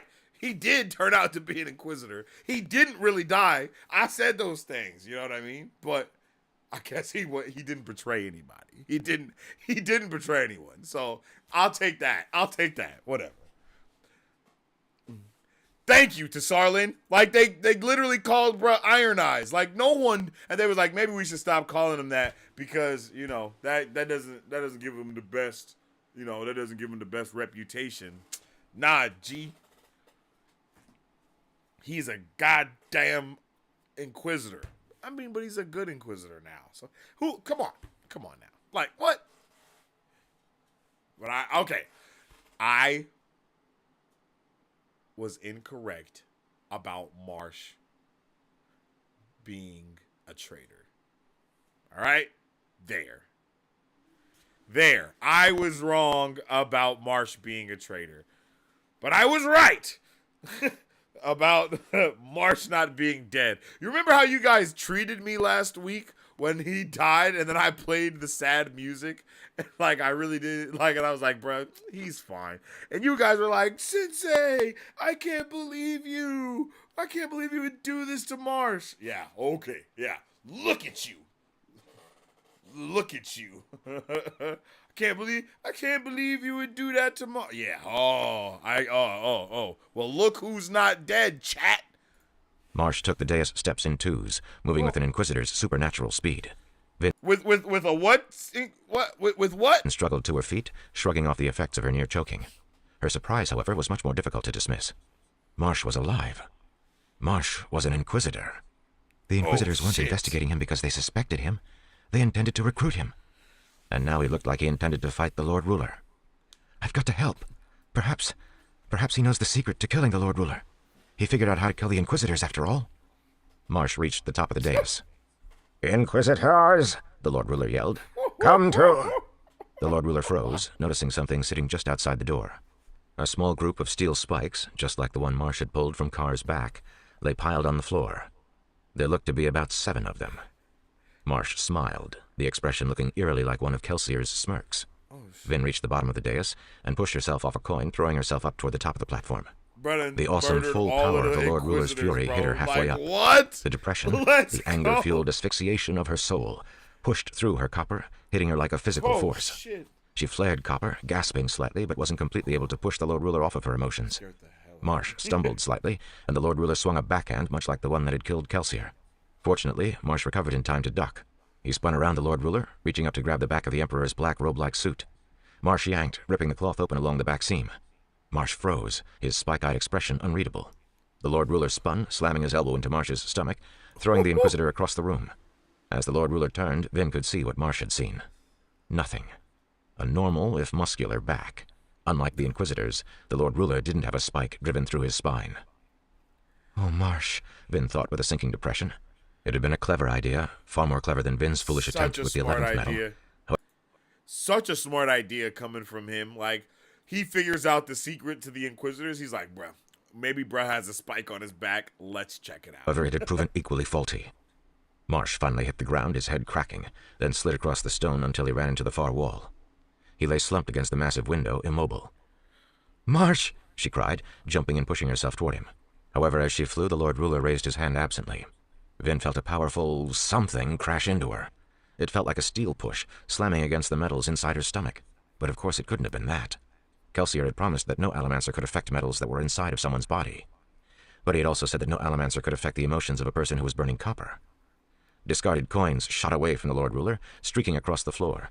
The doors wrenched free from their mountings, shattering and breaking away from the room. Incredibly, bits of colored glass even quivered and slid away from the dais.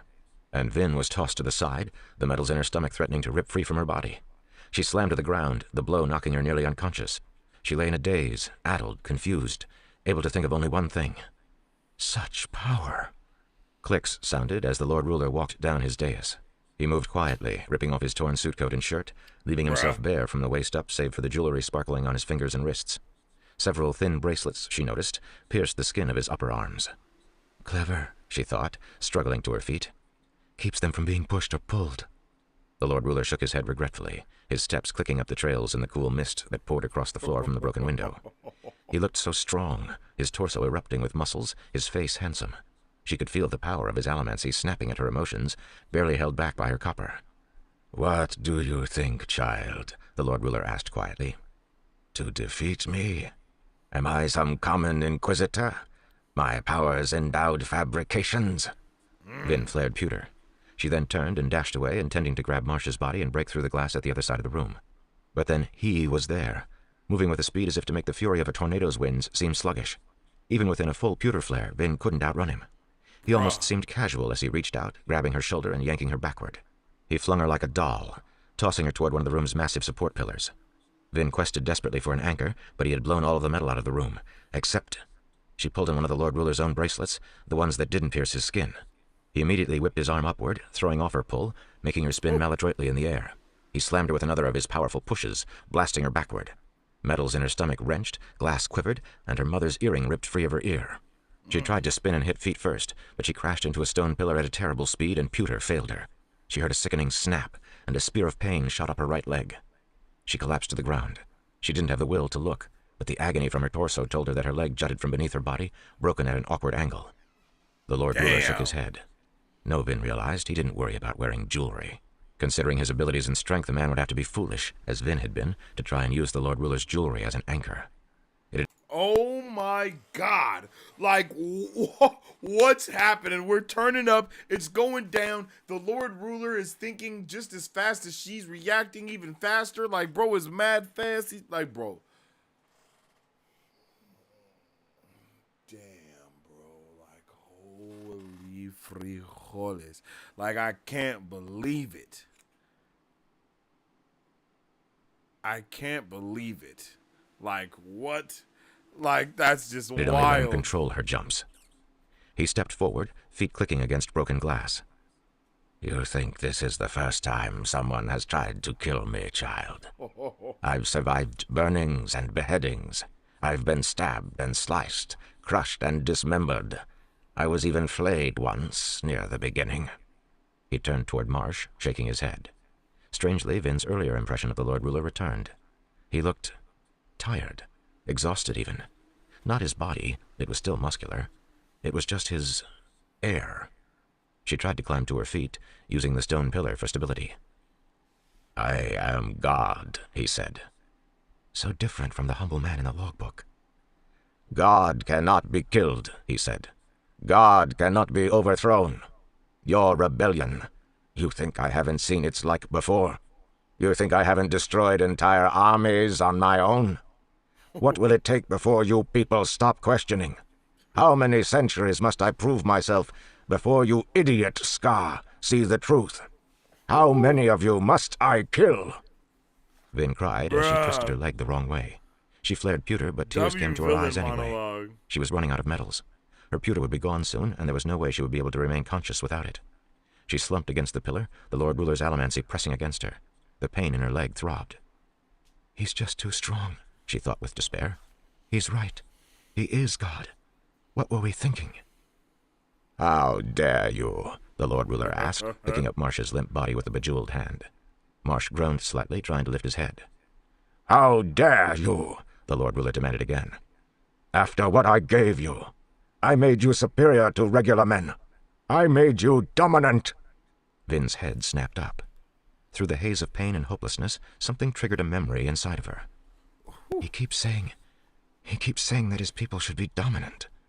She reached within, feeling her last little bit of 11th metal reserve. She burned it, looking through tear-stained eyes as the Lord Ruler held Marsh in a one-handed grip. The Lord Ruler's past self appeared next to him. A man in a fur cloak and heavy boots. A man with a full beard and strong muscles. Not an aristocrat or a tyrant.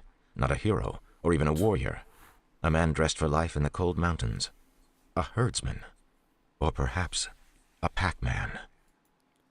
Oh my goodness. There's no way. That's what I'm thinking right here. I'm like, oh shit. I'm like, well, first I'm thinking, I'm like, oh my God, what? Wait a minute. No way. Wait, what? You know, I'm like, wait, no way. No way? What's actually happening here? Rashik, Vin whispered. The Lord Ruler spun toward her in startlement. Rashik, Vin said again. That's your name, isn't it? You aren't the man who wrote the logbook. You're not the hero that was sent to protect the people. You're his servant, the pack-man who hated him. She paused for a moment. Oh my God. You killed him, she whispered. That's what happened that night. That's why the logbook stopped so suddenly. You killed the hero and took his place. You went into the cavern in his stead, and you claimed the power for yourself. But instead of saving the world, you took control of it. You know nothing, he bellowed, still holding Marcia's limp body in one hand. You know nothing of that. You hated him, Vin said. You thought that a terraceman should have been the hero. You couldn't stand the fact that he, a man from the country that had oppressed yours, was fulfilling your own legends. Bruh. Oh my God. This is when I'm sitting here like, wait a minute. Okay, at this point in time, at this moment, I'm like, oh, shit. Rashik was so... I had no idea that Rashik had such an issue. And I don't know if you guys remember, but I was like, okay, it doesn't seem like the Lord Ruler is the dude from the logbook. It almost seems like the Lord Ruler was the hero, was the Dragon Reborn, and then got taken over by the Deepness or something, and then he became evil because the Deepness took over. But it's like, it's kind of that, but in a completely different way. Bro murdered him in his sleep and took his place at the Well of Ascension and ascended. That is crazy, bro. I don't think I would have. I never thought it was Rashik. I never thought Rashik took his place. I had all the clues though. I was like, yo, bro's a terraceman, Alamancer. All of that stuff. I called the. I was even like, it's Furakimi or whatever. It's Furakimancy. It's Furamancy. That's what I said. I was like, yo, he can do Furamancy. That's how bro is staying alive. I even knew how bro was staying alive and being immortal by using the rings. Like, I was on point with a lot of shit. Chat. Like, it was like, that's crazy. But I don't know why I never thought once that it was Rashik. Like, I never thought once that Rashik killed bruh. I just thought that bruh himself was also a terraceman. But I was like, yeah, bro, I never thought that. Like, and it's so right there in your face. I can't believe it. The Lord Ruler lifted a hand, and Vin suddenly felt an impossible weight press against her. Alamancy, pushing the metals in her stomach and in her body, threatening to crush her back against the pillar. She cried out, flaring her last bit of pewter, struggling to remain conscious. Mists curled around her, creeping through the broken window and across the floor. Outside through the broken window she could hear something ringing faintly in the air. It sounded like cheering. Yells of joy, thousands in chorus. It sounded almost like they were cheering her on. What does it matter? She thought. I know the Lord Ruler's secret, but what does it tell me? That he was a packman? A servant? A terraceman? A ferochemist. She looked through dazed eyes and again saw the pair of bracelets glittering on the Lord Ruler's upper arms. Bracelets made of metal. Bracelets that pierced his skin in many places. So they couldn't be affected by Alamancy. Why do that? He supposedly wore metal as a sign of bravado. He wasn't worried about people pulling or pushing against his metals. Or that was what he claimed. But what if all the other metals he wore, the rings, the bracelets, the fashion that had made its way to the nobility, were simply a distraction? A distraction to keep people from focusing on this one pair of bracers, twisting around the upper arms. Could it really be that easy? She thought as the Lord Ruler's weight threatened to crush her. Her pewter was nearly gone. She could barely think. Yet she burned iron. The Lord Ruler could pierce copper clouds. She could too. They were the same somehow.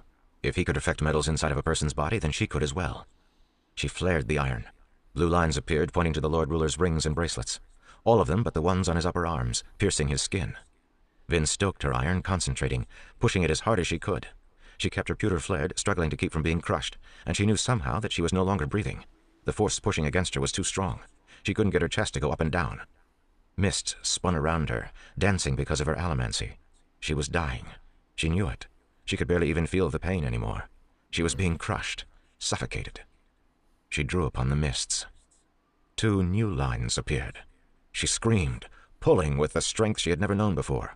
She flared her iron higher and higher, the Lord Ruler's own push giving her the leverage she needed to pull against his bracelets. Anger, desperation, and agony mixed within her, and the pull became her only focus. Her pewter ran out. He killed Kelsier. The bracelets ripped free. The Lord Ruler cried out in pain, a faint, distant sound to Vin's ears. The weight suddenly released her, and she dropped to the floor, gasping, her vision swimming. The bloody bracelets hit the ground, released from her grip, skidding across the marble to land before her. She looked up, using tin to clear her vision. The Lord Ruler stood where he had been before, his eyes widening with terror, his arms bloodied. He dropped Marsh to the ground, rushing toward her and the mangled bracelets. However, with her last bit of strength, pewter gone, Vin pushed on the bracelets, shooting them past the Lord Ruler. He spun in horror, watching the bracelets fly out the broken wall window. In the distance, the sun broke the horizon. The bracelets dropped in front of its red light, sparkling for a moment before plunging down into the city. "No!" the Lord Ruler screamed, stepping toward the window. His muscles grew limp, deflating as Sazed's had. He turned back toward Vin, angry, but his face was no longer that of a young man. He was middle-aged, his youthful features matured. He stepped toward the window. His hair grayed and wrinkles formed around his eyes like tiny webs. His next step was feeble. He began to shake with the burden of old age, his back stooping, his skin sagging, his hair growing limp. Then he collapsed to the floor. Vin. Brother! He got red witched from Game of Thrones, you feel me? Like, oh my goody.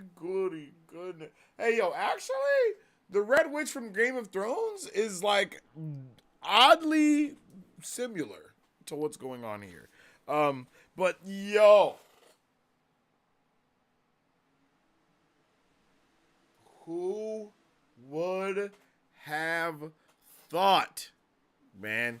Who would have thought, bro? Who would have thought this is how this was gonna go? I did not expect it to be playing out in this manner. Legit, I was so astonished, so surprised, and really leaned pleased. back, her mind fuzzing from the pain. She lay there for a time. She couldn't think. "Mistress," a voice said. And then Sazed was at her side, his brow wet with sweat. He reached over and poured something down her throat, and she swallowed. Her body knew what to do. She reflexively flared pewter, strengthening her body. She flared tin, and the sudden increase of sensitivity shocked her awake. She gasped, looking up at Sazed's concerned face. "Careful, mistress," he said, inspecting her leg. "The bone is fractured, though it appears only in one place." "Marsh," she said, exhausted. "See to Marsh." "Marsh?" Sazed asked. Then he saw the Inquisitor stirring slightly on the floor a distance away. "By the forgotten gods," Sazed said, moving to Marsh's side. Marsh groaned, sitting up. He cradled his stomach with one arm. "What is that?" Vin glanced at the withered form on the ground a short distance away. "It's him, the Lord Ruler. He's dead." Sazed frowned curiously, standing. He wore a brown robe and had brought a simple wooden spear with him. Vin shook her head at the thought of such a pitiful weapon facing the creature that had nearly killed her and Marsh. "Of course, in a way, we were all just as useless. We should be dead, not the Lord Ruler. I pulled his bracelets off. Why? Why can I do things like he can? Why am I different?" "Mistress," Sazed said slowly. "He is not dead, I think. He's still alive." "What?" Vin asked, frowning. She could barely think at the moment. There would be time to sort out her questions later. Sazed was right. The aged figure wasn't dead. Actually, it was moving pitifully on the floor, crawling toward the broken window, toward where his bracelets had gone. Marsh stumbled to his feet, waving away Sazed's ministrations. "I will heal quickly. See to the girl." "Help me up," Vin said. "Mistress," Sazed said disapprovingly. "Please, Sazed." He sighed, handing her the wooden spear. "Here, lean on this." She took it, and he helped her to her feet. Vin leaned on the shaft, hobbling with Marsh and Sazed toward the Lord Ruler. The crawling figure reached the edge of the room, overlooking the city through the shattered window. Vin's footsteps crackled on broken glass. People cheered again below, though she couldn't see them, nor see what they were cheering about. "Listen," Sazed said. "Listen, he who would have been our god. Do you hear them cheering? Those cheers aren't for you. This people never cheered for you. They have found a new leader this evening, a new pride." "My obligators," the Lord Ruler whispered. "Your obligators will soon forget you," Marsh said. "I will see to that. God. The other Inquisitors are dead, slain by my own hand. Yet the gathered prelans saw you transfer power to the Canton of Inquisition. I am the only Inquisitor left in Luthadel. I rule your church now." "No," the Lord Ruler whispered. Marsh, Vin, and Sazed stopped in a ragged group, looking down at the old man. In the morning light below, Vin could see a massive collection of people standing before a large podium, holding up their weapons in a sign of respect. The Lord Ruler cast his eyes down at the crowd, and the final realization of his failure seemed to hit him. He looked back up at the ring of people who had defeated him. You don't understand, he wheezed.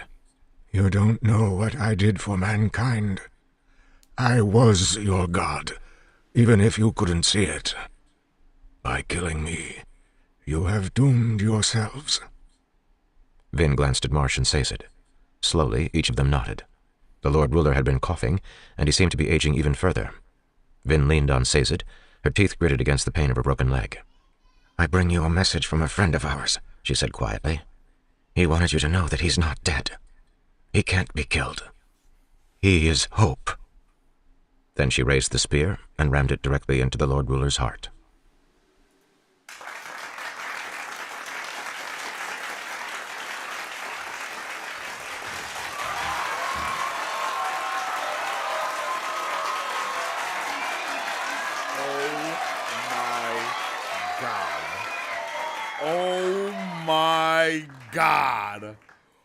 Oh my God. Like, OM to the G, bro. Like, this is insane. What a freaking way to end a book, okay? What a freaking way to end a book, my guy. Like, what a way to end a book. What a choice of words. Everything is so thought out and methodical, even down to the words that are chosen to be said in these last moments. Oh, I love this book, man.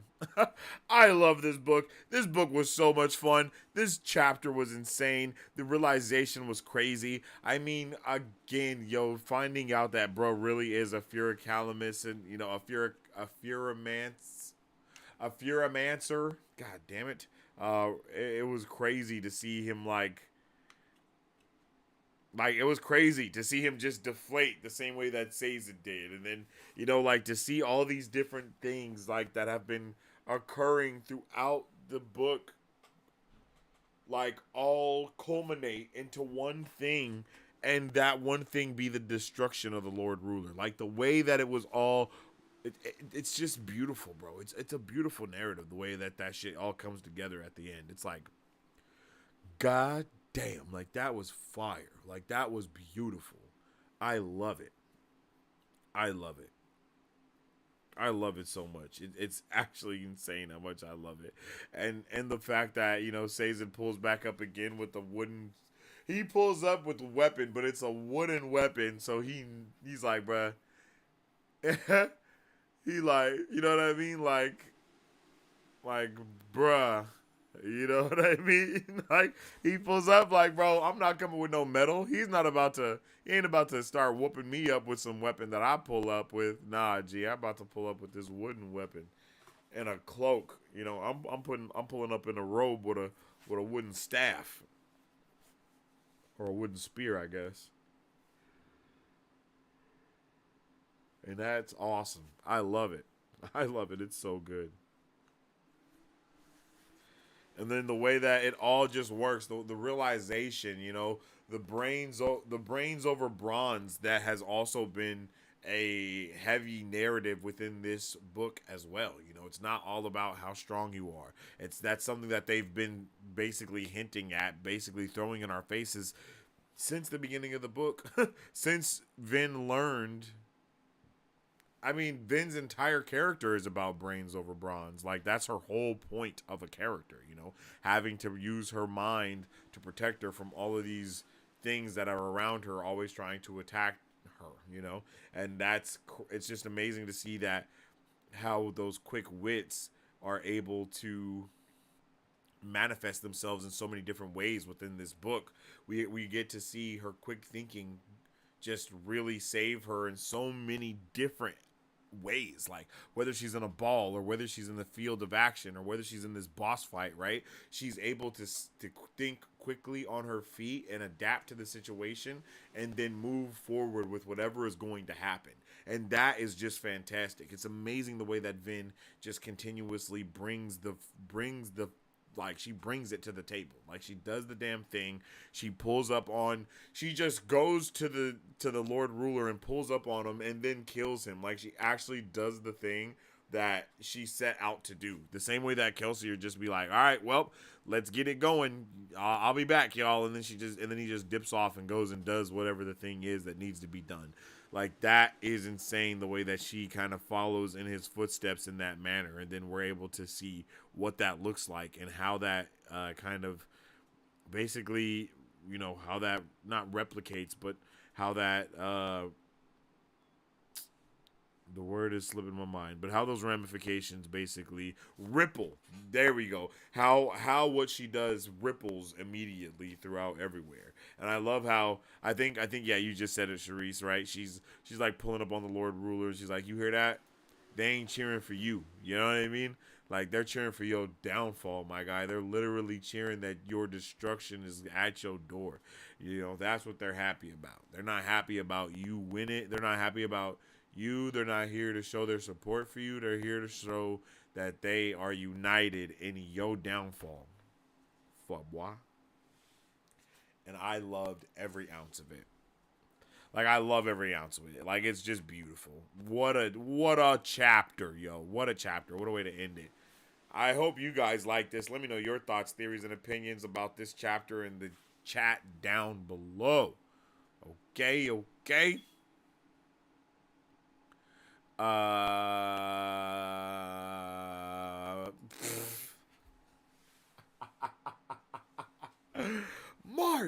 Marsh. Yeah, is that how y'all feeling? Okay, all right. Yeah. Marsh came through and he did the damn thing, for real.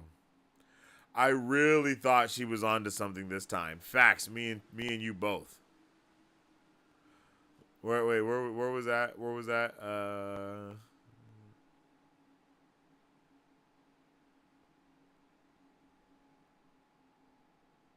Oh, maybe I don't know.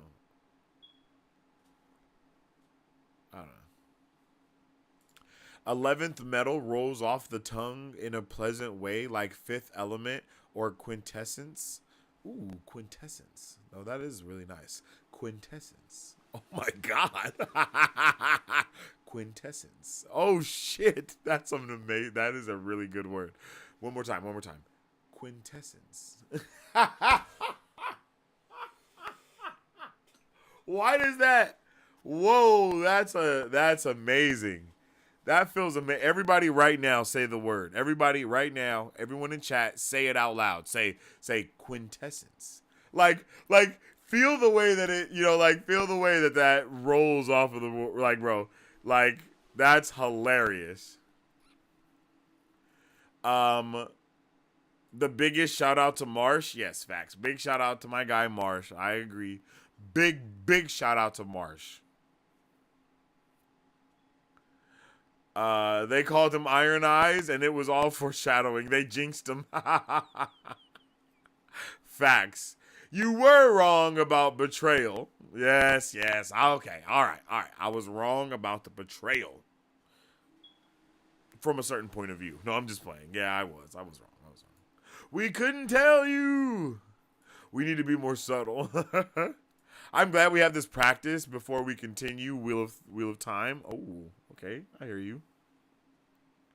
Asphyxiation of her soul. Damn. Yeah, that's crazy. Like, what type of ability is that? What alloy give you that power? Is chat even really chat if they don't gaslight you a little? Yo, chat, you guys are definitely king gaslighters. Like, y'all the Lord lighters. You know what I mean? Y'all ain't the Lord rulers. You're the Lord lighters. Lord gassers? Lord lighters. Does Lord Ruler have to be so hot?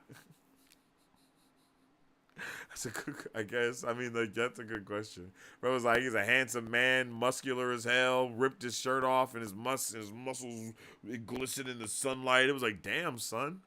It's like, damn, Brando. He saved the day the same way Caesar did? Yeah, that's true. He saved the day the same way Caesar did? Try to say that 7 times fast. They never liked his ass. They tried filleting him. Near the beginning. That is pretty diabolical that they tried to fish fillet my boy. Like, and it also raises a question as to how did he survive that?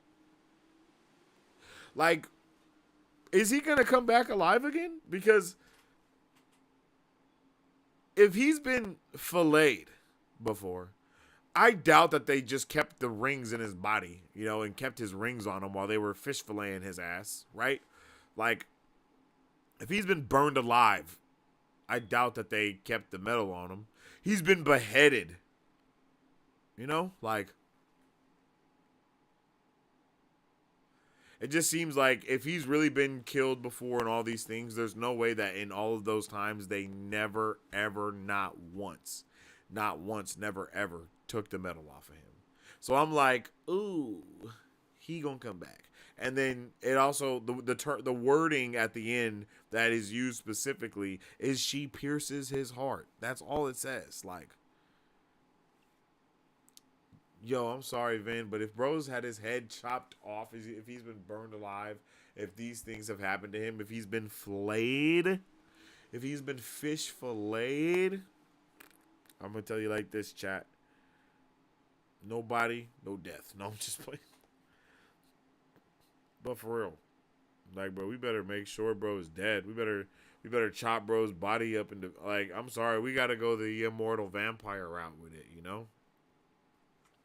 Kill him, chop his head off, chop his arms off, chop off his legs, take each piece of his body and spread them across the world. Throw one into a lava pit, throw another one into an ash mound. You know what I mean? Like, throw the other one at the bottom of the sea. Like, you got to split this dude up like he's Exodia. You know what I mean? Like, what are we doing? He who has to say I am king is no king. Tywin Lannister. I mean, not the best person to, you know, to maybe be quoting, but hey, yeah, you know.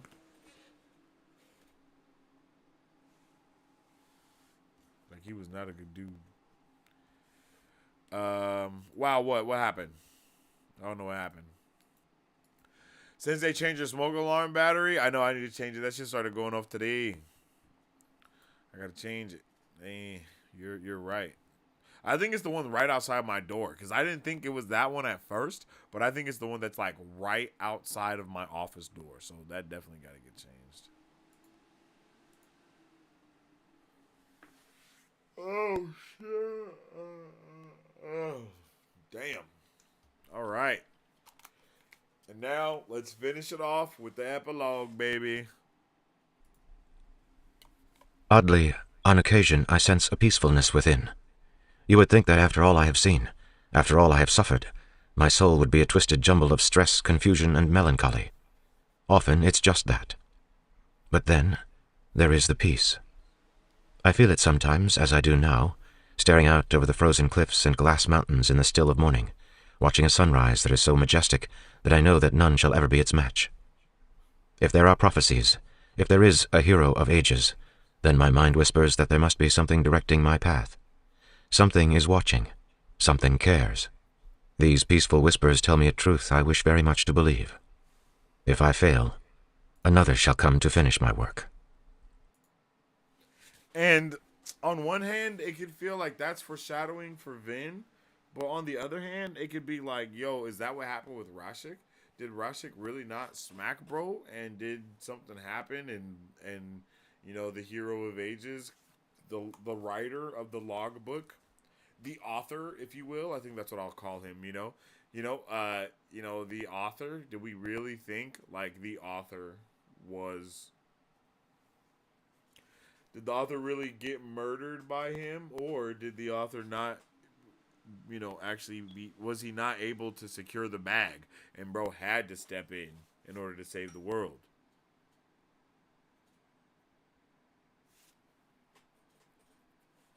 And then we start this epilogue, which is, I think this is the way an epilogue should be, answering all of our questions and summing up, and you know what I mean, getting all of those things out of the way so we can properly digest everything that just happened. Like, I feel like that first, the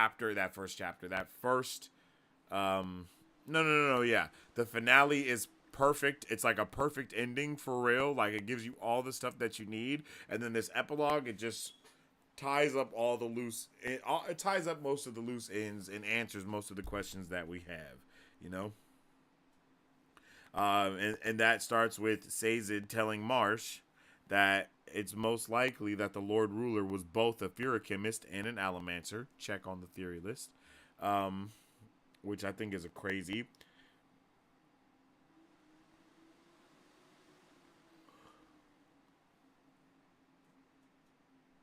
Sazed explains that youth is one of the things that a Furochemist can store, and it's a fairly useless process. In order to store up the ability and feel and look a year younger, you would have to spend part of your life feeling and looking 1 year older. Often, the keepers use the ability as a disguise, changing ages to fool others and hide. Beyond this, however, no one has ever seen much use for the ability.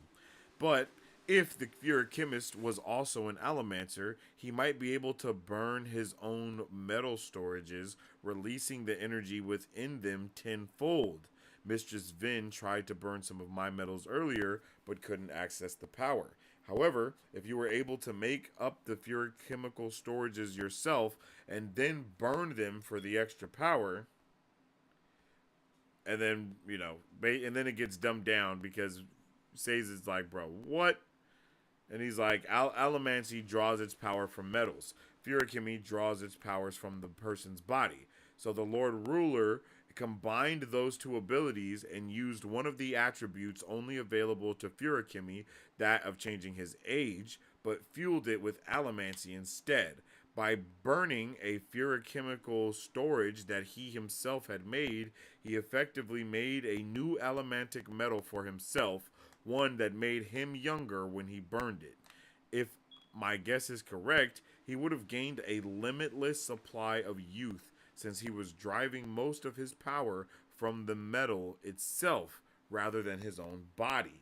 All he would have to do was spend the occasional bit of time aged to give himself furochemical storages to burn and stay young. Like, damn.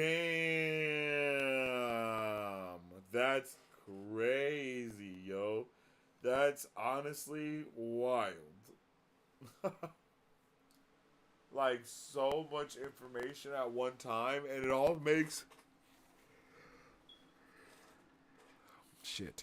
It all makes a damn good amount of sense, too. You know what I mean? It's like, okay, I understand that completely. I'm not gonna lie, I understand it completely. It is completely spelled out.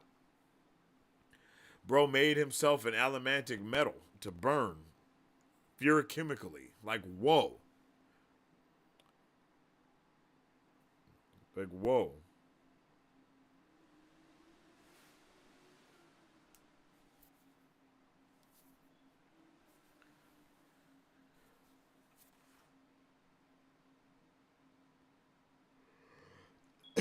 And then he goes on to also explain that the Lord Ruler would have had to place the excess youth inside of another furochemical storage.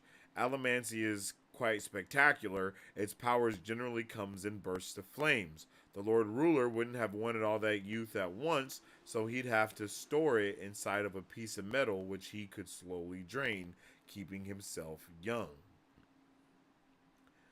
And then he said he used the bracelets, but Furochemy gives decreasing returns. It takes more than the proportionate amount of strength. For instance, to make yourself 4 times as strong as a regular man, as opposed to simply twice as strong. In Lord Ruler's case, this meant that he had to spend more and more youth to keep from aging. When Mistress Vin stole the bracelets, he aged incredibly quickly because his body was trying to stretch back to where it should have been. Vin sat in the cool evening wind staring out. Yeah. And that's all freaking crazy, yo. All of that is wild. Like, what the hell? Like, the Lord Ruler was really... The Lord Ruler was smart as hell, just like Vin is, right? Like, he just basically tried to do what she tried to do, but he actually successfully did it.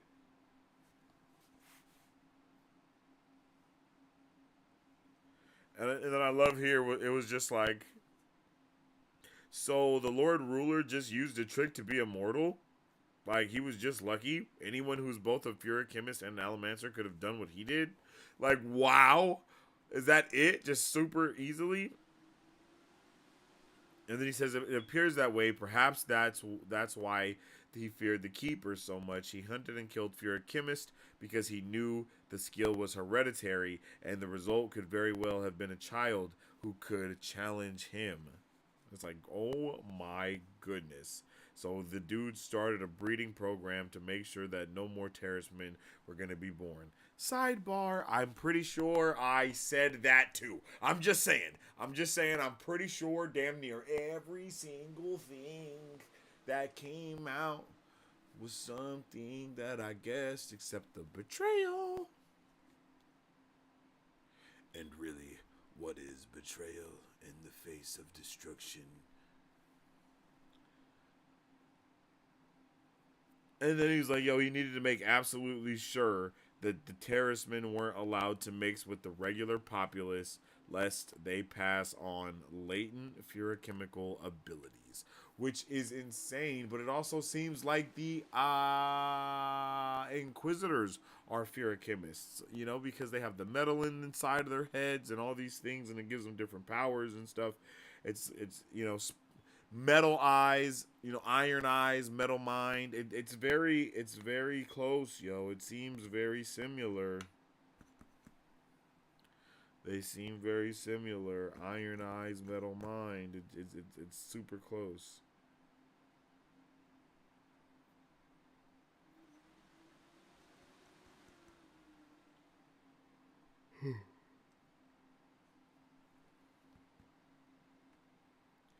Oh, and then she's like, yo, so what was the power that the man who wrote the logbook was supposed to find? Which is also a very good question, right? Because if bro is just a if bro is a Furomancer, right? Ooh, if bro is a Furomancer, like, it has to be more than just, it's not just that, because of what they said. Like, any Tom, Dick, and Harry that was born a Furomancer would be able to do what he did. But he also got the power on top of that. So it's like,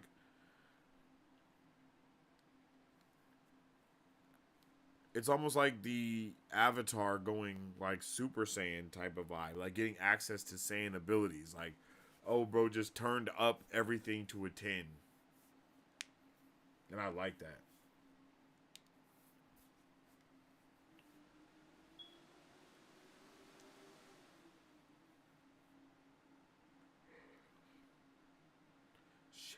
Okay.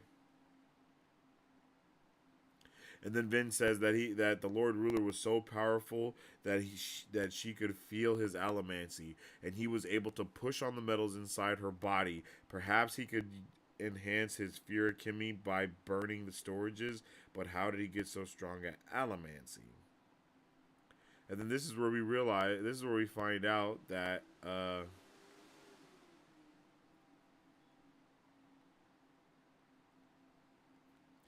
this is where we find out that the power that the Lord Ruler found in the cave, perhaps it was just allomancy.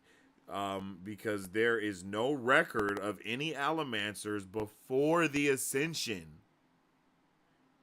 There are very few legends about the origins of allomancy, and nearly all of them agree that allomancers first appeared with the mists. And it's like, yo, what does that mean? Like, did the Lord Ruler somehow harness a power that he somehow used to create the mists, that somehow spread the deepness into the mists?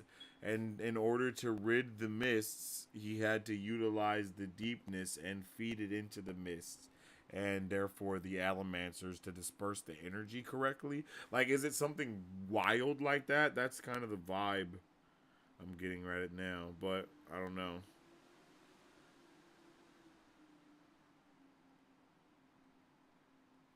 And then she starts asking the critical questions. She's like, yo, do the spikes in your head hurt, Marsh? And he's like, yep, all 11 of them. The pain reacts to my emotions somehow. Which is insane, right? The pain reacts to his emotions. The emotions are kind of connected to other things. There's 11 of those and supposedly 11 metals. Possibly more, though, but it's supposedly 11 metals. It's just a lot of symmetry here right now. Very interesting to me. He says he has 2 in the head, 8 in the chest, and 1 in the back to seal them together. That's the only way to kill Inquisitor.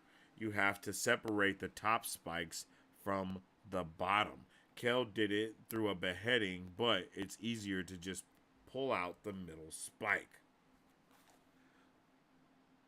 Like, what a clutch thing to find out. That's an insane thing to get, like, to have access to. Like that's an insane bit of information to just kind of fall in your lap.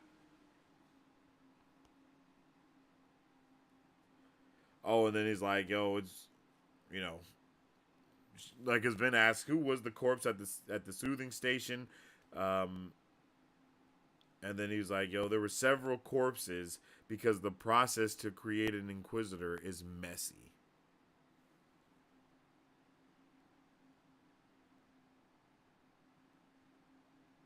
You need 7 bodies?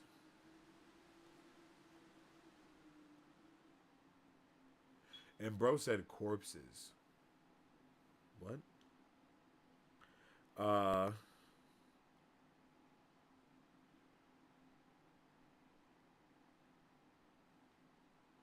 And then Marsh asks Sazed if he could tell him about the creature that Kelsier used to imitate Lord Renew, the Kandra.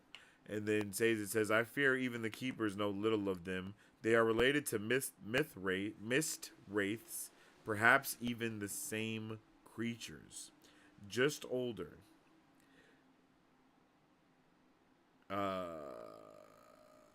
Because of their reputation, they generally prefer to remain unseen, though some of the noble houses hire them on occasion.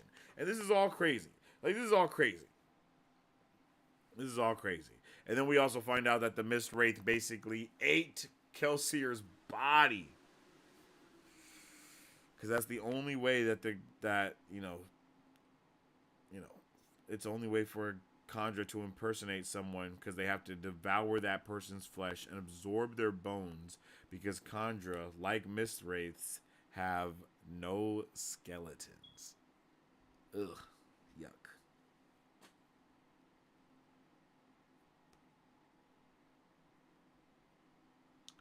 Oh, and then it says that the Kandra, whatever the Kandra's name is, because I don't think we got Kandra's name yet, but the Kandra came looking for Vin because, the contract that Kelsier had with the Kandra is transferred to Vin. It seems like everything that Kelsier had going on is transferred to Vin. And she shivers and she's like, bruh, that thing ate Dad's body. That's basically what she's saying. She's like, I do not want him around, bro.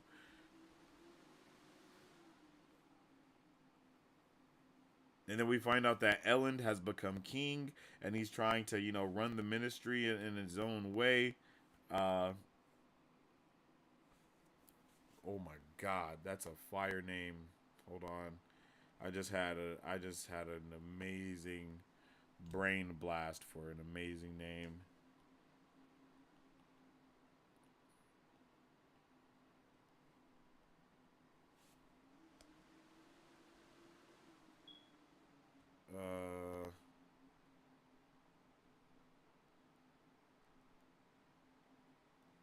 Damn it, and I lost it. How many? Oh.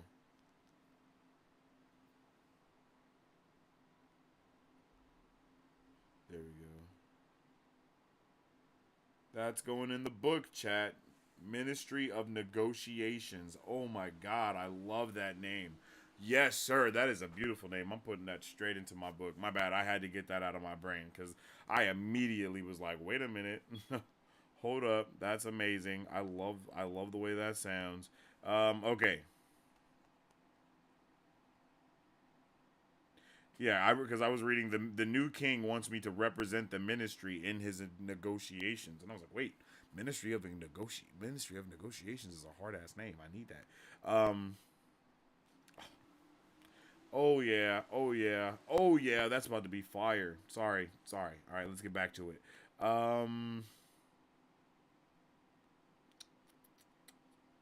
Oh, and then there's about 20 more Inquisitors left in the final Empire, but there's no exact number that anyone knows of.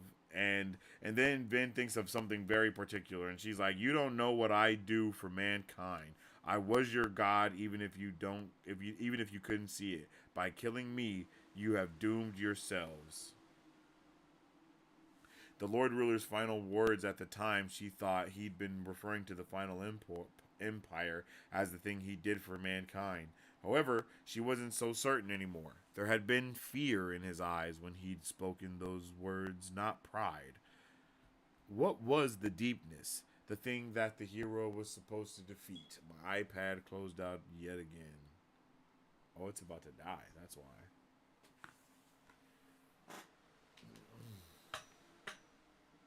No, I guess it's just dying. Oh.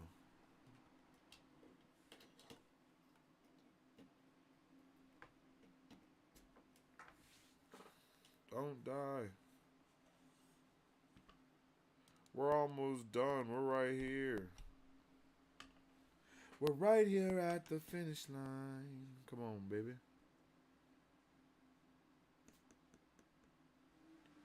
There we go. There we go.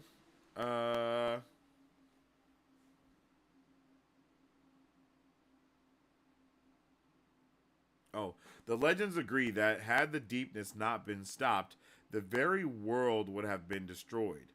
Perhaps these stories have been exaggerated. Maybe the danger of the deepness was really just the Lord Ruler himself.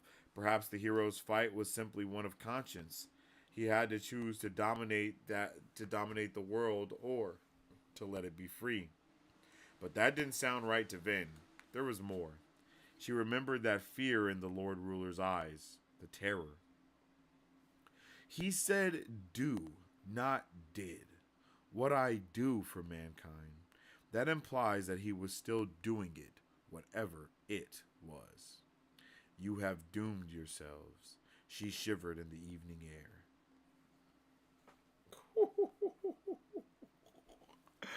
Yo, so what the hell is going on? You know, like, what's going on?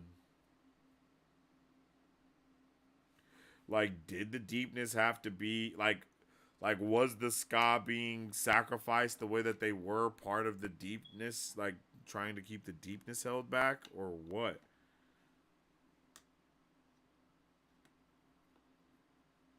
Damn.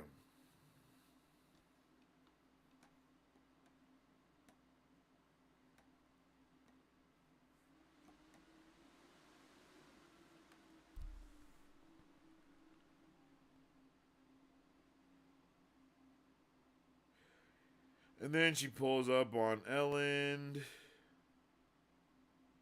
Oh yeah, I think that's it. Oh, and then Vince says how Kel would be angry that they put a nobleman on the throne after everything that they did. But I like that it says, we didn't just put a nobleman on the throne, we put a good man on the throne. And then Vince says, a good man, yes. I've known a few of those now.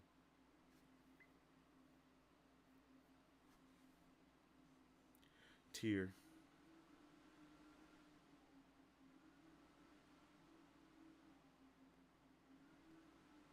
And then amazingly, after she goes to Ellen, she sees him, but she doesn't see him. She's like, "Nah, I'm not gonna go over there. I'm leaving. I don't want him to see me." But then she realizes that Reen didn't abandon her. He'd been captured by the Inquisitors. They tortured him, and they tortured him, and they tortured him, and he had died protecting her.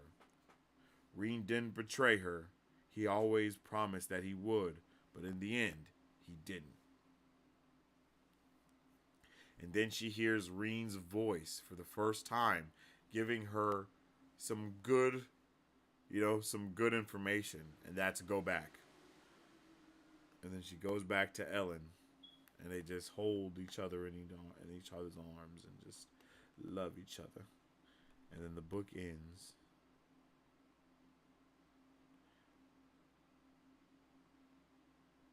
The book ends with Vin closing her eyes, simply feeling the warmth of being held. And she realized that was all she had ever really wanted.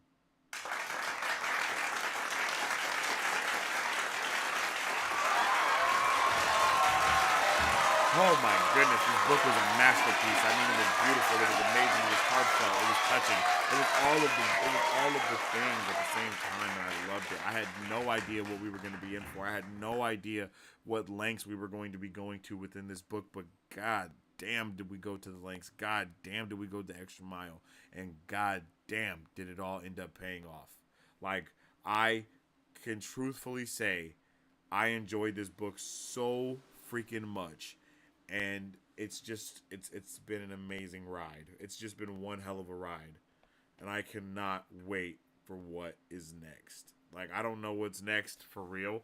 Like, this book could be a standalone book, high key, and then you just never know what ends up happening. You know what I mean? Like, because it definitely doesn't end on on a grand note, but it also doesn't end on like a note to where it's like, oh hey, find out next time on Dragon Ball Z. You know what I mean? Like it's just a really solid ending. Now, I want to read the blurb of this book. I'm gonna read the blurb of the Well of Ascension to kind of know what's gonna be going on within the next book. And yeah.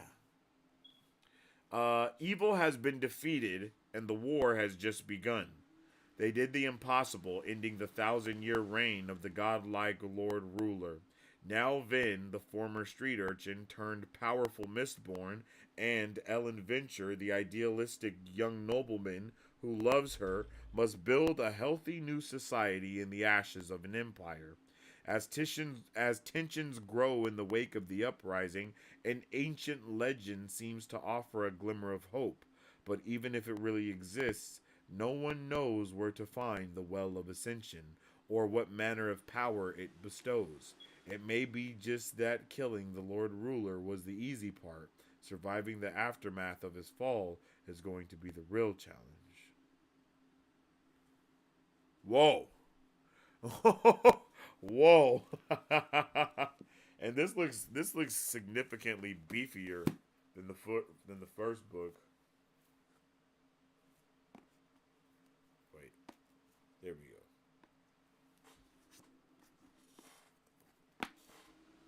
Yeah, see, it's definitely beefier. It's some more meat on that thing. That's awesome. I'm ready for that. What? That was one hell of a blurb. I'm about to start reading that shit tonight. Like, wow, that was amazing. But yeah, chat, let me know how you guys felt about book one, the book one finale for Mistborn, the Well of Ascension, Mistborn, the Final Empire. It was an amazing time. Book club has been awesome with you guys. It's been so great to be able to be here week after week and nerding out about this wonderful book. I really do appreciate it. Whoop. My bad. I really do appreciate it. It's been so fun. I can't wait for the next round of book club for real. I don't know what we're going to be doing for the next round of book club, but it's going to be something, you know? We're going to be doing something for book club. I don't know what we're going to be doing. I don't know when the next round of book club is, but it's going to be soon. You know, I like to start it at certain times so we can have space for certain things.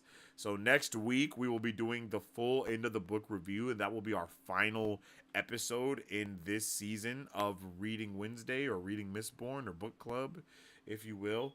That'll be the end of book club season 1. with our end of book review next week, same time, same place.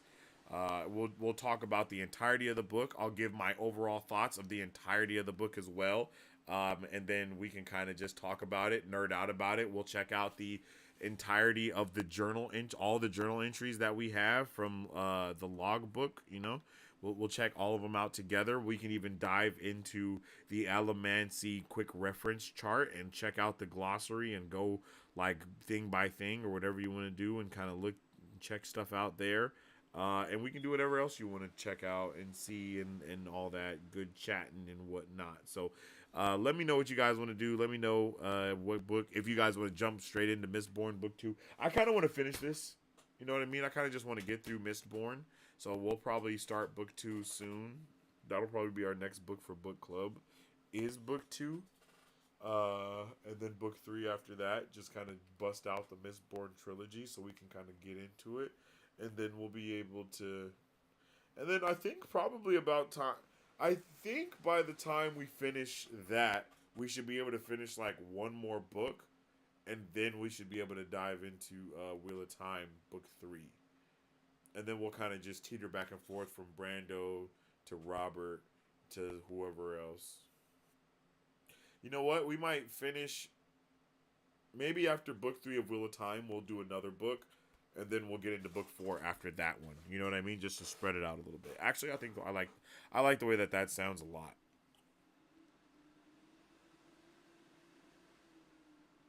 I like the way that sounds a lot for book club. You know what I mean? Book club. So we'll go finish Mistborn Trilogy.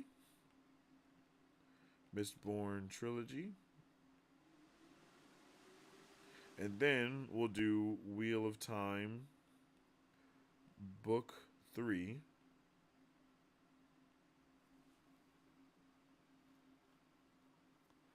We'll do a different book after that.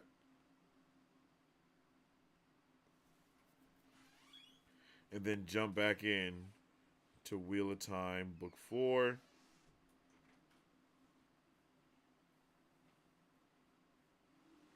And then something else, Brando Sando after that. I think you guys have been saying, I can't remember what you guys have been saying, actually. What book did you tell me to read for Brandon Sanderson next? It was, well, not book, but what? Not trilogy. Yeah, something like that.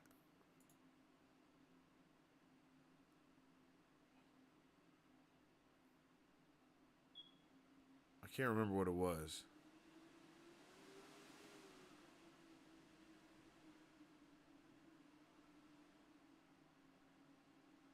My bad, I'm looking for it. Warbreaker.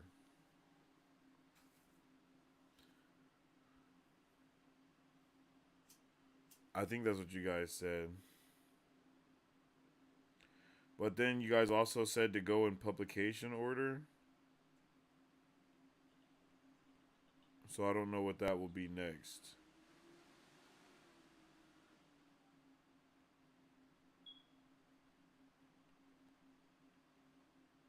I think it'll be dope to keep like reading books and doing all that stuff. I don't know, I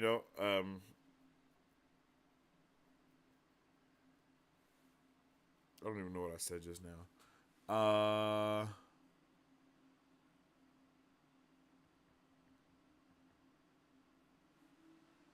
I don't know, my brain just got wiped just now. That was insane.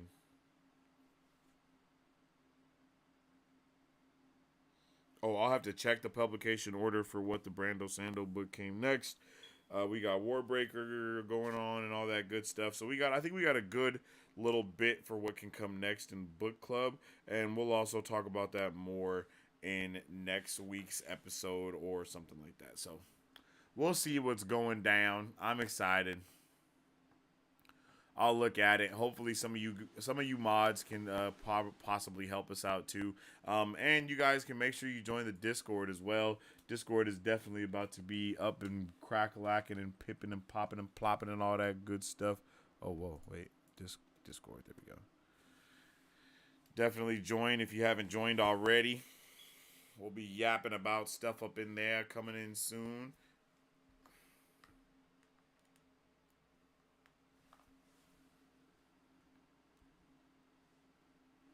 Warbreaker is just one book. Yeah, we'll finish up book 2. Finishing on the completion of what Vin needed in this story. Yeah.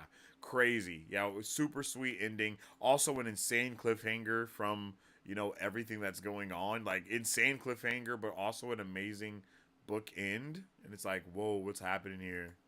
The Lord Ruler being bored as most of the time was so real. 1,000 years of being untouchable is crazy. Yeah, and that's why I'm like, did he really die as well? Like, what? How does he just, what? I have so many questions about the being filleted and all that good shit. Like, what?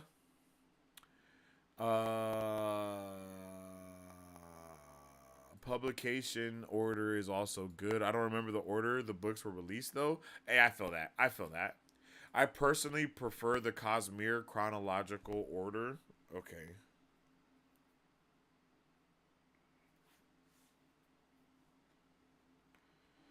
Cosmere chrono order. All right, bet. I got it added. Thank you. Thank you for letting me know. I'll check out the chronological order stuff. And like I said, to all the mods, we can jump in Discord and talk about it too, and see what we can do next, or what we can see what can happen next, and kind of just chat it up about that a little bit more. So it sounds like a vibe. Again, this has been amazing. You guys have been awesome today. I really hope you did appreciate this reading, and I hope you appreciated this book. Let's get a 1 in the chat if you liked book 1, Mistborn. Let's get a 2 in the chat if you didn't. And let's get a 3 in the chat if you were just happy to be here, I really enjoyed it. I had a wonderful time. I hope we get to... I don't know when we'll do the next season of book club, but I do hope it is soon, so we can kind of keep the momentum going with reading and vibing and all that good stuff. And I know everybody wants to jump back into Mistborn and all that, and I know a lot of you guys have just finished reading Mistborn book 1 and want to start book 2. Please, we are going to start it. Don't start it without us. We can all start it together. Just come back next week for sure, and then we can really talk about when we can do book club season 2, or when we can do reading word. What did you guys say? It was like reading words, or like wordy reading, or something like that. Oh, you guys said wordy Wednesday. Lord, that's what you guys were saying. I like that, but I want that reading rainbow type of vibe. So I want that reading wordy. I don't know. Reading wordy. I don't know.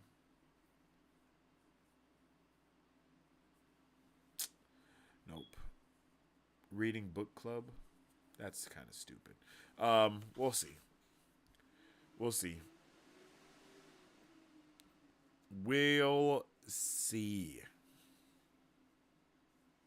But with all that being said, you guys have been phantasmal today. I really appreciate you awesome people in the chat vibing with me. I appreciate you being on this journey of finishing this book. This is our second book. No, this is our third book down in book club, y'all. Like our second book. Whoa, what's happening? I'm so stupid. This is our third book down for book club, y'all. Like, we are 3 books in for book club here, and we are about to just keep on going, bro. We're gonna keep on going. I would like to do some merch or something like that has some kind of stamp for all of the watch party things that are going on, or something like that, or something, I want to do it. So definitely tune in. Definitely join our Patreon, because we're going to, like the Patreon, everything is going to be a lot smoother with watch parties, with book club, and all that live event stuff that we have going on here on Marvel Bros. So make sure you guys are joining, become a member, subscribe to the Patreon, whatever, because that is the best way to support us around here. And also, you're going to be able to get that Marvel Bros merch real soon. It's been a freaking amazing time, man. I can't express it enough. It's been so fun. Hopefully we can do this sooner than later. I hope so. I hope y'all hope so too.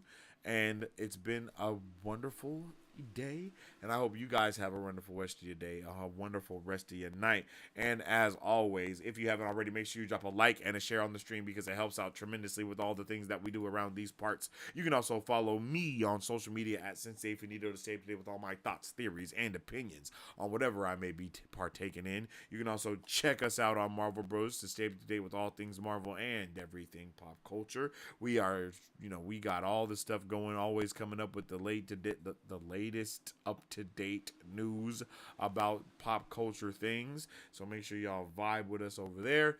And yeah, y'all have been amazing today. Y'all have been amazing through this season of book club, and I hope to see you for the season finale of Reading Wednesday, Reading Mistborn, next week for our last episode. And with all that being said, as I always say, stay awesome, stay nerdy, and don't forget to stay marvelous. Excelsior. If you guys would like to support Marvel Bros, all you gotta do is visit our website at www.marvelbros.com and buy some merch. Represent the superfan. Or you can join our Patreon to get early access to content, patron-only scoops, giveaways, private Q&As, and those sacred watch parties. We appreciate you guys. We'll catch you on the next one. Excelsior. On today's pop culture news update.